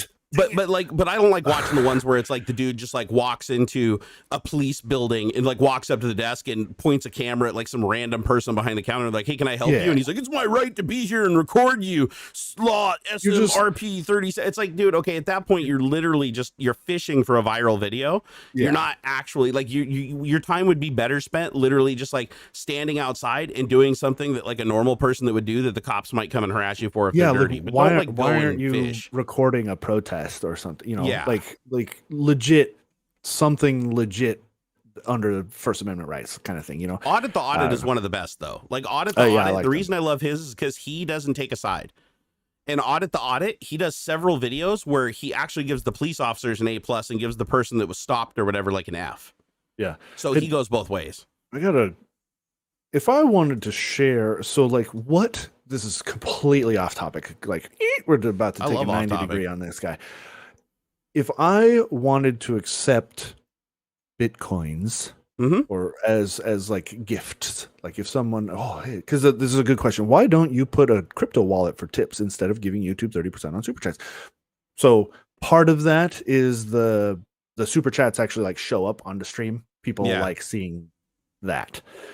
But the core of that question is interesting, and I am curious. I have, like a Coinbase or a MetaMask, whatever. What number would I expose to the public if I wanted to receive, but not be stolen? Your public wallet address. Oh, okay. Let me see what we got. So, like, as a matter of fact, if you give it to me too, I can put it in the description. In the video description. So it's just an interesting thought, and since it was asked, I was curious. Oh, like, hey, this. Yeah, a lot of people like doing the crypto thing. If one was, interested in doing so. So let's see here. I'm in my Coinbase. I imagine that's legit enough, right? Yeah. Coinbase. I have a wallet. Coinbase is what I send myself from NiceHash. I send myself stuff sometimes. So like, what is it that I'm looking here for? Receive crypto from another wallet. The wallet address. Be sure to select the right cryptocurrency. Okay, so I guess I could just show this to the stream because it's there's like a QR code and then there's like some gibberish numbers underneath. Yeah, as long as it's the wallet address, just don't give them the private key. Like the private key is bad. You want it has to be the public key. Like this is the wallet address to receive Bitcoin. Yeah. So this is for SHIB. If someone wanted to send me some SHIB, only it says right here, only send SHIB to this address. It says. Oh, is that the Shiba Inu coin thing? Yeah. So I guess I could probably just go, oh, there we go. I found it. Yeah, that should work. Here, I'm trying to log into my Coinbase. I haven't logged into Coinbase in forever. Obviously, the full number was not exposed there, but if anybody wants to send me some sheebs, that would be the place to do it. Some sheebs. Interesting that each I won't let me log in. I got to figure it out later. Is different. That like I have many wallets because each coin has to go into its own special wallet. Yes, each coin has to go into a special wallet. So if you guys want to send me some beats, some BTCs. Where's this not working? I hope that's coming through clear enough that someone could scan the QR code. Oh, QR code. Yeah, there's plenty enough resolution. Let's see here. So there you go. I haven't logged into my Coinbase in forever. Put it in the rent this space square. Put it on the other side or like down in the corner. Man, I have like 18-factor authentication on everything. It makes it so annoying, but you have to when you're in the public eye. Do it. All right, let's see here. I don't think I've had anybody ever send crypto recently. Like it's been a long time. I think Cash App lets you do crypto now. I think so. Oh, that's an interesting thing too. Jack stepping down from Twitter to double down. Dude, he didn't step down. He got fired, dude. He got fired. Well, incentivized to quit rather than be laid off, right? Yeah, if you guys would like, I can explain that whole process because I worked at a company that was notorious for people always leaving to go after other ambitions when they were actually fired. I can tell you exactly why they do that too. I mean, there's actually a legitimate reason behind it. Okay, well, my VPN is like screwing with my ability to 3-factor authentication because I also do it by IP address too. Yeah, no, the reason that companies do that, like where you'll see a CEO or a board of directors member or something just suddenly come forward and be like, oh, thank you guys. It's been an amazing journey, but I want to move on to like some new things and start the next chapter of my life. You guys are great. Blah, blah. No, every one of those cases, they're fired. What happens is the board of directors votes them out. And it's not public. It's a private thing. They vote them out. And then what they do is they take them into a room or even at the board meeting, because they're in on the board meeting. They say, listen, you have an option. You can either quit and lose all your options, lose your severance package, and lose any kind of bonuses or anything that you were supposed to get. So you basically walk away with just what you have on your shirt on your back. That's it. You leave. And that's going to negatively hurt the company. It's going to hurt the investors because the investors are going to be like, oh, God, he was fired. That's not good. Change in the guard. There must be some scandal or something going on. So they'll freak out. The better thing to do, like what Microsoft does, is when they fire somebody, like when they fired Brian Valentine or Jason Upton or a number of other people, Jim Alchin was fired. All those people, when they get fired, what they do is they send out a letter to the entire company. And then after that, Microsoft makes a public statement and they have to write a letter basically saying that they're leaving to pursue other things, that they loved what Microsoft did to them and the opportunities that they gave them. And it's really hard to leave, but this, they want to pursue something different in their life, blah, blah, blah. And then by them doing that, they get like a 5-year severance package. They get all their options vested so that they can acquire all of their vested stock and sell all their vested stock. And they get any bonuses that they were promised over that period of time. time, which can be millions of dollars. So, and they have to basically sign an agreement when employment's terminated saying that they will never say anything negative about the company within a period of time. They can after a while, but they can't say anything negative about a company, and they can't go work for a direct competitor for a period of time. And if they violate either of those, they have to pay back their severance package and reimburse for the stock. So that's why they do it. So, you know, I remember when Jason Upton, a guy I used to work with, he was a director in the Windows division. He was basically fired, or I guess you'd call it laid off, right? Sure. Because he just didn't hit his, you know, the team didn't meet its requirements for 2 years, and investors were starting to get nervous.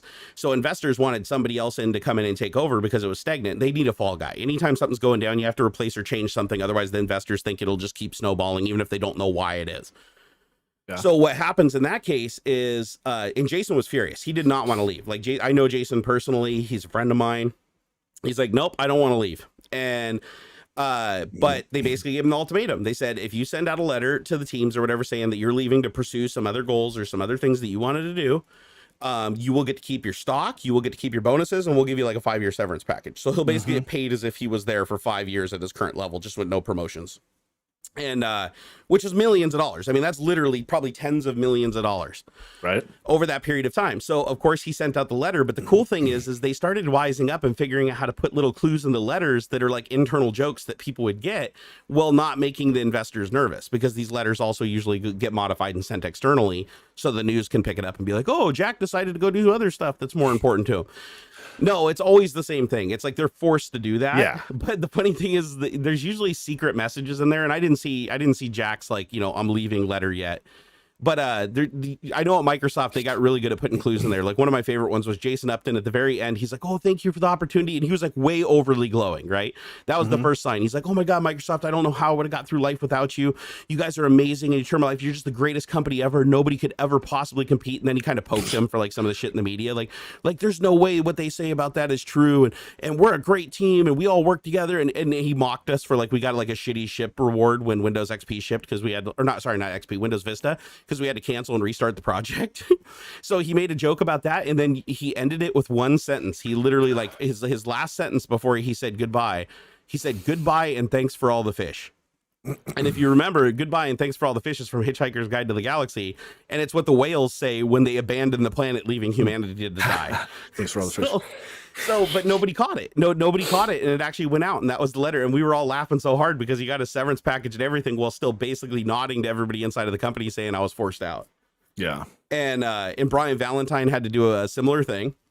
Brian Valentine was also he was what was he? He was the VP of Windows, I think. And Jim Alchum was also the VP of Windows, and they both got fired too at the end of respective projects when they didn't hit their goals or they slipped their dates. And when they got fired, they did the same thing where they like got up in front of everybody at like the company meeting, and they're like, "Oh my God, this is such a great experience, and it's really hard to leave the company, but you know, but I'll get over it." Like, you know, just being really sarcastic and shit.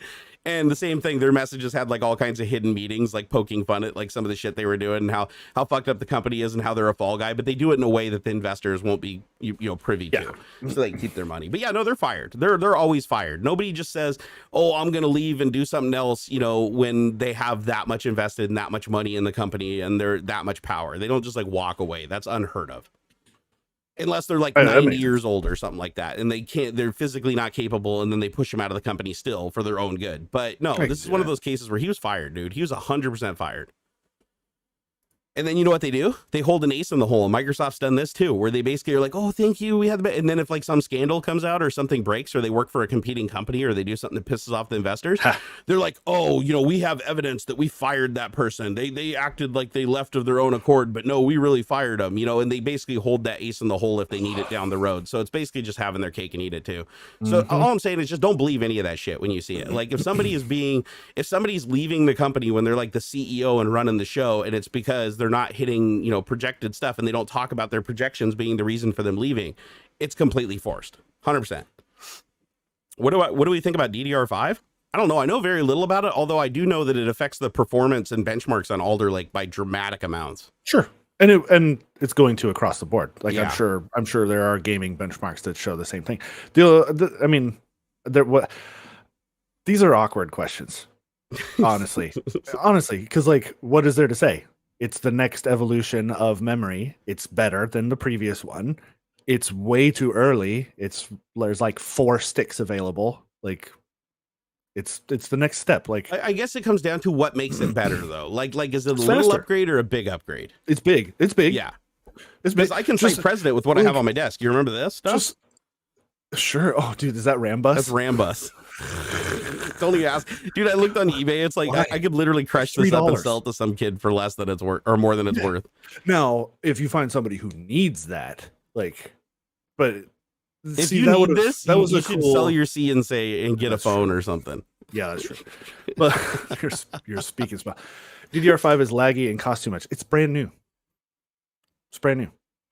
All I upgrade know right now. is- Don't upgrade right now. So all the apples to apples comparisons I saw with Alder Lake when it first shipped, everybody was using DDR4 on both platforms, and they're like, "Oh, the performance gain is like very minuscule." And then they all retracted after that when they tested with DDR5, and they're like, "Holy shit!" Because you can't even do DDR5 on the previous platform. No, So- it so- is a whole brand new. So like right now, I think just Alder Lake is the CPU that officially As far as I know, supports yeah. DDR5. But it's not backwards compatible. It's a brand new way of doing things. It's DDR3 to DDR4. Like it's the same. But it's brand new. It's brand new. And it's going to be a little while because of such a backlog of DDR4 and chip like making in general, right? They have contracts and stuff that they have to fulfill for DDR4, which is why there's only a handful of ridiculously expensive DDR5 available right now. So it's going to be a year or two, but it's the same as Intel changing their socket shape and stuff like Yeah. The thing I same. did like about Chipset DDR5 different. though is I love how they're doing the power stuff, the power management on board. Sure. Like, because that That's gives them interesting. so much wiggle room to make faster RAM later on, because they're just going to Yeah. have hotter and hotter RAM, better liquid. They're going to make liquid cooled memory sticks or whatever that they can Sure. pump the VRM on and everything right on board the module. I think that's awesome. It's a great idea. It just has some ECC stuff baked in. Yeah. Which honestly, we're at a point where like there's a lot of software ECC stuff going on anyway, like error correction stuff. What's the direct These- storage thing that I keep hearing about where like now graphics cards can access? Is this an Alder Lake thing, or is this available on the previous platform where the graphics card can access the storage like an actual SSD directly without going through the CPU? I think that's a new step. I have heard of that, but I'm not totally. I know nothing Up about on it. it. Only a couple of people have talked about it, but I was like, man, I know about DMA, right? The direct memory access has been around forever. Your graphics card can address and pull memory from your DDR4 or your DDR5 directly into the GPU through the bus without having to use the CPU. It's not using any CPU cycles to do nice. that. But for storage, I always assumed that you couldn't do that because with storage, you have a format. With storage, you have NTFS or FAT32. You have to have some type of interpretive layer in there. So what I'm wondering is, does the GPU now run that interpretive layer? Like, is the GPU going, oh, I want to access this drive? So the CPU's like, oh, it's encoded as NTFS. So then it's running the decoding layer on the GPU to access it directly. Because otherwise, if it accessed it directly, it's not going to know what to do unless it knows like if it's NTFS or FAT32 or anything. Yeah. And I think it might be. Oh no, it's Windows 11. That's what it is. I think it's a feature of Windows 11. It's called. I think that's the direct storage thing. But the feature sounds familiar, but I'm not sure what it was attached to. I mean, if it works, it's amazing. Because like one of the biggest things that drags your PC performance down is having to push gigabytes and gigabytes and gigabytes of data, moving it between the hard drive and memory. Like because the DMA, you still have to, for the file system, you still have to go through the CPU to access the hard drive. So every bit that it's copying out of memory and putting on the hard drive, it's having to stream through the CPU, and that's using CPU time and CPU resources and cache. So if you could do that directly, and all the CPU has to do is just basically say, hey, drive over there, send some of your data to drive over here, and those two things just negotiate with each other directly. Yeah. And it does. I mean, that's game changer performance wise, and it's probably going to shut down micro stutter, allow games to have real time loading into memory without slowing the game down while it's doing it. No stuttering, at the boundaries of levels and stuff as things are loading. I think that'd be pretty damn cool. Yeah. It sounds like everybody's saying it's a Windows 11, PS5, Xbox thing.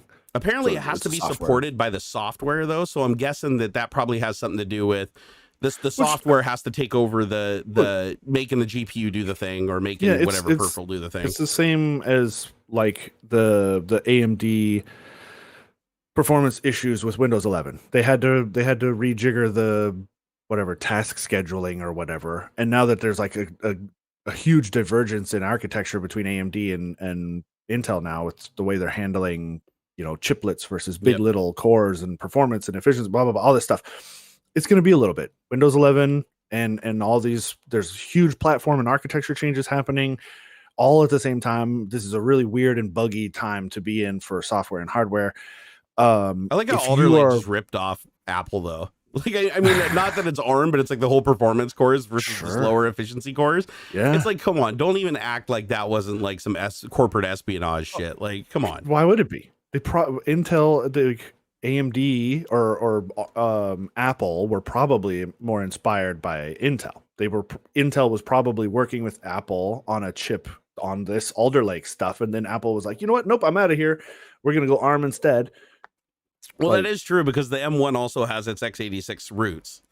So, because it's doing both, right? So I guess it would stand to reason that was some kind of common technology that was tested. Yeah, Apple just didn't want to be under Intel's thumb anymore. They want to make their own chips. That's fine. Yeah. I wish I was more tuned to what was going on. Like, that's the thing. I've been... My health has taken me so far out of the game that it's like everything feels new every day when I wake up and people are talking about shit. I'm like, I'm like that old guy on the bench. I used to be in the know on all this stuff. Yeah. I think it's I need too to much. it's too much. I need to just sit down and just start like studying up on all this stuff and everything and get comfortable with it again. I like that chat knows more than me. I'm totally cool with being like a gister. You know what I mean? I get the gist of it, and then like I get better educated, and so does everyone else from the ridiculously smarter folk that are in chat oftentimes. So I dig it. Well, okay. Andre, it's the same. Like he said, AMD had slow and fast cores with the FX cores. That's true, but you also had the hyper-threaded cores too, which were like the shared asset cores, right? That you could also argue are the lower performance cores, depending on how you're using them. So efficiency cores isn't a new idea, but I think what the new idea is that they're discrete cores. They're not sharing something, because with hyper-threaded cores, they're sharing stuff, right? Yeah. With the FX efficiency cores or the fast cores, I think that they were even sharing some resources, very similar to hyper-threading, right? This is like a whole bunch of slower, less thermal generation, more efficient cores for doing the light lifting, and then the really fast single-threaded cores. So it's like having your cake and eating it too. Because you can have a whole bunch of multi-threaded slower cores that aren't heat soaking each other, that are more effectively using the cache to do like operations that are multi-threaded. Or if it's detected that it's a single thread that needs a lot of power, then you offload that on one of the faster cycling threads or one of the cycling cores, because you can't break it up because it's single threaded. And Windows supposedly has a thread scheduler. It actually screwed AMD, but they had a thread scheduler specifically for Alder Lake. Like Microsoft was developing this in tandem with Intel's Alder Lake to do the scheduling. And from everybody I've talked to so far that has used Alder Lake on Windows 11 says that it's like broke ass shit and gives like really random results. Yeah. Because I don't think it's as smart of a thread scheduler as people think it is. What's that? Yeah. Well, it's just early too. It's early. Yeah. Like the 12th gen stuff is great. This is a huge, they're Intel caught back up with AMD. Yeah, everybody I talked to said that this is a home run. Like without going into the deep details, like all the big tech guys and everything are like, wow, this is like Intel is back on top. Like this definitely puts them back on top.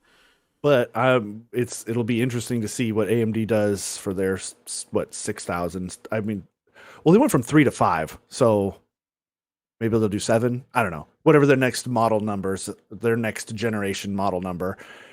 I wonder if they will jump ahead again, or well, the way that the leapfrogging is happening, this gen for Intel brought them to equal. If Intel can, or if AMD can run ahead again as much as they were ahead before 12, then great. Intel can just keep chasing them. But well, and they're bringing all their own foundries online too, which that's going to be a big deal when they don't have to lean on 3-5 years down the road. Like that's. Is it really that far? Because I thought it takes a long time. No, it takes. They're brand new. We're talking breaking ground, building from the ground up. I thought that they were actually close to one. Okay, never mind. No. All that talk of like, Intel's dropping $10 billion to build their own factories in the United States, stuff like that. That's 5 years down the road. This is not going to help anything. There is an insane market for chip manufacturing. Yeah. So if Intel brings their own foundries online, man, they will have no shortage of customers breaking the doors down. Yeah. And the cool Yeah. thing is that should bring the cost of everything down again, which is nice too, because it'll shift that supply and demand slump that we're in. Man, I'm fingers crossed. Please, Gaben. I want Intel's GPU. I want Intel's GPU to be a success, at least in the middle, like mid range. You know what I mean? I don't need them to compete at the 3080, 3090 level. I want there to be in that middle ground, 3070, 3060, you know, early. They need to be what early to AMD mid. used to be before they started chasing Nvidia. Like, I think Nvidia at the top end, we're talking those massive, expensive, crazy cards.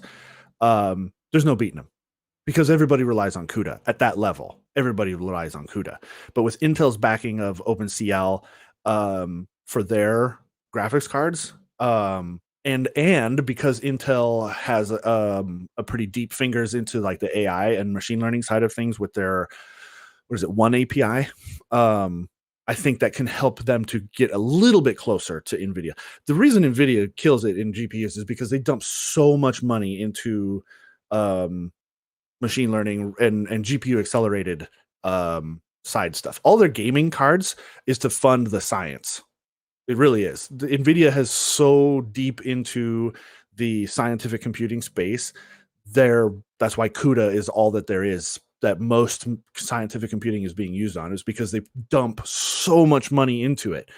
And hopefully Intel can do the same for OpenCL to make it a competitor. You know what I want Intel to do? I want Intel to release a GPU that is so amazing at crypto mining that everybody just stops buying Nvidia and AMD cards and just leans 100% into Intel, because Intel could do the supply. Like, they have the supply chain to just feed that market forever, and then let the gamers have their damn cards back. It's the same thing though. The reason Nvidia cards are used the most for that is I imagine, and again, I don't really understand like the backside of it, but the CUDA stuff. It's memory bandwidth and the number of cores. Is what gives you the advantage. As a matter of fact, memory speed is way more important to crypto mining than the core speed. Yeah, that's the key, because you got to get the information in and out fast. You can crunch the numbers easy with a blink. Because most crypto mining is like matrix. Think of it like matrix math, right? The more number tables that you can hold in memory, the faster the operations become and the less cycles it takes to look them up. Yeah. So if you're having to constantly regenerate tables and get rid of some memory and rebuild another piece of memory, then that's why, like, literally one of the flagship cards for crypto mining back in the day was the 1060 6 gig. Sure. Because the 4 gig was like less than half the speed of the 6 gig. So like another 50% memory, like 300% the speed. And it was because it's 6 gigabyte. It had just enough memory that it was able to optimize out and mine Ethereum and was it Monero or it was like 2 or 3 different currencies, but Monero, I think, so is the fast. CPU one. Yeah, dude, that machine that that John built me that had the 8 1060s in it. Yeah, that thing was still like making, I think at the peak when I think was it last year when crypto was becoming hot again and mining. Yeah, and I fired that thing up, and at one point it was making $27 a day for like 3 months. See, with old 1060s in it. Like, I was kind of surprised by that. I couldn't believe that they were actually still that profitable for the amount of power that they were burning. Yeah. Because the problem is mining on these really big cards, like a 3080 or 3090, you're trading space for efficiency. Yeah. So like I could have a whole bunch of like those 8 1060s use about the same power as a single 3090. But that single 3090 is not going to outmine those 8 cards running at less power. Oh, no. So, but because you got that space, in more memory between all the cards. So it ends up working out. But a lot of people that do like crypto mining in a farm, if you have free power, like some of these guys do that buy like these business spaces, if you have free or really inexpensive power and space is the premium, then it makes sense to go with the higher end cards that cost more, that give you less for the power you're putting in. But if you live in an area where you have just unlimited amounts of space and electricity is cheap, but maybe a little more expensive, it's better to use the space and burn less power.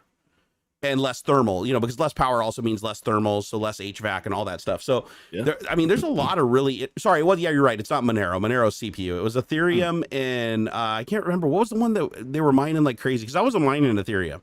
Litecoin, I know for a while was big. There was one because I just had the thing where it just select the cryptocurrency to mine That's based what I on which did. one was most profitable, and it Yeah, I always don't picked know. the same one. Like it never not picked this one. I cannot remember it off the top of my head.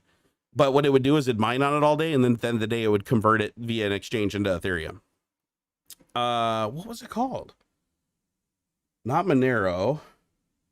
Somebody in chat will get it. Hey, Camaro85. Thank you for that $5.78 super chat. You amazing, wonderful person. Merry Christmas to you. He I said, gotta go. "Oh, no worries, dude. You got to bet. Yeah. What are you doing? Well, I actually have lunch to go to. Oh, fancy boy. Yeah. It's okay. And we got into some really interesting stuff. I almost ended the stream a half an hour ago because I felt like I had to throw up. Hopefully nobody on screen noticed that I was getting green around the gills. But I feel okay now. So, all right, get out of here, my man. Go have your lunch, and I will see you next week. Thanks, everybody. See ya. Bye. GTFO. Bye, bye. AuxxZillary out. Oh, God, I love Houston. Sorry if I seem a little bit low energy today, guys. I've been fighting with some weird bug thing lately. I'm not sure what it is. It's not the vid, but fighting something lately that's just been like chronic fatigue, not sleeping, sinus issues. I'm having to use Afrin more than I want to be able to breathe on my CPAP. So I've just been exhausted, like massively exhausted. So, but today has been amazing because like if I don't have a distraction like this, I just fall apart. So you guys help me out a lot, just even hanging out with me doing this stuff. Even for those of you guys that can't super chat, you don't have especially around the holidays. I understand when people don't have expendable income. Being a content creator that doesn't take, doesn't do advertisements and sponsorships and stuff like that. Like I rely 100% on people's disposable income, and right now it's not good. So I want people to take care of themselves, just like I got to take care of me. You take care of you. The holidays are a tough time, and money situation being tight just makes things even more stressful. So always take care of yourself first before you take care of others. That's critically important. And I hope that, I can distract you long enough that you can at least have some fun, when I'm streaming, Monday, Wednesday, and Friday, or over here on YouTube with AuxxZillary on, or David Hewlett and AuxxZillary on Saturday. I know it takes my mind off things, so I have to assume, just like when I'm watching stuff, it's just nice to be distracted sometimes. So I hope I can at least do that for you guys.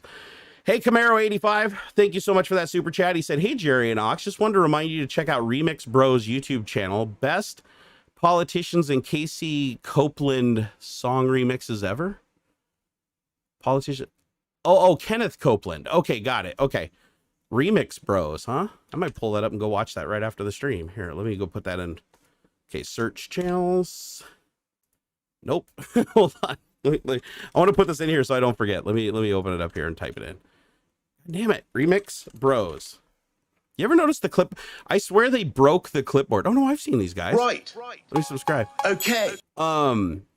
There's a clipboard bug. Has anybody else been encountering this in the latest Windows 10 update? I think it's like 21H2 or something. Let me see. What am I on right here? I am on 21H1. Oh wow, I'm surprised I'm not on 21H2. Maybe they fixed it there.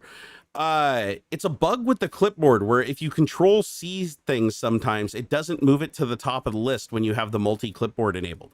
It'll move it to like the second spot. So you'll do Control C, then you'll go to the other window, you do Control V, and it'll paste the last thing that you the second to last thing you copied, not the actual last thing you copied. It's super annoying. Super annoying. And I hope that they fix that at some point. I don't know if anybody else is experiencing it, but I know that it's happened on my laptop and my main computer. So that tells me that it's not just something that's unique to my one system. Non said, thank you. I enjoyed the stream and took my mind off this crypto crash. You know what? I haven't looked at my crypto wallet in 3.5 or 4 months. And I think from what everybody's been saying lately, I probably shouldn't do that. But just to let you know, it's a crash across the whole board. It's not just crypto. It's also the stock market. It could just be people freaking out over, this economic spending that's coming up, or people not hitting earnings, or scarcity. I don't know the details right now, but all I know is that everybody is getting hit. So, ride out the storm. This is not the time to be selling stuff unless you absolutely have to, because it will rebound. My good friend Greg, you guys all know Greg. He lost $1 million in one day, which is basically half of his money. He lost half his money because the company that he works for, their stock tanked 49% overnight in after hours trading. I don't know. Let me go see if it rebounded. So I want to see if he got his money back today. Let's see. No. Oh, because that's right. Because it's closed over the weekend. Never mind. The markets are closed. But yeah, just to give you an idea, in one day, here, let me see. So in one day, it went from $233 a share to $134 in one day. That was just after hours in one day. So that's a loss of 42.22%. And so all of his stock that he has at that company, because this company is really big on giving you stock, you know, and doing the profit sharing thing. He basically lost like half of his money in one day. And I was like, man, I can't even imagine what that must feel like. Like, but again, it doesn't really work that way, right? It's not like he really lost it, because he'd only lose it if he sold today. As long as he hangs on to it, it's probably going to rebound and go back up. But still, like, that's got to take the wind out of your sails. I know when I worked at Microsoft, even when I wasn't ever selling stock, I'd come into work and the stock would be down like $5 and I'd be like, oh my God, I just lost a Honda Civic, you know, and I'd be freaking out about it. It's like, could you imagine coming in one day when you're only worth, like, your net worth is $2 million and you basically just lost $1 million of it in one day? Like, basically, like, you just bought a nice house on the beach at the ocean or whatever, and it just got burned down and it's gone forever. I mean, oh, it's crazy. Yeah, Roman, it's DocuSign. See, even Roman knows exactly who I was talking about, because this was like an unprecedented crash. And the thing is they reported like underperforming or something like that. Like, so, but it shouldn't have crashed it that hard. So that's pretty wild. I wonder what's going on there. Like, there's something more going on there. I don't know. Did bots jump on? Because I mean, the crash was sharp. I mean, it literally went from 233 to 147 in, hold on here, 9 a.m., 3:45. So in like 2.5 hours, it dumped almost half its value.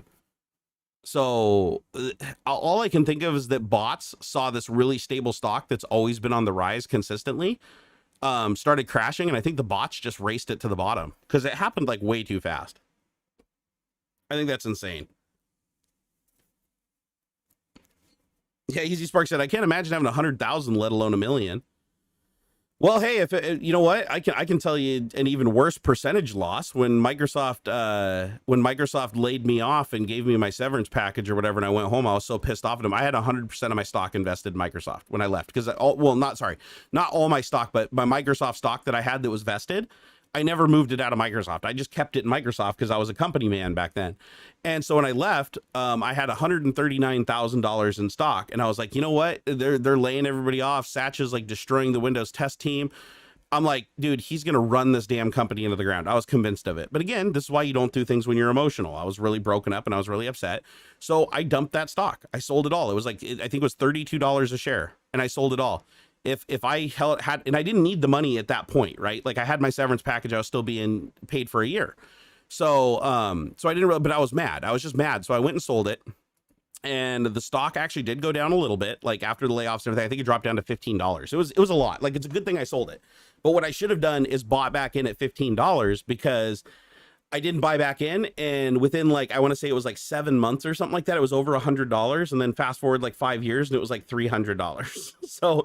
So I basically, if I had held that stock and sold it later, I would have made over $1 million. So, you know, hindsight's 2020 though, guys. Same thing with Bitcoin. I mean, I sold I sold every Bitcoin that I ever mined for $4,080 or something like that at $320 a coin. And it went up to $90,000. I had 14 coins. So do the math on that. 14 coins, and I think at its peak, it was like 90-some thousand. So it's a lot. So that's 2 opportunities in my life, at least, that, you know, I still made money on both of them. Like, I still made more money on the stock than when the stock was awarded to me, obviously. And I still made more money on the Bitcoin than the energy I used to mine it. So I can't really complain, because each time it was a profit. Like, I never took a loss on any of it. But it's just crazy when you sell something and it's like, oh man, I got enough money to go buy, you know, a used dirt bike. And if I had held that for like another 3 years, I would have had enough money to go buy like a mansion on the beach. Hindsight, man.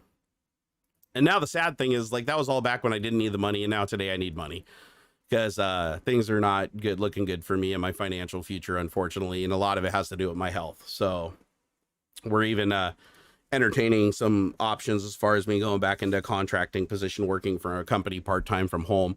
And Miss Barnacules even potentially returning to work herself, which I think she'd actually enjoy, honestly. Yeah, I'll keep you guys posted on whatever decisions are made in the future. I mean, I'm always going to live stream. My absolute dream is to get my health stable enough that I can get this nerd cave rebuilt. I can get back into sim racing, 3D printing, and coding. Those are the three big things I want to do, and making actual edited YouTube videos again. That's my absolute dream. I literally dream about it almost every night to some extent, and it's what I want. I'm just not there physically and mentally to be able to do it yet. So it's just a race to figure out when that can happen. Gumma Joe Jack, thank you for the $10 super chat. Hey, that actually rhymed. All right, guys. I think I'm gonna go ahead and start. I don't know. Easy Sparky said, "Lol, keep telling yourself that." Ha ha ha. If you need money at this time, if you need the money at the time, you needed the money. Oh no, I didn't need the money. Easy Sparky.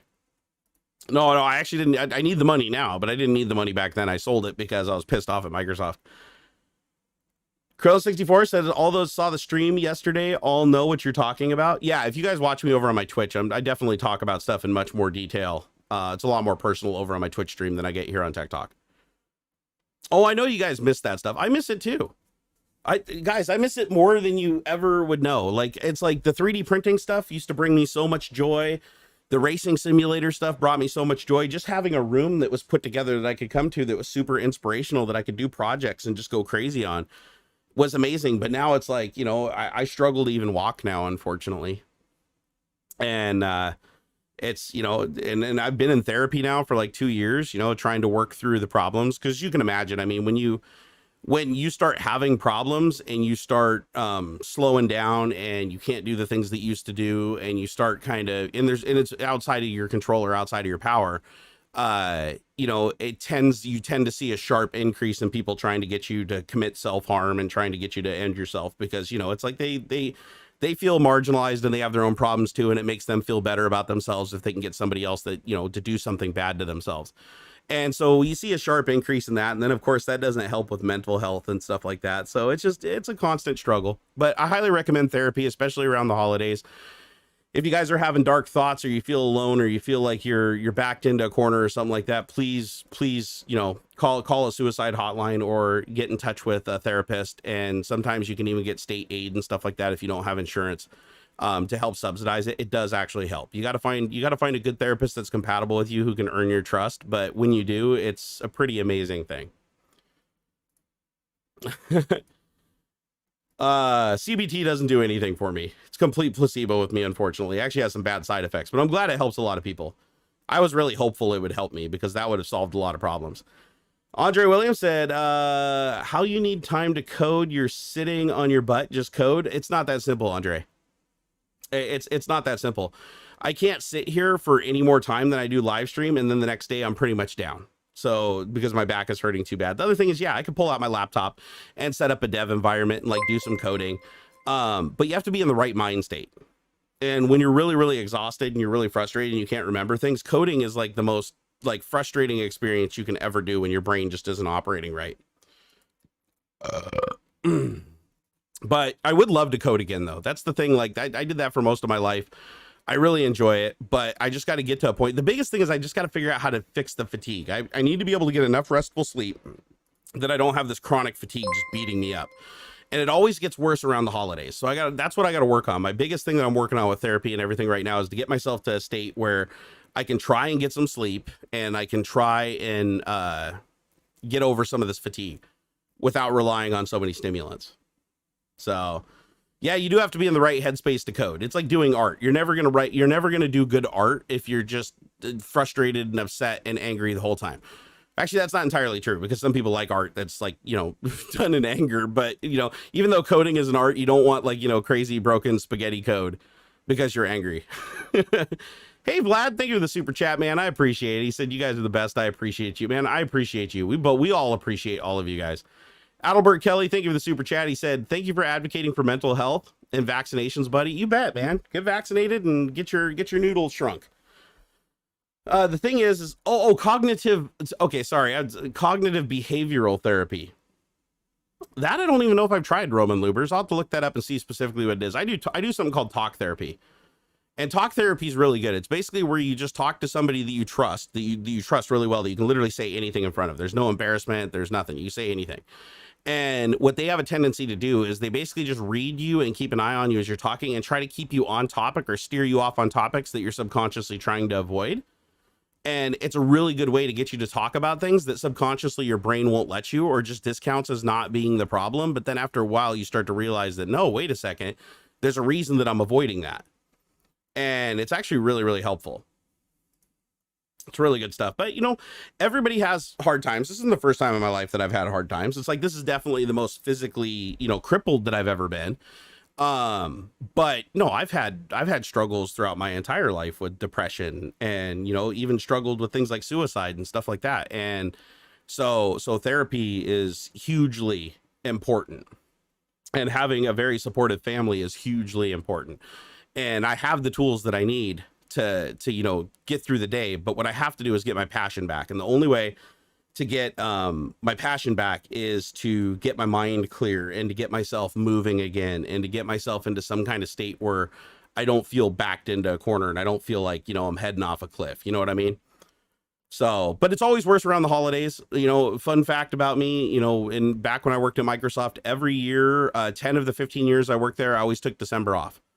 Like, I'd literally leave at the end of November or wouldn't come back from January 2nd. And it was just built into my contract, because the couple of times I tried to work through the holiday season, it was an absolute nightmare, just because I suffer from really bad seasonal depression, and the holidays, just from childhood stuff and everything like that, they're very stressful for me. And so I just try to get through them alive. That's every year. It's like, it's just that's the thing. Focus on just getting through it. And then when January comes along, things start to turn back to normal a little bit. And they get worse year on year on year. So that's something that I've always dealt with. That's nothing that's new, but this year feels particularly hard. And I think a lot of it has to do with just being so cooped up because of the whole vid thing, financial problems, you know, little things start becoming big things, like, you know, the whole 3-screen thing. When I tried to resurrect the Nerd Cave to try something new and send me down a path, everything went horribly wrong. Costco still hasn't refunded my money, and 70 some days so that I can get the new screen. By the time I'm able to get the new screen, I won't be able to, because there won't be enough money, and the screen will be too much because of the shortage. So now there's like all these little things that are putting up blockades I really didn't expect. And it just, I don't know, it's a struggle, but everybody's struggling. That's the thing that I keep myself grounded in my head, is I am very lucky. I have a roof over my head. I have the most amazing wife in the world. I have the most amazing kiddo in the world. It's like, I won the lottery when it comes to, you know, support from people that genuinely care about me. And that is the most important thing in life, far more than anything else. And so I'm super grateful for that. And that's why, you know, I've been trying to help out like Gimpy G and everything after his house burned down during his live stream, you know, quadriplegic guy, trying his best to, you know, live stream and have some fun and play games, and that stuff all taken away from him in a blink of an eye. It's like, I really wanted to help him because he still stays positive. He still stays publicly engaged. Like, I envy how easily I won't want to say easily, because it's not easy at all, but he makes it look easy how you could bounce back from something like that. Such a terrible experience where you almost lost your life.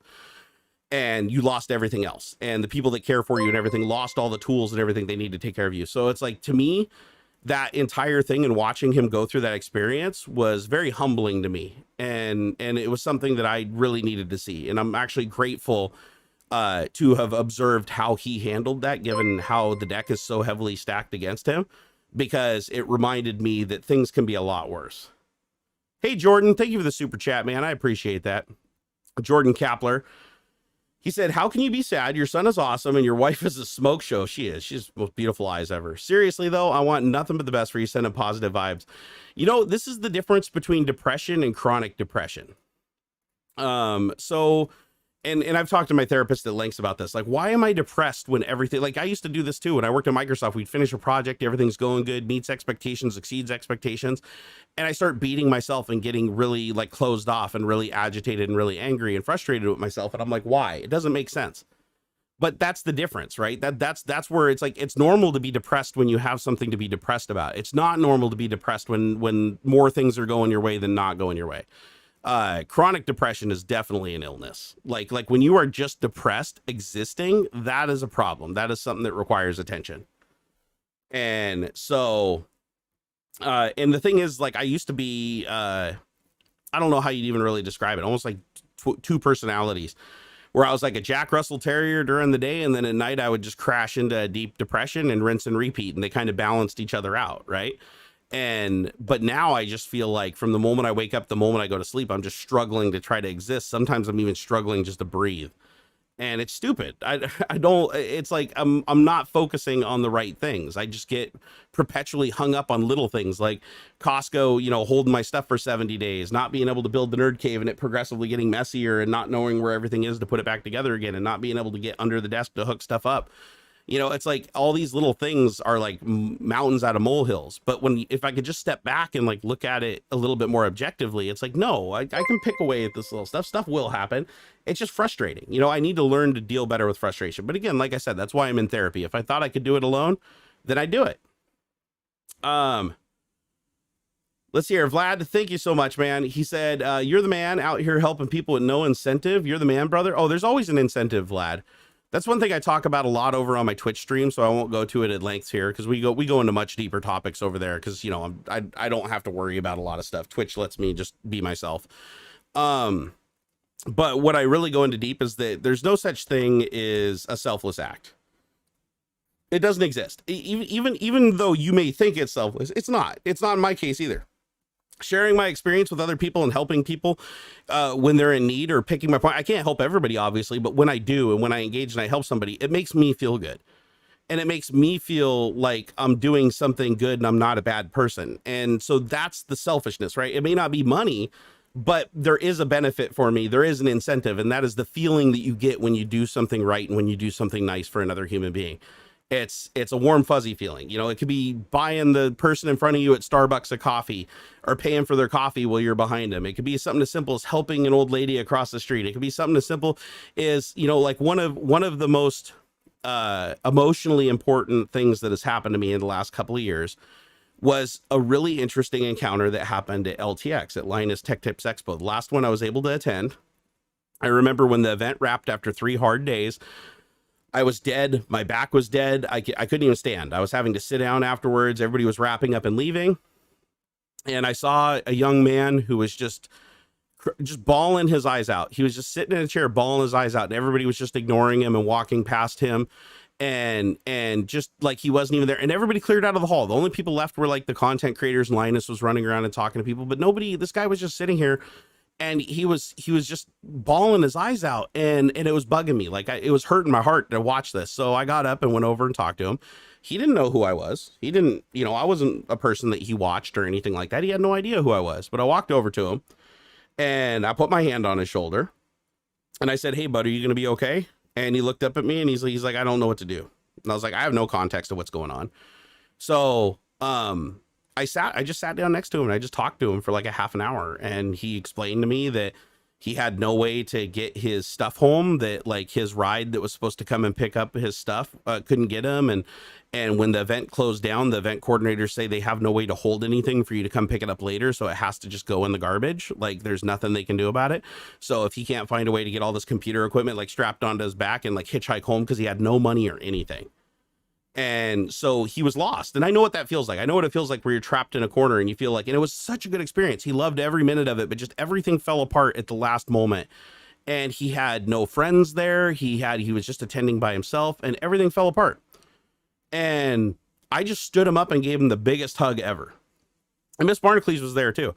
I just stood this guy, total stranger, talked to him for like 30 minutes. I just give him the biggest hug in the world. And the dude just like seriously just soaks my whole shoulder, like just bawling his eyes out. Just let him get it all out. And I told him, "Dude, it's going to be okay." I was like, we'll find a way to figure this out. It'll get figured out. Don't worry about it. Like because I know exactly how he feels, because I get the same way. I get fixated. And so I was like, everything's going to be all right. And I actually felt in that moment, like more helpful than I'd been to anybody else, like in a long time. Up until that point, because this guy had nobody in the world. He didn't have a friend. He had nobody he could call. He was just stuck, and he thought that everything that he had, his computer and everything that got there, it was all just going to go in the garbage, and there was no way, like he'd just have to leave it out on the curb and hope it doesn't get thrown away by the time he can get somebody to come back the next day. And so what I did is I started walking around, because I didn't have a vehicle. I literally, we were walking back and forth to the hotel next to the event. So what I did is I just started walking around and asking people, "Hey, is anybody here heading?" I figured out where he lived, and I was walking around. "Is anybody heading to that area? Is anybody heading that area?" And we found somebody. And we found somebody that was like, they had plenty of room left in their vehicle for his computer equipment. I introduced him. We all sat down. He's like, oh my God, I can't believe that you'd be willing to help. He's like, yeah, no, it's no problem. He's like, dude, you know, but it's like, he couldn't make that connection himself because he was incredibly shy. Like he even had a hard time looking at me. And you could tell that he just was completely not socialized. Like he wasn't a person that could talk to people very easily. He just enjoyed being around other people in gaming. And so it was one of those things where it's like, I got him to the point where somebody could stand there and say that they could help him. And he couldn't believe that somebody was willing to help him that wasn't like a friend or a family member. And it blew my mind that just sitting there for like 45 minutes, even though I was exhausted, like I couldn't even stand, my back hurt so bad. I was out of pain medication for the day. But that experience with him, you know, and working through that problem and finding a way. And if that didn't work, then I would have just gotten him an Uber. Or whatever the Canadian equivalent is up there. I would have just, you know, a taxi or something come around, help him load it. I would have got him home one way or another, but I wanted to see if there's a way to solve the problem that wouldn't have required a bunch of logistical stuff. So we found somebody who was willing to take him home, and they looked like they actually hit it off pretty good. And he started getting comfortable around the guy, and he helped them get his stuff on a cart and take it out and load it into his car. And the dude just came back and gave me another huge hug and said, thank you so much. He's like, dude, I didn't know what to do. I was so lost. He's like, that's the scaredest I've ever been. He's like, oh my God, dude, you absolutely saved me. I hope you know that. And honestly, when he walked away, it's like, I didn't even have any information about him other than about where he lives. So I never got a chance after the fact to go back online and be like, hey, how are you doing? Or check back in on him, because the last thing in my head that was crossing my mind is, hey, maybe you should stay in touch with this guy and make sure everything worked out okay. You know, but I remember when I was walking back to the hotel, Miss Barnacules, she was very happy with me, because they were really tired too. They would have loved to have just gone back to the hotel, but they stayed there because my back was hurting really bad and they didn't want me walking back by myself. But she was very happy with me after, and I felt really great about it, because I was like, man, I helped the guy that otherwise would have sat there until somebody physically kicked him out of the building with no options, and he was in no position to try to figure out how to get any kind of help or anything like that. So it made me feel really, really good. And it made me feel like it made me feel amazing the rest of the day. And that night, the whole drive back home across the border and down here to Seattle, back home from Canada. And, you know, of the whole event, it was an amazing event. But that was the thing that defined it for me, is that, you know, I took somebody who was like falling off a cliff and I could help them. But the problem is, as soon as you do that, everybody else expects you to do the same for them. And there's only one of me. Just like there's only one of anybody. And so that's when it starts. In that case, you don't really have to worry about it, because you helped somebody in public. It wasn't online. It wasn't put out there for everybody to see. So after that, it was like, I just helped the person and there was no fallout from it. It was an amazing experience. However, if you try to help somebody online, like helping Gimpy, you know, I got a ton of messages from people in email and got flooded on all my email addresses that say that they're for business only, and got so many PayPal requests for payment that's like, oh, I saw that you gave Gimpy this much money. I'm actually worse off than he is. My house actually burned down and my mom died in the fire. Can you give me money? You know, and it's like, and then you start feeling like really bad, because you're like, wow, I helped him and these people are even worse off. And I even had one person that stopped following me. He said, I've been a follower forever. He's like, I followed you for like 5 years, and Gimpy, you've only known Gimpy for like 3 months, and you help him out, but you don't fund my GoFundMe that I've had for like 3 years. And I was like, yeah, but I wasn't aware of like your situation at the time, or I didn't have the means at that time to do it. Or it's like, you need to understand that it's not so black and white. And he was just really upset by that. He's like, he would have been okay if I didn't help Gimpy, because then he's like, okay, I'm just not helping anybody, so that's okay. Everybody's fair. But as soon as you help out one person, they feel like you have to help out everybody. And unfortunately, that's why a lot of people end up just donating to charities instead of helping people directly, is because if you donate to a charity, you're putting the onus off on that charity to do something with the money. Whereas if you donate to somebody specifically, then everybody else feels like, oh, well, he's giving something directly to them, so he needs to give something directly to everybody else. And then that can end up like really weighing heavily on you emotionally. But I will tell you that that was one of the experiences that I will always remember is at LTX, where it's like, I just sat down with a stranger that was having a really, really rough day, helped him solve some problems, gave him a huge hug that he obviously needed. And we both walked away feeling a hell of a lot better. And to me, that was amazing. That was absolutely amazing. But you just have to be prepared that there's a lot of people out there who also abuse your kindness and will try to use it in some way to manipulate you or make you like a slave to them. And it's unfortunate. But luckily, you know, I shouldn't say luckily, but I've had enough experience with that now that I just turn off the switch. Like, you know, it's unfortunately, I've talked to my therapist about it. It's like, you can't even read it. It's like when you see that stuff coming in, you have to just click the button and be like, hide, mute, block, whatever it takes. Just get away, because you can't, if you give into that and people see you continuously giving into that, then they will just completely obliterate your door and knock it down. And if you don't give them what you want, they'll start wishing death on your family. Some of them have gone so far is to harass family members and make death threats. And I've had to involve the police and stuff like that. And it's like, these are things that would have never happened if I just didn't help anybody. So I think about people like MrBeast, and I'm like, man, I wonder like what he has to deal with. Like if he gives somebody, you know, $10,000 and another person doesn't get $10,000 from him, to think that, oh, I'm a bigger fan and I'm more deserving and my situation's worse, or I could actually use the money more. And they justify it to themselves. They actually get noticeably angry at him when before they just enjoyed his content. You know, the human psyche is a weird thing. Hey, I am me. Thank you for that super chat, dude. He said, get better soon, Barn. I hate feeling low as well. I think everybody does. I don't think anybody likes feeling depressed. I've gotten used to it, but it sure as hell ain't any fun whatsoever. Truth. I just hang on to the fact that things will get better after the holidays. The holidays for me are rough because of my childhood. So that's something that keeps coming back to haunt me. And now being a father myself and having a child, and having to right that wrong by making it a good experience for him while I'm still fighting with all my mental demons, it usually doesn't really end well. But I make sure that he has a good Christmas no matter what. That's my primary goal above all else as a father. Social Consulting, thank you for the subscribe. I appreciate it. Robert Settles, thank you for that $5 super chat. But what I'd like to ask from you guys is just at some point this month, do something nice for another person. Not me, but do something nice for another person. It doesn't have to be give them money. It doesn't have to be anything specific, but just do something that's nice and out of character that somebody will appreciate. You know, if you're walking down the street and somebody looks like they're having a hard time or something, instead of like, you know, giving them money, you can, if that's what they need and you have the means to give them something, by all means, please help them out. It's the holiday season.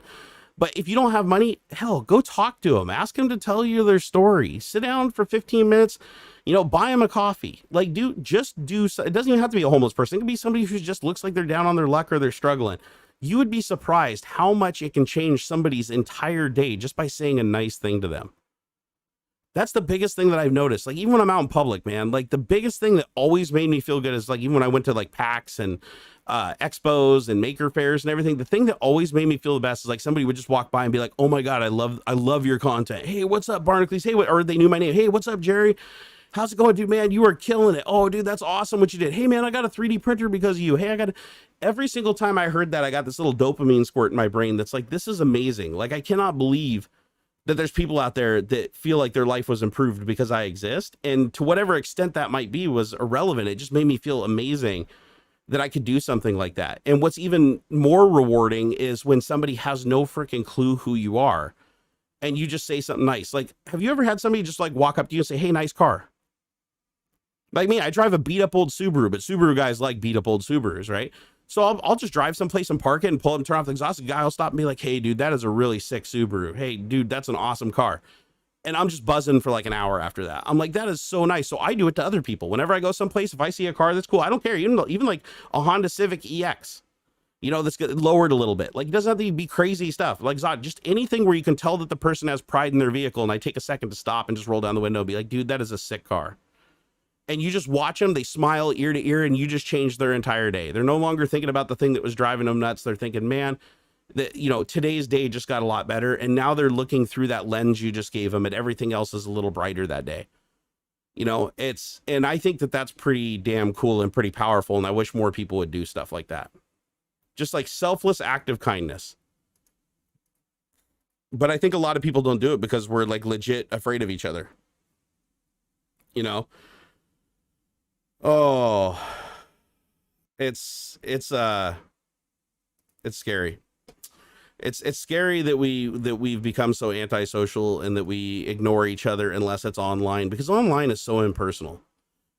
Like this is more personal because it's like a video and I'm interacting with you guys in chat and everything, but I'm talking like something like Twitter and Facebook and everything. It's become so disconnected and so impersonal that it's like, even if you like pay a compliment, it does help and it's a nice thing, but it like means so much more when it's more of a one-to-one setting and it isn't like you trying to showboat in front of a bunch of other people.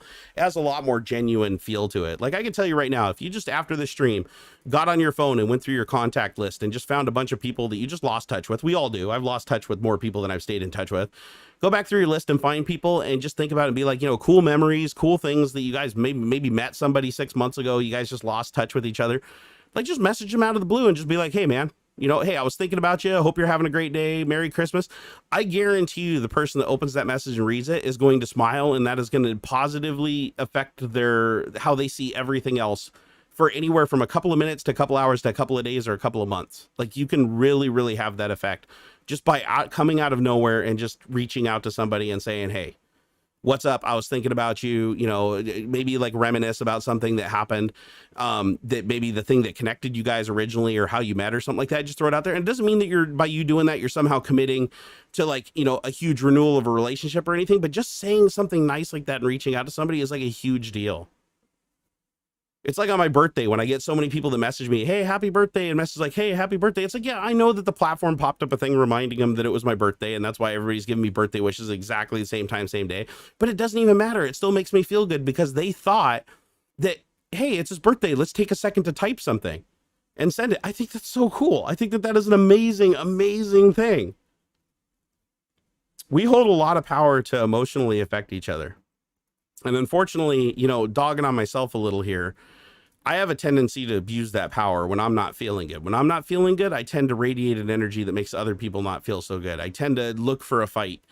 I tend to look at the negativity, and so many people do. And that's why I'm in therapy, because I talk to my therapist to figure out like why that is. And it's because humans just have a tendency to want to radiate our emotions so that other people can get an emotional read on us. But unfortunately, it has the effect of making them emotionally compromised if we are. Just like if you're in a good mood and you give that to somebody else, you're making them in a good mood also. That's a good, yeah, Owling said, yeah, we forgot to be human. I mean, that's exactly it. It's like we are so used to just looking at each other through a 5-second at a time lens on the internet that we don't really slow down. It's just swipe, swipe, swipe, swipe, swipe. We constitute clicking the like button as the equivalent of like reaching out to somebody with real words and saying something of value. We think that retweeting something is the same as like, you know, giving somebody a hug or like accepting them into the circles. And it's like the new generations are picking up on that and they're starting to look at it that way. But unfortunately, not all of us are there yet. So, but I just want to challenge people that would make me happy today. If you guys instead do what you did to me, but for like another person, just find another person. It could be somebody who lives in the house with you. It could be your mom. It could be your sister. It could be your neighbor. Go outside, sit on your front porch for a little while. If you see somebody riding by on a bike, say, hey, nice bike. Nice bike. Watch them smile. Watch them smile. Give them a wave. Give them a nod. It's like these little tiny gestures are things that we've forgotten about how important they are to feeling accepted and feeling amazing. And once you see that, it becomes addictive and you'll want to do it more and more and more and more. But the one thing that you need to make sure is if you do this, just understand that there are going to be some people along the way that don't know how to accept a compliment. They don't know how to, they're damaged, right? I've been there too. They're having a bad day and just don't take it personally. You know, just the act of trying, 10 minutes down the road, they could completely change their mind about that encounter. That's happened a million times to me. It's like, just be genuine in what you're doing. Just be genuine. It can be something super simple too, like going and getting a coffee. You pull up to the coffee bar, they give me your coffee. Just say, hey, you know, thank you so much for making this coffee. Like, you know, if you guys weren't here today, my day would be so much worse. Just something like that. My gosh, will just change somebody's mental state. And now the next 20 coffees she's going to be radiating that energy onto those people who need it. So all I'm saying is kindness is sometimes a hard thing to muster, especially in this day and age with so much controversy and the AI on the internet basically pushing us all at each other's throats and trying to ensure engagement by keeping us enemies because, you know, enemies tend to engage a lot more than friends. And that's sad. That's super duper sad. Colby said, my grandmother passed away 2 years ago come April. I still got her phone number, both landline and cell, in my contacts, and I don't want to delete her contact, nor should you. You shouldn't delete her contact. I keep the last voice message my mom ever made to me before she died of cancer. I keep that message where she calls me and she's like, oh, hey, dude, you know, I just checking in on you, see how things are going. you know, because she was in the hospital and she was fighting cancer, and you know, she wanted to take time to check on me and see how I was doing and making sure I was all right. And so that's a recording that I listen to. I don't listen to it all the time because it's very emotional and it does tear me up if I listen to too much of it. But every once in a while, when I'm in the right state of mind, I listen to that and I get a big old smile on my face, tear down my eye, and I remember my mom's, you know? So yeah, don't ever feel like you don't have to let go of that stuff. You don't have to. Like the people that say, oh, you just have to let go. What they're really saying is if it's affecting you so negatively today after sufficient time has gone by, like let it go is more like, you know, get some therapy, get some help, figure out why you're having a hard time, you know, letting that go and moving on from it and trying to look at the happy times versus the bad times or what you could have done better and stuff like that. That's where therapy can actually be really helpful, or even just talking to friends. Talking to friends and family can, depending on how much you trust them, can actually be just as therapeutic, if not more, than an actual therapist. But it is good to work through those problems and figure out what's going on. Like when my mom passed away, I had like, I was okay for a little while because I had to figure out all of her affairs and everything because my family was falling apart. Like my entire family was literally just financially ruined and falling apart across the board. So I had to take care of everything because my dad, obviously he couldn't function. My sister, she couldn't function. My grandma, aunts, all those, everybody was just completely devastated by what happened. So I drew the short straw and had to keep my head about me so that I could arrange for everything and for her organs to be harvested so that she could save some lives. And her eyes ended up going to save a kid. We weren't able to ever get his name or meet him, but we did get confirmation that her what do they call them? Her lens in her eye, or cornea. Her corneas were harvested and actually gave sight to a blind kid. And I thought that was the most amazing thing, that there's a kid out there somewhere walking around my mom's corneas. And it's, you know, stuff like that. It's like I couldn't really appreciate it in the moment, but I had to get through it and I had to see her wishes through. But then once I had time to digest it, and I completely fell apart and ostracized myself from everybody and disappeared off the world for a while, once I finally came out of my cave and I could emotionally deal with it, I was so much happier. And then I started having like good dreams. Like I used to have really bad dreams, but now I have really good dreams about my mom, where we sit out. Unfortunately, every once in a while I still have like the occasional nightmare that's really terrible, but for the most part, when I dream about my mom, they're really positive dreams where I can sit down and talk to her and I wake up with a smile on my face. And I think part of getting to that point is letting go of the pain and the anger, which is easier said than done. Was it, hey Jerry and all, hope everything is well this afternoon despite the passing of Stefan Sondheim a week and a day ago. I'm sorry, I don't know who Stefan Sondheim is. Who is he? That's for some reason that's not a name I know. Is that a celebrity of some kind?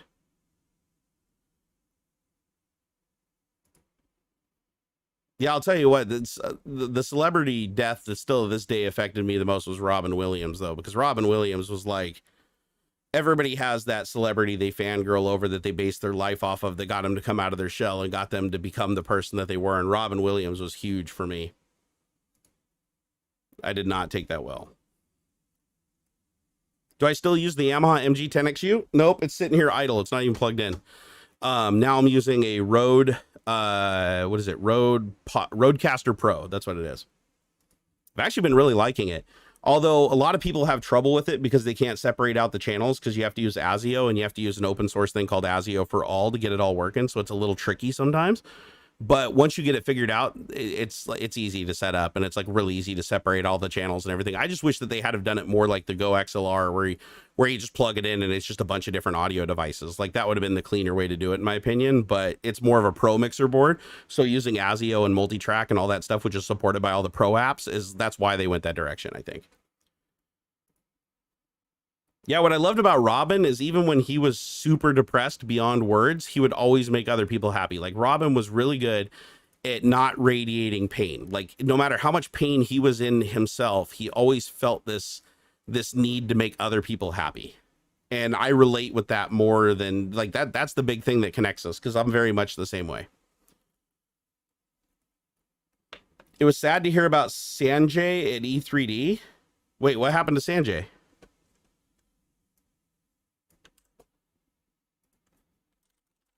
Hold on.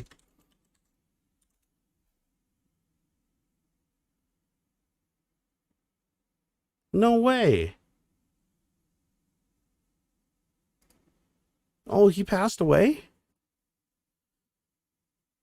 Yeah, I mean, we weren't really good friends or anything, but no, I met him. He was a really nice guy. He was at World Maker Faire.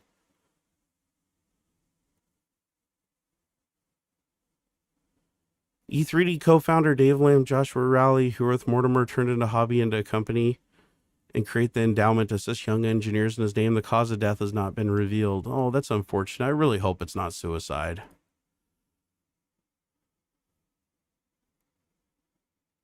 Yeah, he did. Yeah,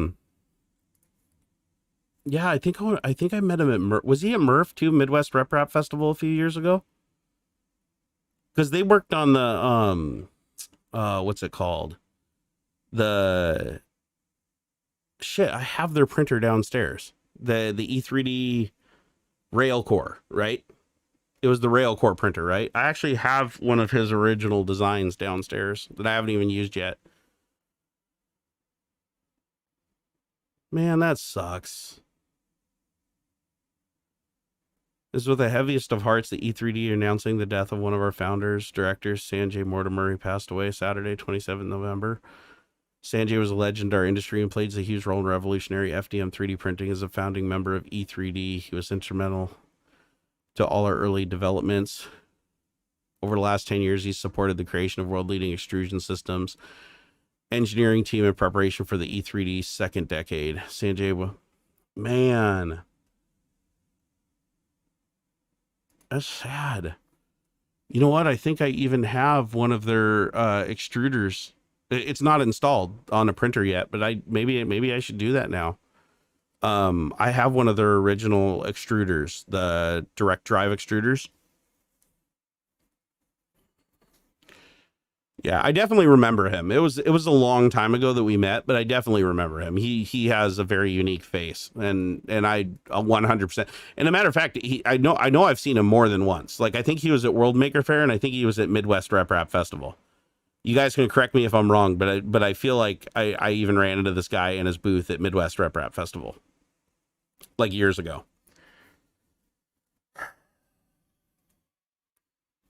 Yeah, because I have a rail core that I believe has their extruder system on it, and then I have what's it called? Here, let me see if I can find a picture of it. It's E3D.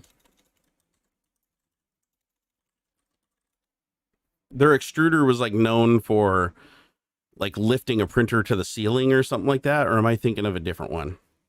Let me see if I can find a picture of one of their extruders. Oh no, I don't have their extruder. Never mind. I'm thinking of a different extruder. I think I'm thinking of the Club 3D extruder. Let me scroll through. Yeah, I don't have their extruder, but I do have a rail core printer, and I think I believe their extruder is on the rail core printer, if I'm not mistaken. And didn't they also do some stuff with like dual materials and materials mixing and stuff like that? Like they did a lot of prototyping stuff. I know that. But I want to say at their booth when I met him, he was at the they had rail cores in their booth. Yeah, I actually don't recognize the extruder design. I thought it was a different extruder that they made. I mean, I know E3D is like well respected in the community. That's really unfortunate.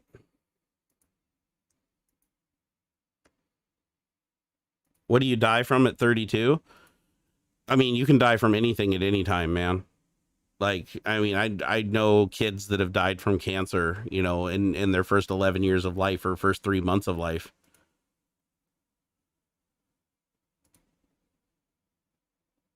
Man, well, that's depressing. That's unfortunate. They said that they didn't say the cause of death, but unfortunately, you know, I hope I'm not right, but suicide is really high around the holidays because the end of the year, I can tell you how it makes me feel, but luckily I got people around me that, you know, keep me from doing that. When you're around the holiday, it's like not only is it another year behind you, but if you're not on top of your game and things aren't going the way that you want them to with your health and with your mental health and with, you know, your financial health and your family and everything like that, as you approach through the holidays, Christmas becomes a huge stressing point, especially if you have children. I mean, even if you don't have children, it can even be a bigger stressor point. But as you go through, you know, that coupled with New Year's, it just makes you start like self-reflecting and feeling, you know, really scared. And oh, it was a car accident. Oh, that's sad. Well, I'm glad it wasn't suicide, but that's terrible. But I can tell you this much is around the holidays, like regardless of how he passed away, the holidays always see huge upticks in suicide rate, and it's unfortunately because people going into the holidays and seeing the new year coming, as the new year comes, they start feeling like more alone. They feel like their failures are more, or not even their failures, just their challenges in their life just get more and more and more, and it just seems like another year. That's the mentality of it. As you look at that calendar, and that coupled with it being dark outside and not a lot of light, not a lot of vitamin E, you know, you have depression starts to take over. And when you're really depressed, especially chronic depression, like I've even been treated for, the one thing I can tell you is you get to the point where it's like things that normally would not make you depressed make you depressed, and things that should make you depressed make you like insanely depressed. So like literally so far more than what you should. And the problem is when you don't have people around you, you start to feel, even when you do have people around you, sometimes you start to feel like you're just going through the paces. Like you start feeling like you're not worthy of love, and you're not worthy of admiration, and you're not worthy of attention. And what you have a tendency to do is to pull yourself. And I've talked to my therapist about this all the time. You have a tendency to pull yourself away from them, but you do it subconsciously. So from your perspective, it looks like they're pulling away from you, but what you're doing is pushing them away. And you do it on purpose because your depression that's eating away at you tells you that you're not worthy of those things. So you try to starve yourself, you try to distance yourself from people. And then you progressively that you keep feeding into that loop, and you keep going downhill more and more and more and more. And the sad thing is a lot of people don't ask for help. That's when they need help more than any other time. But the hardest time to ask for help is when you're stuck in this loop, this downward spiral of feeling that you're useless and you're not worthy of being saved. You're not going to reach out for help. It's like my therapist always tells me, she's like, yeah, you're making a lot of really good points right now, but in the moment when you need that information to apply it, you can't, because you're not in the frame of mind that you are right now where you can be rational. Like rationality goes out the window. You know, it's like if you're in a fight and somebody's trying to punch you in the face, and you're trying, you know, try to stab you with a knife, and you're swinging and punching and trying to save yourself or whatever, get out of that situation. You're not sitting there and thinking about how did the fight start? What could I have done differently? How can I get out of this encounter without either of us being hurt? You're not thinking about those things, because in the moment, all that goes out the window, because your frame of reference and how fast you're, it's the same thing with depression. Like even when you're by yourself, it's like everything that you told yourself when you were in a better frame of mind goes out the window and is no longer applicable in the moment, because your mind is in a state that doesn't allow you to recognize it anymore. And that's why a lot of people, and the only thing you can do is basically train up muscle memory. You have to get to the point where it's like you repeat stuff so much that even in the moment when it doesn't make sense, you just keep on repeating it until it does. You know, it's different for everybody.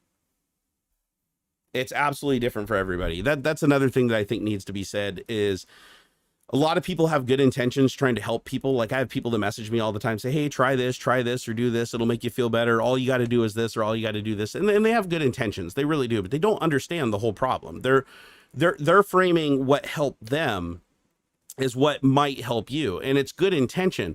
But the problem is, if you're the person that's already tried that stuff and the same thing is being suggested over and over again, it starts becoming even more depressing, because you're like, all these people think that you can do that. Roy Weather, some committed suicide after voting for Donald Trump. Yeah, I mean, I believe it. I mean, I can't imagine what it'd be like to vote for Donald Trump. That'd be like a terrible, terrible thing.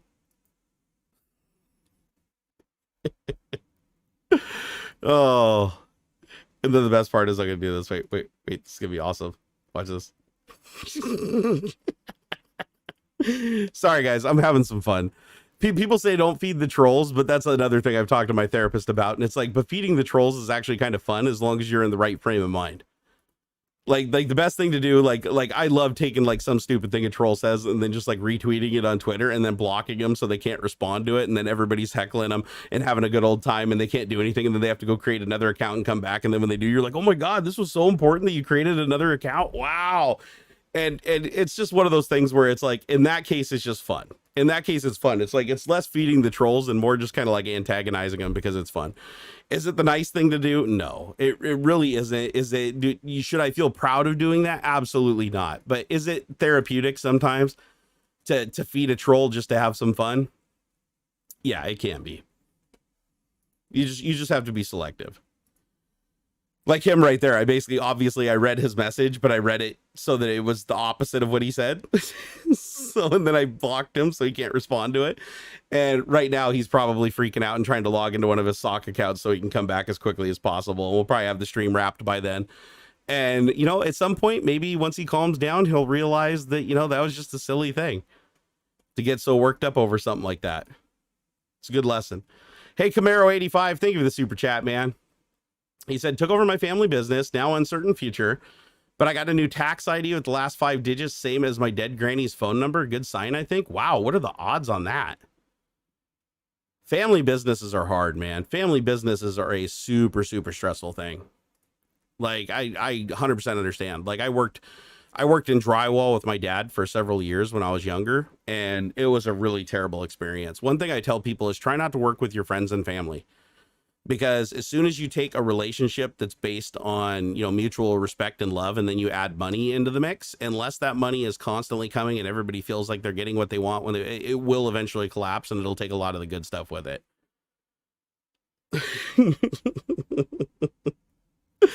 Oh my gosh, this is so funny. The day I voted for Trump was like a rebirth. Well, yeah, because by voting for him, you're basically an abortion. I'm sorry. I know. That might have been a little rude. Oh, it's good times though. It's good times. Feeding the trolls. There's a good time and a good place for it. You got to pick. I don't feed them all, but it's fun. It's fun to feed the ones that are obviously funny. Like those guys are obviously trolling. Like you can tell that they're not like in a legitimate like mental state when they're saying that. They're just poking and I'm just poking back. It's just good fun. Yeah, he came back pretty fast. Like it actually, you know what? It took him a while to log into his second account. I was actually kind of surprised by that.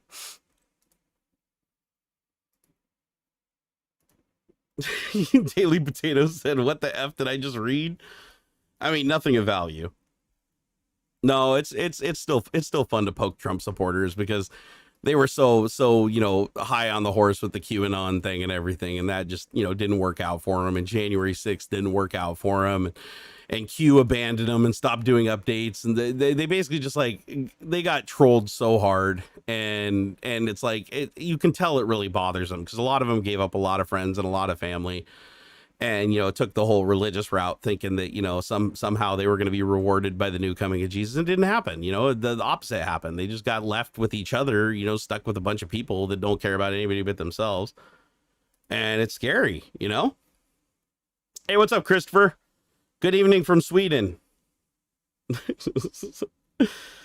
Oh, Slim Pickens, I won't lie. I voted for that clown the first time because I just wanted change. Boy, did I get a shitty change. Here, you want to hear me blow your guys' mind? Here, I'll blow your guys' mind because so many people that don't do any research on me just assume that because I dog on Trump that I like Biden. I don't like Biden. I think Biden isn't a good president either. I mean, compared to Trump, I mean, it's like literally you could compare anybody to Hitler and they're going to look better.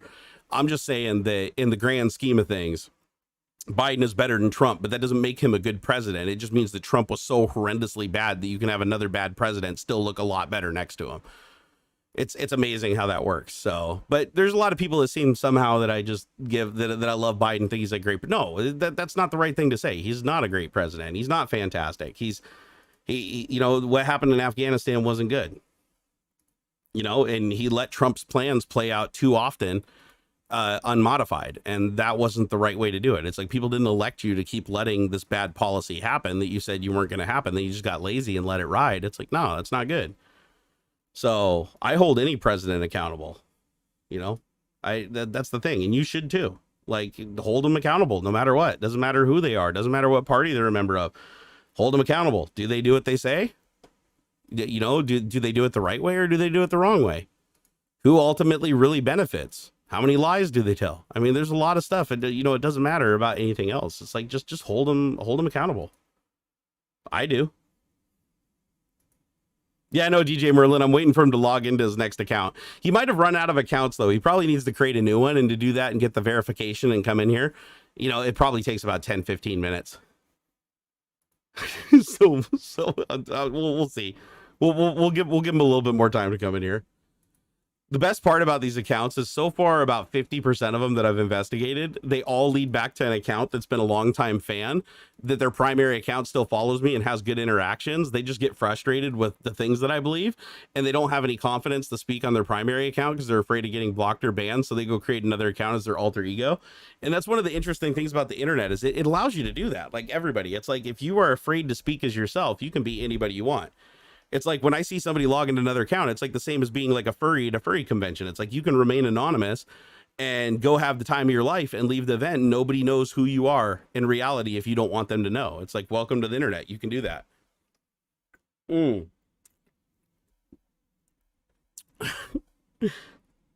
Too bad Russell Brand can't be a U.S. president. I'm done with celebrities being presidents. They make terrible presidents. Celebrities, they're not good presidents because they're all actors, and they're literally, their entire craft is lying and making it believable. Like, why would you hire a con man to like work at a bank? Like, it doesn't make sense. It's like, I would actually rather go the other direction. This is Tech Talk technically though, and I'm not supposed to be talking about anything political. For that, usually I have to come over to my Twitch streams on Monday, Wednesday, and Friday if you want to hear my opinion on those things. But I figured, what the hell, you know, it's just me here at the end on Tech Talk. Why not? I'll talk about some of this stuff, but I'll try to keep it PG. Over on Twitch, it's like hard R. But the one thing I will say is we are way too divided as a nation and as a planet. And I think what will help us moving forward is being more open with each other, more honest with each other, and stop trying to like form groups and allegiances and cults and stuff to make ourselves feel bigger than we are. But instead, just start, you know, being honest and being truthful. You know, it's like, I think that can go a long ways. Nobody's going to be absolutely honest. Nobody's going to be absolutely like, you know, 100% for everybody else among themselves. No, I'm not asking for that. I'm just saying that we could do a hell of a lot better than we're doing right now.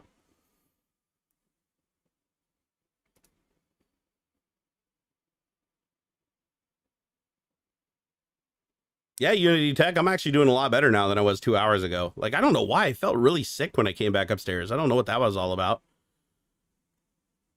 Politicians are actors. I mean, they are. I mean, that's whether you hire them and they were already an actor, or whether they become an actor as a politician. That's just part of politicianing, because as long as you have a job, that the criteria of keeping your job is to lie to the largest group of people and get them to believe you as possible, you're never going to have an honest politician, because an honest politician literally can't keep their job. And that's unfortunate. How do you disable GP edit, disable telemetry? I did a video on it. Just do a search for Barnacules and disable telemetry. It might need an update though, because I know that they've changed quite a few things, which might circumvent some of the registry stuff I did.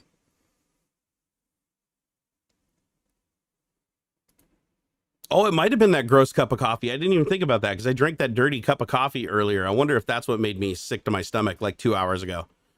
Whatever it was, it passed. I mean, I feel all right now. I'm super tired, but I feel okay.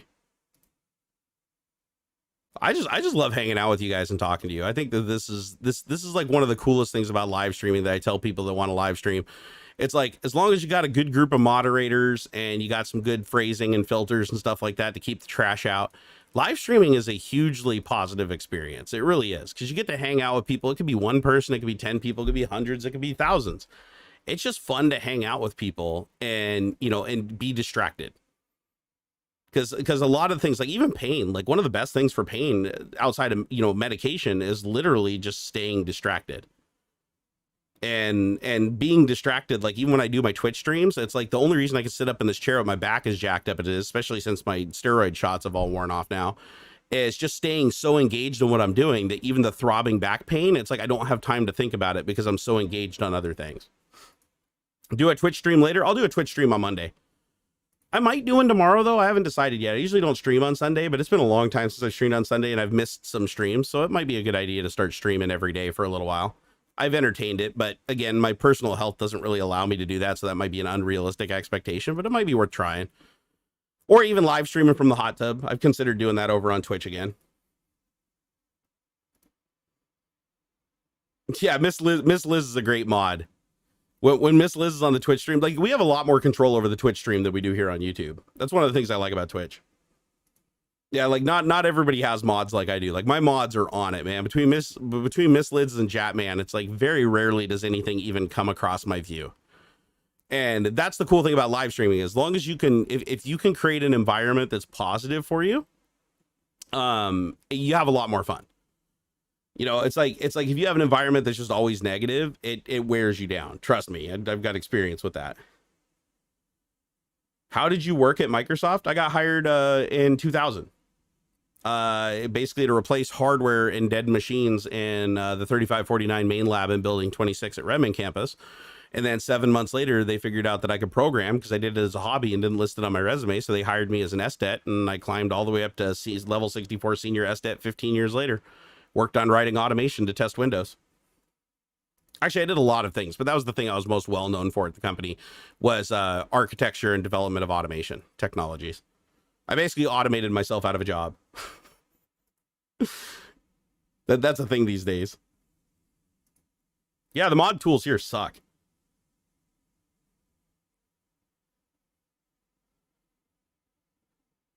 Well, guys, I think I'm about ready to wrap up because I'm going to go find some lunch, take a leak, and probably go jump in the hot tub for a little while and see if I can get my back to loosen up because I angered it a bit today.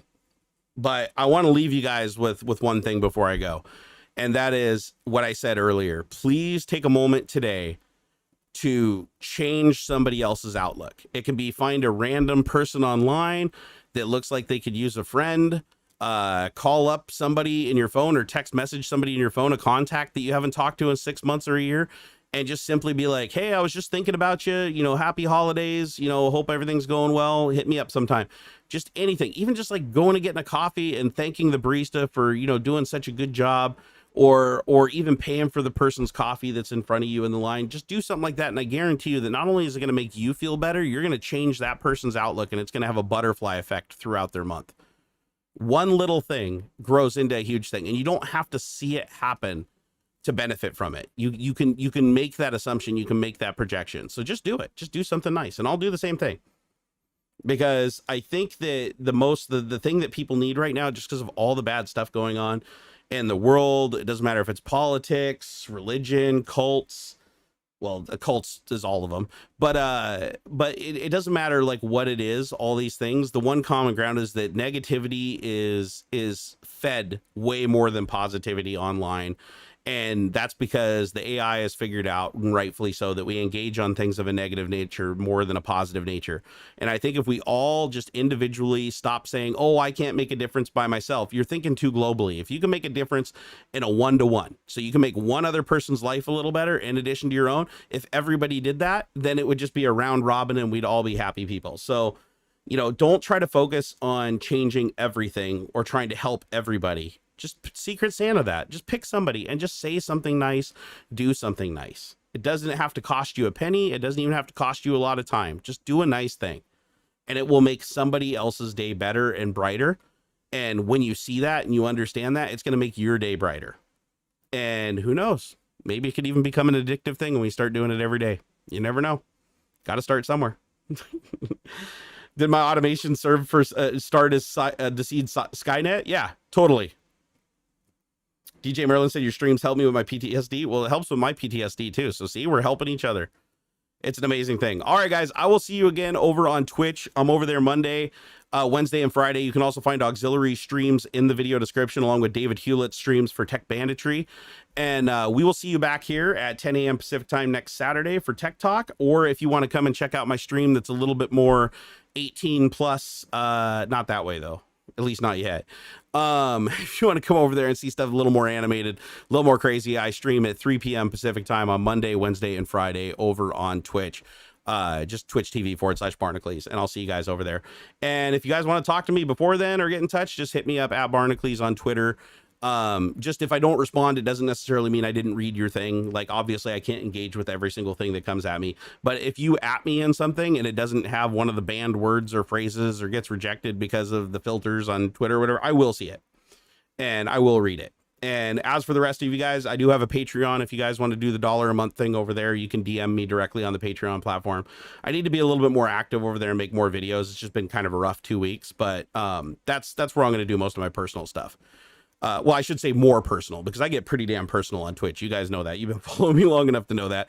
And as for the question everybody keeps asking here on YouTube, when am I going to get back to making edited YouTube videos on, like, you know, product reviews, 3D printing, stuff like that? The answer is I honestly don't know. I can guarantee you it's not going to happen this month, though. Even though this month would be the most profitable time and I'd build the fastest and everything, that's not what I do. It's just I need to be in a good mind state. And unfortunately, through the holidays, I'm really struggling this year. And so I need to just focus on my family, and I need to focus on my health, and I need to focus on just like getting through the rest of the year. And then I can worry about that stuff in the new year, because I know a lot of people will leave, but I also know that there's a lot of really good people that won't, that'll stick around to see how this journey ends. All right, guys, I love your faces. You guys are all amazing. Have a wonderful, wonderful weekend. And I'll see you in the next one. Peace out, guys.